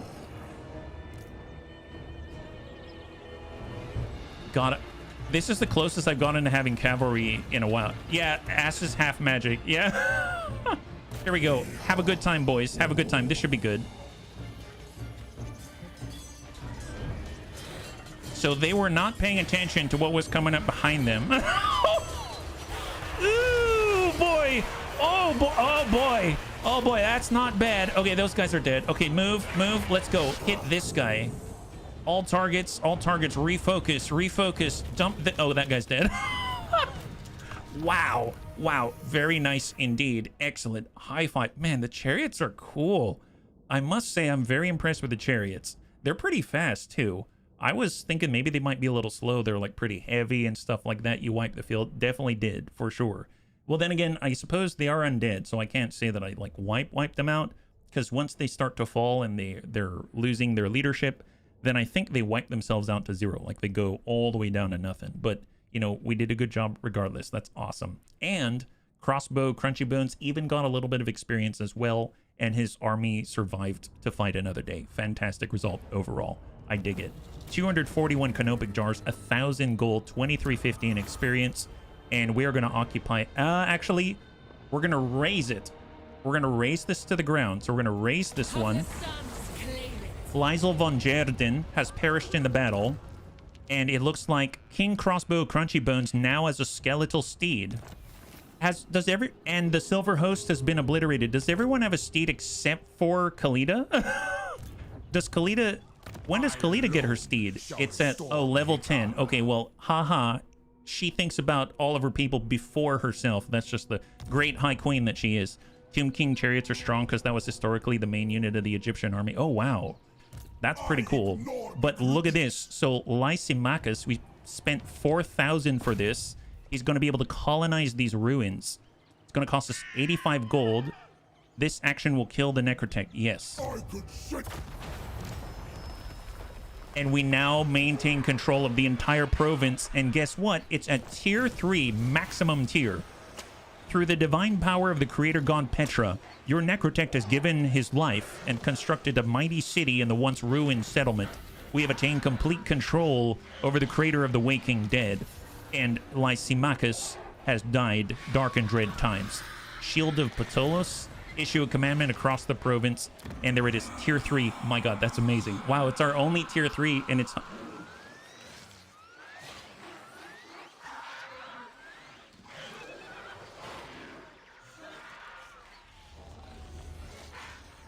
Are we starting some kind of an aviary or something? Anyone else hear that? Or is that just me? Like, is all the wildlife in the jungle, are they all celebrating that we just got this province? Is that what's happening? Well, you know, in the jungle, the mighty jungle, I heard that lions are sleeping tonight, let me tell you. But why don't you keep it down? Because it seems like we're trying to have a conversation here. The grown-ups are trying to talk right now. Guys. All right, cool. Yes, yay. We're super celebrated. Tomb King, yada, yada. Okay, wonderful. Okay, so... Man, they're just excited. I'm glad they're excited, honestly, I am. That's fantastic. I would be excited as well. My god, we finally have our province. Just took us, well, 14 turns. That's okay. You know what? Let's do growth. We've got, well, actually, what are the different ones? Our commandments. We've got growth plus 25%, campaign movement range plus 10% for your own armies starting their turn in this province. That's really nice. That's a nice combo. We've got worship of Asaph, control plus 5, corruption minus 2, worship of Kassar, ambush success chance plus 15%, melee defense plus 5 for all of your armies in the province, worship of Jaff, casualty replenishment rate plus 20%, recruitment rank plus 1 for all units. That might be nice while King Crossbow builds up his units. And then we've got worship of Fak, construction cost minus 10% for all buildings, income from all buildings. I think I'm going to do the recruitment rank first. Just for the next turn, he'll be able to build up a little more efficiently, because he's going to have to switch on over right now. We'll have him head into the Doomglade. We'll have High Queen Khalida. I guess she's already moved as much as she can. And let's just build out their armies. As far as our capacity, it seems like we are actually over capacity, because guess what? They took out some of our buildings, right? So we have things we shouldn't have. And let's tend to the points right now. Yeah. So we did the Canopic Jar Hoarder. She just picked up the extra income from sacking settlements. And do we have anything for our artillery? We've got Necrosphinx, Tomb Scorpions. We have Ushabti and Ushabti Great Bows. I guess I haven't even acquired those units yet. We've got the Chariots. Oh my gosh. Charge bonus increase for Chariots. Elite Cavalrymen. The Necropolis Knights. Extra speed.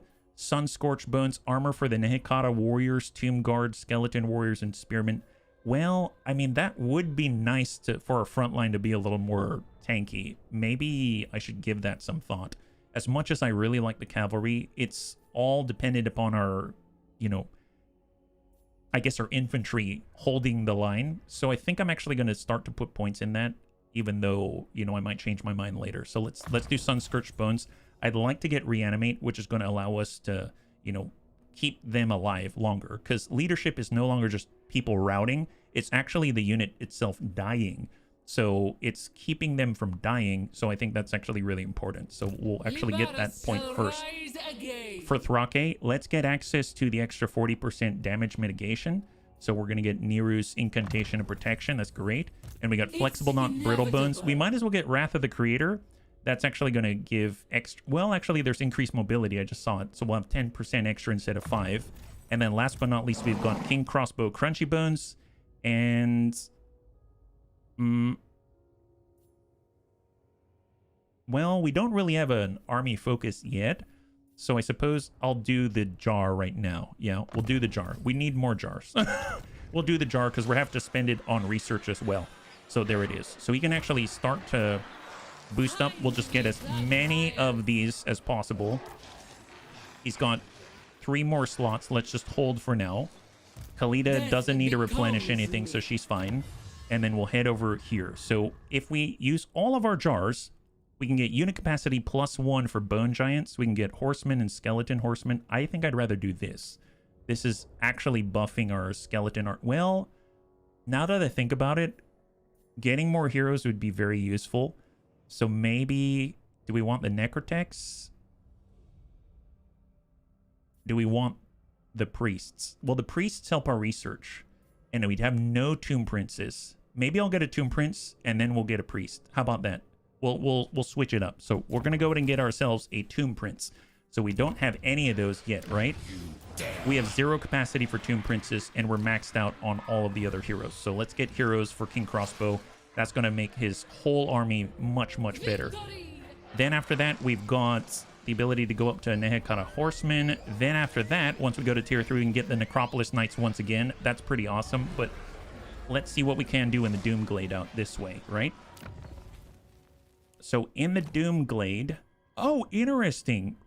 So we can actually do Ushabti and stuff like that in the Doomglade because it only is up for tier 3. And we've got Tomb Scorpions. Oh my god. I'm very tempted, but it's kind of scary to me.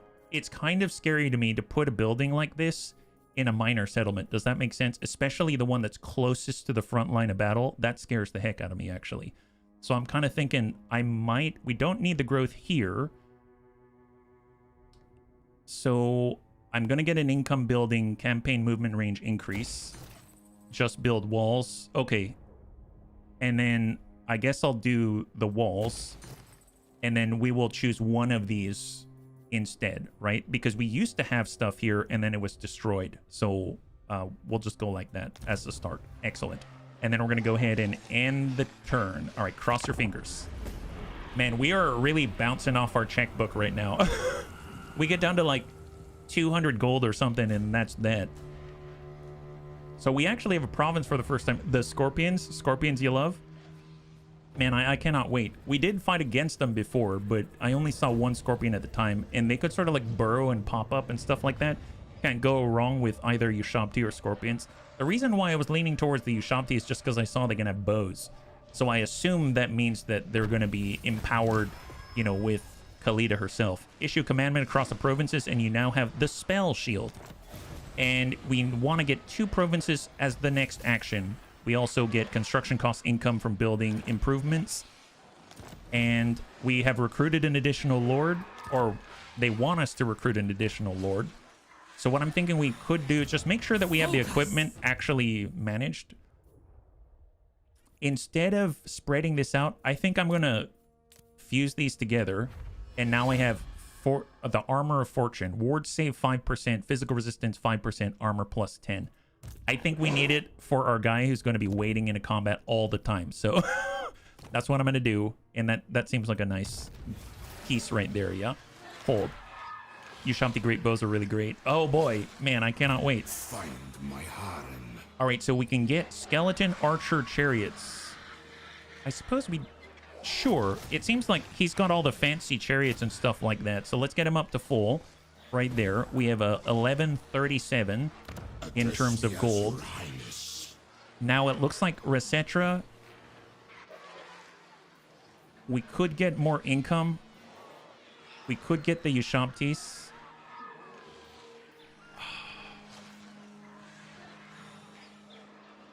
At tier 1 versus tier 2 is Tomb Guards.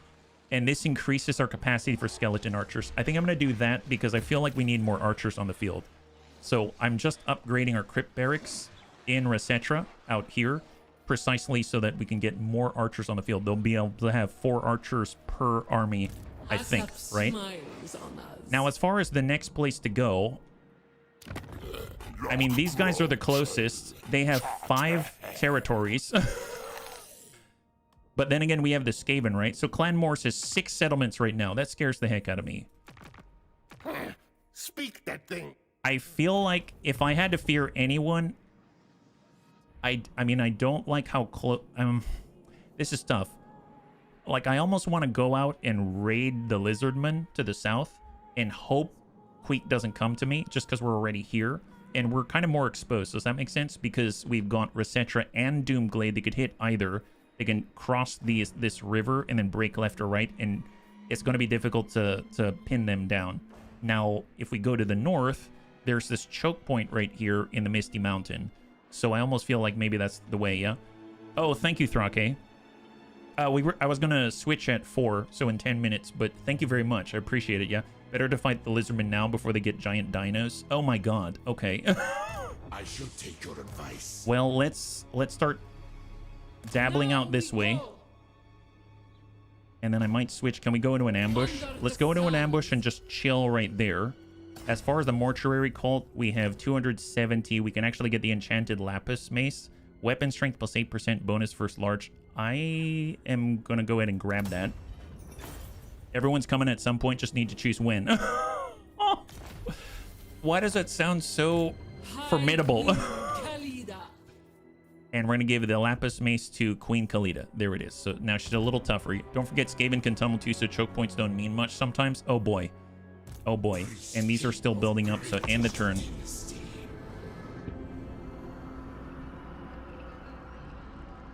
Alright, so we are now... I'm hoping no one's going to attack us. I think we're past level or turn 15 now, right? Are we at like 16 or 15? Usually that pop-up, I think, occurs on 15, so we might be entering turn 16.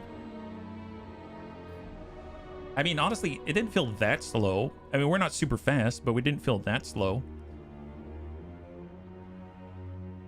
Hold. And there it is. Okay, so what do we got? So we just got Patronage of Queen Rasut. Patronage Exalter of the Priesthood. Hero capacity +1 for Tomb Princess. Hero recruitment rank +2 for Tomb Princess. We recruited a chariot. Now we have a cavalry focus for the next 8 turns. Canopic jars. So we actually recruit. We've got a new Tomb Prince. Nice. Esphere is aggressive. We've got a cavalry master. Recruitment rank +1 for all the cavalry. Melee attack and melee defense +12 on skeletal steed mount. I guess that's for himself. And we've got eternal. Wound recovery time -2. Physical resistance 15%. Well... This is specific to the hero's army. As much as this is cool, I feel like it's too niche. So I think I'm going to get aggressive instead. Eternal, I assume that it's almost like I'm going to let him get hurt. And I don't want that to be the case. So we're just going all aggressive on him. Is he an assassin or an army guy? He'd be more of an army guy, but I guess in this case, at least for now. But... we can use him as a scout or something like that. So here we go. We got Prince Esphere, and we've got a new bunny. So who is our very first Tomb Prince? It is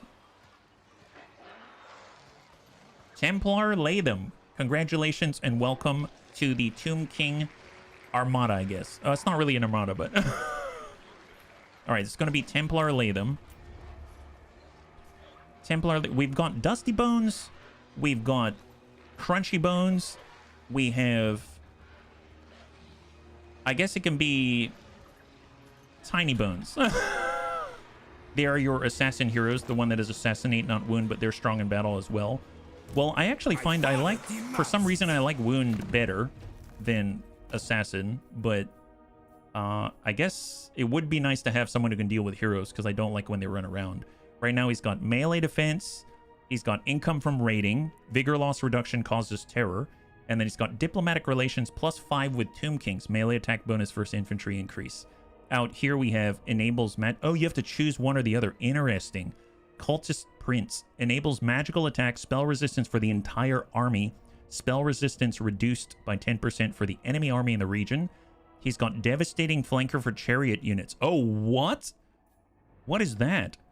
Entities with this attribute will double their charge bonus when attacking the rear or flank of an entity. Wow. I almost feel like the guy who's going to do that is the other Tomb Prince with a cavalry speciality, right? That's kind of nuts. Snappy Bone. Oh, right, Snappy Bones. And then we got hit points, Skeleton Chariot, a Steed, Immortality, and then he's got all normal stuff out here. Well, you know what? It wouldn't hurt to start assassinating some people, so let's go ahead and make him an assassin and a... Well, I was going to do specialist. I guess it's cheaper. Sure, we'll do assassin and specialist out here right now. That's kind of nuts. I had no idea he was going to get that kind of a buff. Well, I reign. we have 5 minutes remaining, so I think what I'm going to do, and as far as Snappy Bones, sure, we can do Snappy Bones. Let me make sure that I get that in there. There we go. So I think I'm going to wrap up there with the Tomb Kings, and we'll pause that for tomorrow so that we have a little time to transition, because I wanted to get into one thing at the end here so we can check this out together. So let me just go ahead and we'll save this here just so I don't forget. So we're going to go ahead and have this be our main save. So we actually made it through 15 turns. Not too bad. Spent a lot of time reading, and I haven't chosen a new dynasty update yet, but it'll be fine. It'll be fine. And then we're going to go ahead and back all the way out. Why?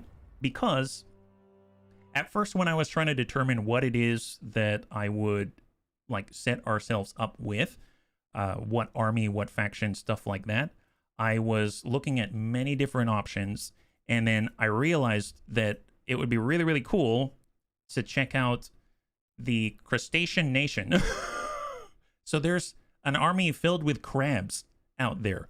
I thought maybe that's something that we would play as, but, you know, I didn't really know anything about it, and I tried it, and to be fair, maybe it wasn't necessarily something that I think we could do long term, just because they didn't really have voices and stuff like that. But I thought we could take a look at it together because it seemed really cool, and I even downloaded a very special mod on top of it which we can do a skirmish with. So I figured we'd do a skirmish with it and we'd take a look at it because I think it's actually a really, really neat concept.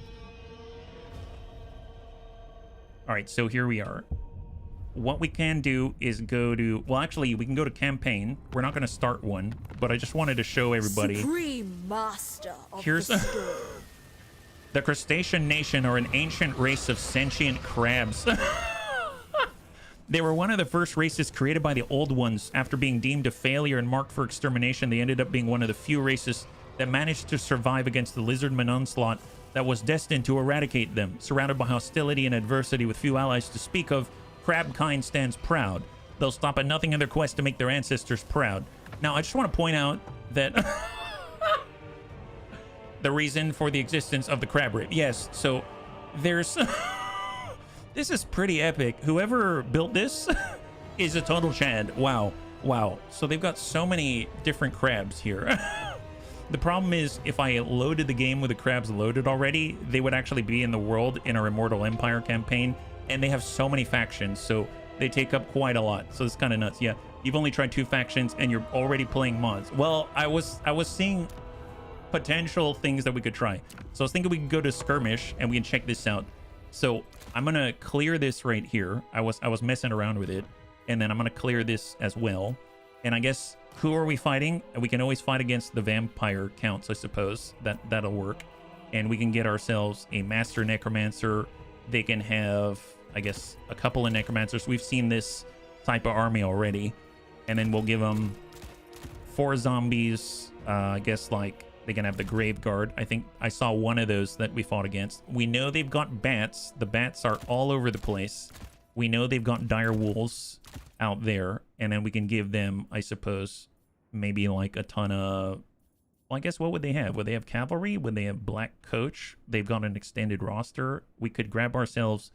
Maybe we'll get some crypt ghouls. Why not? We'll get crypt ghouls out here. And then we'll add even more zombies out that way. There it is, yeah. The vampire counts are kind of a drag to play against. I tried, and they're devastating. My goodness, yeah. It's Vampire Coast. Well, there's counts, and there's Vampire Coast for sure. I did set up a rando Vampire Coast army, and man, they're tough. They're tough. So you can see that we've got a ton of options. So we're just going to choose the King Crab out this way, and he can even ride in on Shelworth, the Royal Throne Carrier. An Elder Leviathan being used as a mount would in most cases be seen as a disgrace. In case of King Crab, though, it is an honor. We've got the Royal Guard Captain, and then I also saw that we've got the Queen Crab, so we'll just do those. So she doesn't have a mount, but it does seem that the Royal Guard Captain may, I believe, right? Yeah, Royal Spider Crab. And she can, oh, I guess she can also be on a Spider Crab. That's pretty interesting. And then we've also got, see, as far as we've got Crab Levies, Crab Warriors with spears, Iron Claw Warrior Monks. Oh my god. Crustacean Royal Guard. Yeah, let's get, we're gonna get some Crustacean Royal Guard, and then we can get a bunch of maybe standard Crab Warriors. So they'll have like maybe 2 and 2. How about that?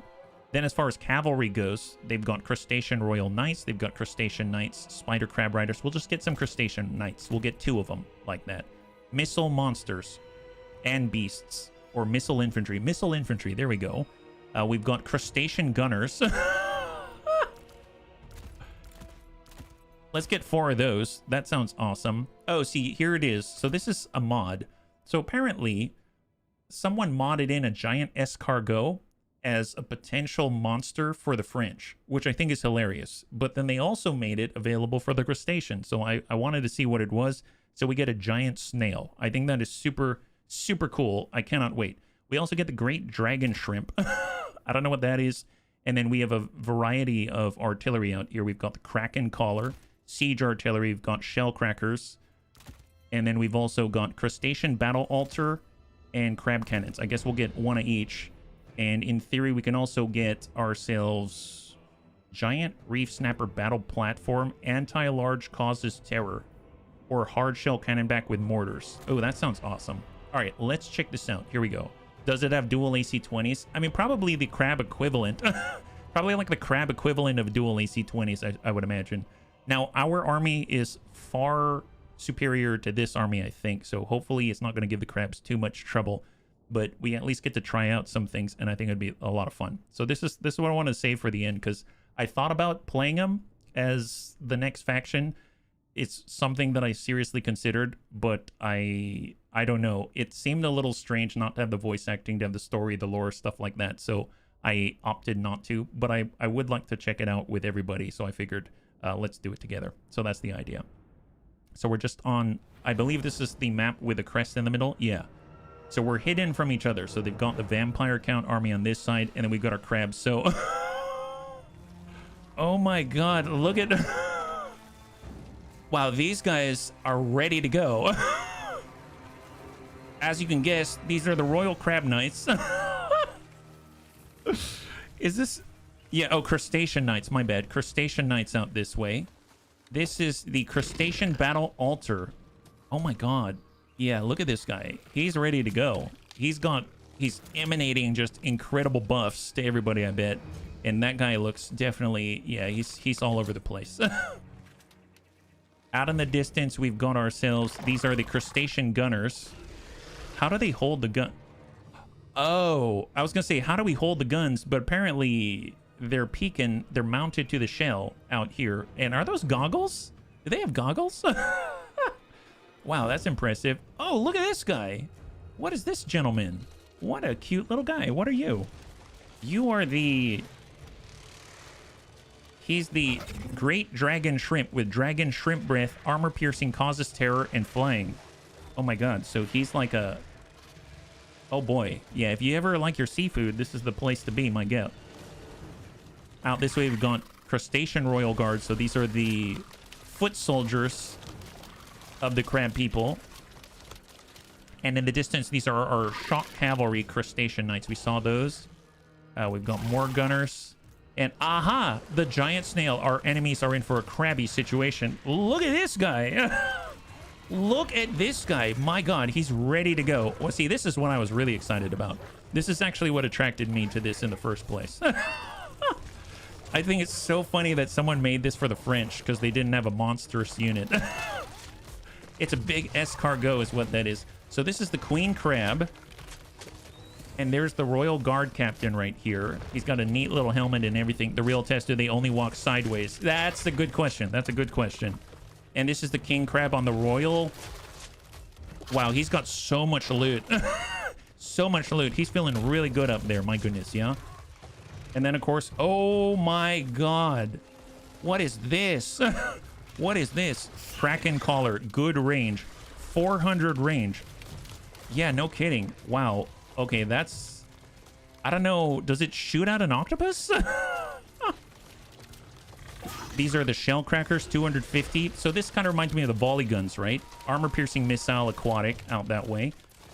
And then we've got crab cannons. And they legit have a little mounted crab on top. And I think... Are those all the units that I grabbed? I think so. Oh, nope. Not entirely. Hard shell cannonbacks with mortars. Oh, wow. Yeah. Yeah, there it is. There we go.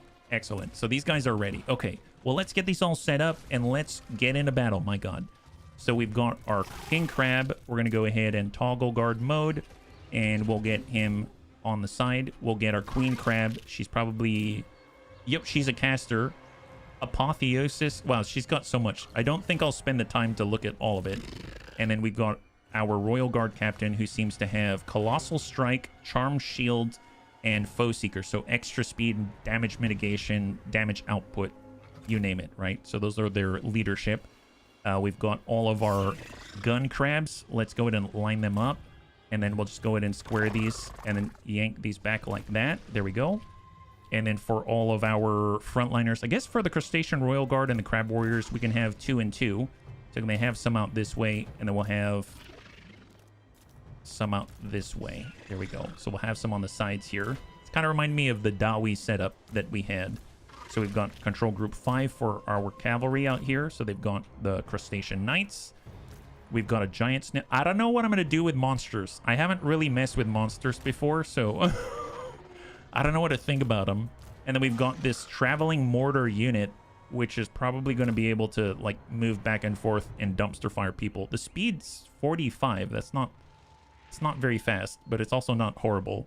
And then we've got 3 different types of cannons. Let's see. We've got range of 400. I mean, that is a narrow cone, but seems like a good one. There it is. And then we've got 425 for the crab cannons. They probably need some good line of sight, so we'll get them squared off right in the middle and give themselves a little distance. The shell crackers 250, so they're going to want to be up further in order to dump damage into the enemy. And then we're probably going to want to make sure that we've got a little bit of clearance here for those guns. And then we'll do something similar out this way. There we go. Like that. And then we got our mortars up here. Also 240, 250-ish sort of range. And they'll be able to wander around and blast people with their mortars. It actually might be kind of nice if they started up further and then fell back, maybe. Yeah. Dual Gauss King Crab. It would be fitting, wouldn't it? It'd be very fitting, actually. Bump that guy over. Excellent.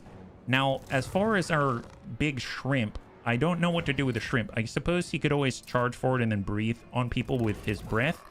And then I suppose anyone who comes closer is going to get eaten by a snail. That seems to be fair.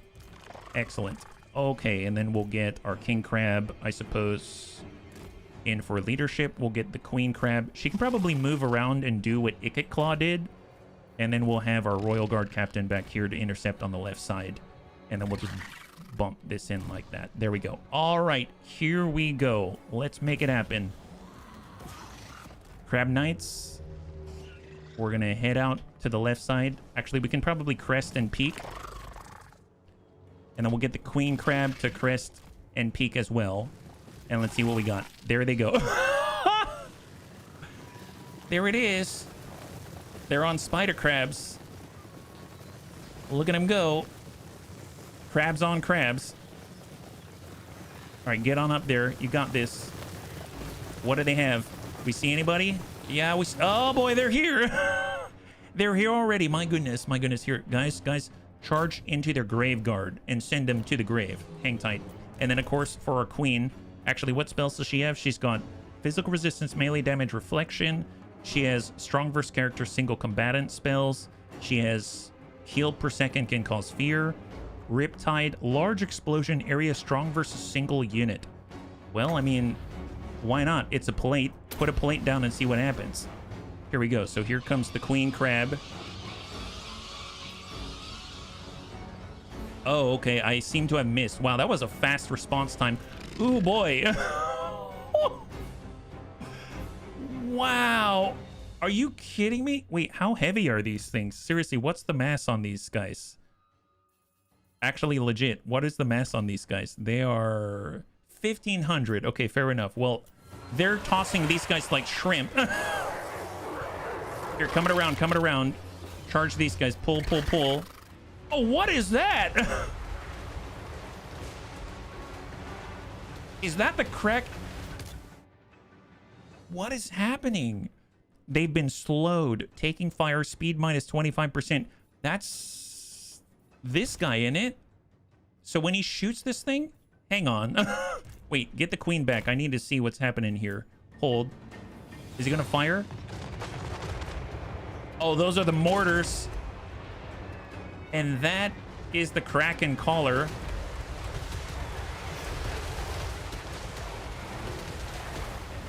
Aha! Oh my god! Oh my god. Wow, we need that. That's impressive. You know, we should probably spread out the love a little bit. Why don't you put that right there? We're just going to go ahead and charge into the same guys. Got to free our own crabs out here. We don't want them stuck by themselves. My goodness. And let's go. Keep it up. Keep it up, boys. Keep it up. Let's go and get the mortars back here. Just fall back, fall back. Queen, get in here. Crustacean battle altar. Oh, I forgot about this thing.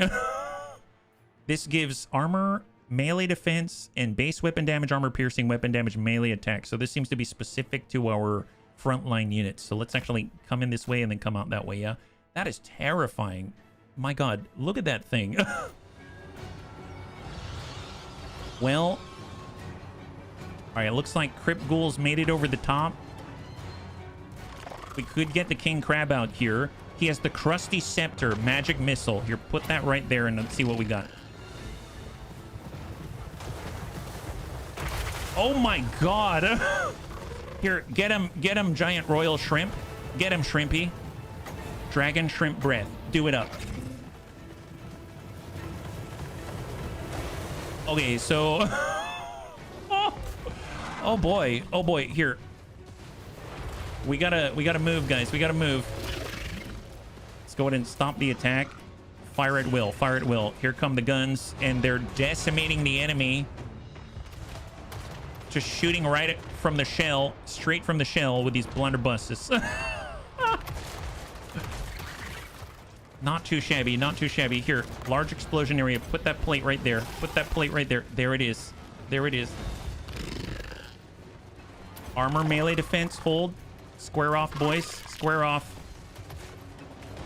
I didn't realize that they were already on top of us. Here, square that off.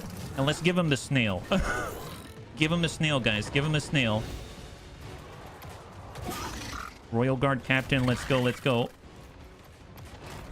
Pull back the mortars. Golly, this is... Here's the queen. Yeah, she can do potential for healing right there. Here's the Royal Guard Captain. And where's the snail? Oh, he's trying to eat people. Here, can you get to those guys? Yeah, you got this. You got this. Melee attack plus 24 and unbreakable on those units. Here he comes. What is this? What is this guy? Yeah, eat him. Get him, guy. Get him.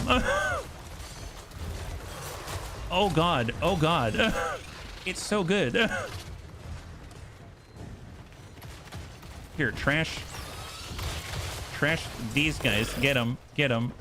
Oh, they're coming on the back line. Not cool. Not cool. Tell you what. Do we have anyone to respond? Yeah, we do. We do. Here, turn this around. Get in on the bats. We'll go and have the queen, and she'll go in and place the Riptide right here. Send it. Not lore-friendly faction. No, not really. Not really. Come on, gents. There comes a king crab. Here, let's go after the bad guy himself, the big vampire count.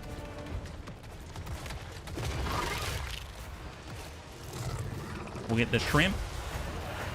Place the flames. Oh my god.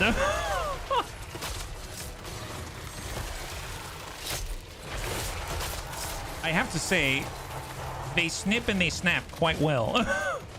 Quite well. Here, wrap them up, boys. Wrap them up. Excellent, excellent. All right, Snail, get him. Get him, guy. Get him. Don't let him stop you. Don't let him stop you. That's what we're talking about.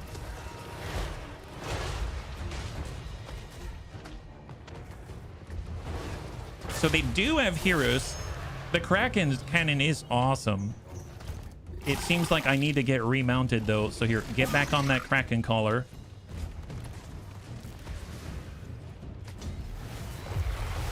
Okay, so... Oh, wow. I didn't know he could reanimate the dead. I guess that makes sense. He's a necromancer, but... Ooh, boy. Oh, boy. Oh, boy. Wow. And that was that. Not too shabby. That's awesome. My God. I have to admit, like, they've got some cool units. I don't know if how that would play progression-wise. I know that they actually replace people on the map and move them around. Who dis? That's the Crustacean Nation. Just to wrap up the stream, I wanted to check that out with everybody. I don't know. That seems kind of fun. That's pretty cool. Obviously, they don't really have any voice lines. They don't really have anything like that. You might need to do a whole campaign. They've got a whole start and everything like that. Like if we were to... Here, we can actually bump in and just see where they start. So if you actually do a new campaign... You can do Crustacean Nation, select King Crab as an example, and then start that campaign. And all it says is crabs. See, this is what I'm talking about. Like, crabs, crabs, crabs, crabs, crabs. There's not really lore, you know what I mean? So, I don't know, seems very memey. Yeah, it's pretty fun, though. It's pretty fun. That's why I don't think I'm going to do a campaign necessarily, but... It's kind of fun. It's just like a neat thing to mess around with. And I'm just impressed that someone put in the time to make an entire army. And like a lot of units too. Like a whole bunch of them. They're actually modeled. They've got sound effects. They've got their own sort of like special equipment and stuff like that. I think... I obviously I don't know how they play in a campaign. But yeah, the best lore is crabs. All the crabs. All the crabs. A YouTube video? Well, I think they've been out for a while. But, man, this is awesome. If we are the crab people, do we hoard all sorts of stuff and yell at each other to get away from a stash? Well, I mean, we can yell all we want, but apparently all we do is go clack, clack. We just go clack, clack, and that's it. That's how we talk to each other. Because whenever you do the confirmation commands, like if you click on a unit, you'll just hear them go clack, clack. Choose the difficulty of your starting situation. I mean, in this case, we're just taking a look at it. We'll do standard right there. There it is. The acquisition of lands is the sure. Thank you so much, sir. So we zoom all the way out. Mr. King Crab starts right here. Here's Ulthuan as a reference point. And then you can kind of see that this is up near, I think this is Britannia, like Caron's area right here. And this is sort of like Norska. They've replaced a lot of stuff. So there's a ton of, there's the Pack Ice Bay. That's a different faction. And then this is our faction icon. This guy's name is Crustwald Shellington. Crustwald Shellington. And then you can get into your first fight. So how about this? We'll kill the crab hunter and then we'll wrap up. Yeah. Here he goes. There it is. So let's smack these guys. So this is what a starting crab army is like. Yeah. I bet they wait for Sebastian and start singing Under the Sea. Under the Sea. Yeah, that would be quite apt. But I think it's just funny that there's a crab hunter that's coming after us and he didn't see us coming. You know what I mean? Like we were able to surprise him. Kind of crazy that they've got mortars, though. That kind of terrifies me a little bit. We don't have any real long range outside of slingers and stuff like that yet. One mod that I love is the Old World Bump starting faction on the map from 200 to 400. Old World Bump? What do you mean by a bump? Yeah. Was that Simon the Crab Hunter? That guy's a jerk. Guy's super jerk, my goodness. All right, so we've got our two heroes. We've got the King Crab himself, and he starts out like this. So he's not on that big mount, right? There he is. And he's ready to do ye old crab rave. And then here's Crestwald Shellington out this way. His royal trusty sidekick. Yeah. The Old World Witch Bumps. He's probably hunting for a bit smaller crabs. Well, these are much smaller than what we had before. We've got Crustacean Royal Guard halberds. So they actually have halberds, so that's awesome. And then we've got crab warriors, so standard crab warriors like dwarven warriors out here. We've got cudgel infantry. They've got little cudgels. And we've got slings. So for the slings, I'll put them on group 3. I suppose I'm going to take everyone off of guard mode. Oh, we start with cavalry. Nice. We've got cavalry. We've got spider crab riders. Okay, so we'll have 2 cavalry. We've got cudgels. And then we've got halberds, etc. All right, so let's get a squared off line right here. And then we'll get our slings right behind. And then we will get our cavalry out on the right side. And then we will get our heroes 1 and 2 right there. Now, if we take a look, maybe staying up higher would be a good idea. They've got the mortar, so we're going to have to deal with that. Fortunately, we've got some good cavalry, I think. So we'll bump this over. And we're going to try to get on the plateau out that way. So let's go. Yeah, I'd watch a campaign of crab people. You guys are so kind, I swear. I was like, no one would watch a campaign of this. But I think it was worth... I think I was just so enthralled that I was kind of like, you know what? It would be kind of cool just to check it out together. But I didn't want to commit to a whole campaign, I guess. All right, here we go. So there they go.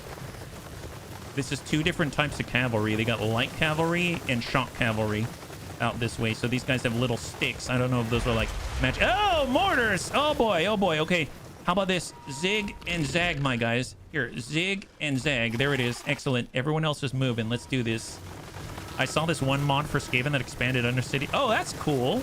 Always love that. All right, they're sending their own slings. Here. Oh boy. Come on, come on, come on. Go away, Simon. Nobody needs you here, Simon. You're a jerk, and you got a jerk face, so... You got a jerk face. We know that to be true. Here, come on. Let's go around Simon's force. Oh, wow. People are flying. My goodness. Can't stop a good crab. Get the mortars. Get the mortars, guys. Get the mortars. Here they come. Come on. Look at this. Shoot at us. Oh, my God. Oh, boy. Oh, wow. Wow, sucks to be those guys. That's all I have to say. My goodness, here. Blow right through, boys. We learned how powerful the chariot is from Miss High Queen Khalida. So, you know what? We've got what it takes. Oh, look. We're in position. My God. They're almost there. They're almost there. Yeah, just blow right through. Just kidding. Oh, God. That's horrifying. That is terrifying. Oh, there it is. Oh, thank you, Thrake. Thank you. Okay, tell you what. Okay, those guys are routed. We don't have to worry about the mortars anymore. Here, back out this way, then dive right back in. All right, just pull away, pull away. We probably need a little bit of help, so let's do it. Here we go. Come on, boys. Let's move. Get them. Get them. They only have line of sight, so... Wow. Wow. Wow. Yep. Yep. There they go. Here. 1, 2, 3. Bump this up. Square off. Right there. We'll get the slingers. We're going to go wrap the slingers around. All right. Pull back. Got our king crab. Let's go ahead and fill in that gap. Get in there. We're going to come it around the outside and then go ahead and charge into their boss. Here, come on back. Come on back. Let's go. Let's go. Nice. Here's the cudgels. All right, brain these guys with cudgels. Brain these guys with cudgels, little guys. Get them. Get them. Yeah, there it is. Excellent. Excellent. Nice surround, boys. How do you move your units with the position? Oh, you mean like how do you move them in a waypoint like that, Zarks? What do you mean by with the position? Oh, I don't want to be fighting against all the halberds. That doesn't seem great. Tell you what, we'll come out this way and then charge in here. All right, so looks like Shellington, Crustwald Shellington, the Crustacean Royal Guard Captain, is a total hero, and he's coming on in 1v1 combat. Look how fast he is. He's using his shield to drag himself. Oh, with the formation. All you gotta do, so like if I select our cavalry right here, and then I hold in right click, and I drag out left to right, it will drag a formation like this. And the cool thing is, by default, it actually forces a run instead of a walk when you drag a formation, as far as I'm aware. Yeah, like move to X with this formation. Oh, you mean like all at once? Gotcha. Well, what you can do is you can select the units. Let's say this is their formation. I can hold down left alt and then hold down left click on one of them, and I can move them around like this. It'll maintain the formation. If I then add in left control, I can also rotate it as well, and that allows you to kind of, you know, move all together, etc. Stuff like that. Yeah, you're very welcome. High five. Okay, so how are we doing? Oh, this guy this guy's having a little... Oh, wow. Simon the Crab Hunter. Seems like you found the crabs. Seems like you found the crabs. And guess what? They found you. He's having a little trouble getting his shots off. My God. Seems like he's in the wrong place at the wrong time. Tell you what, cavalry, let's get these guys. And then we're just gonna... Yeah, these guys decided to run away. Wow, they're pretty fast, I must say. They are pretty fast. Victory is in our grasp, my God. Simon contracted crabs. Crab hunter, not crab killer. Yep, there it is. That'll do it. That'll do it, guys. All right, perfect. You know what, everyone? Why don't you give Simon a little bit of help out there? Yeah, let's go, guys. Crab cakes. Well, I sure hope they're not going to crab cake us. Oh, boy. Oh, boy. Our cavalry is having a bit of an issue. We should probably pull them back. They're running for their lives. Yeah. Maybe I got a little overzealous there. Sorry, guys. Okay, so seems like Simon is done. Nice. Excellent. Look at that. Isn't that a trip? So as you can see, I mean, nothing typically that new. It's just kind of fun. So anyway, thank you so much for humoring me in the crustacean court out here. But that was a first look, I guess, at the crustacean nation. And I think it's a really cool thing. Although I guess they've got their own mechanics, buildings, their research tree, etc. From crab hunter to crab dinner. That's right. I am actually curious. I would like to just take a gander at their research tree and what that looks like.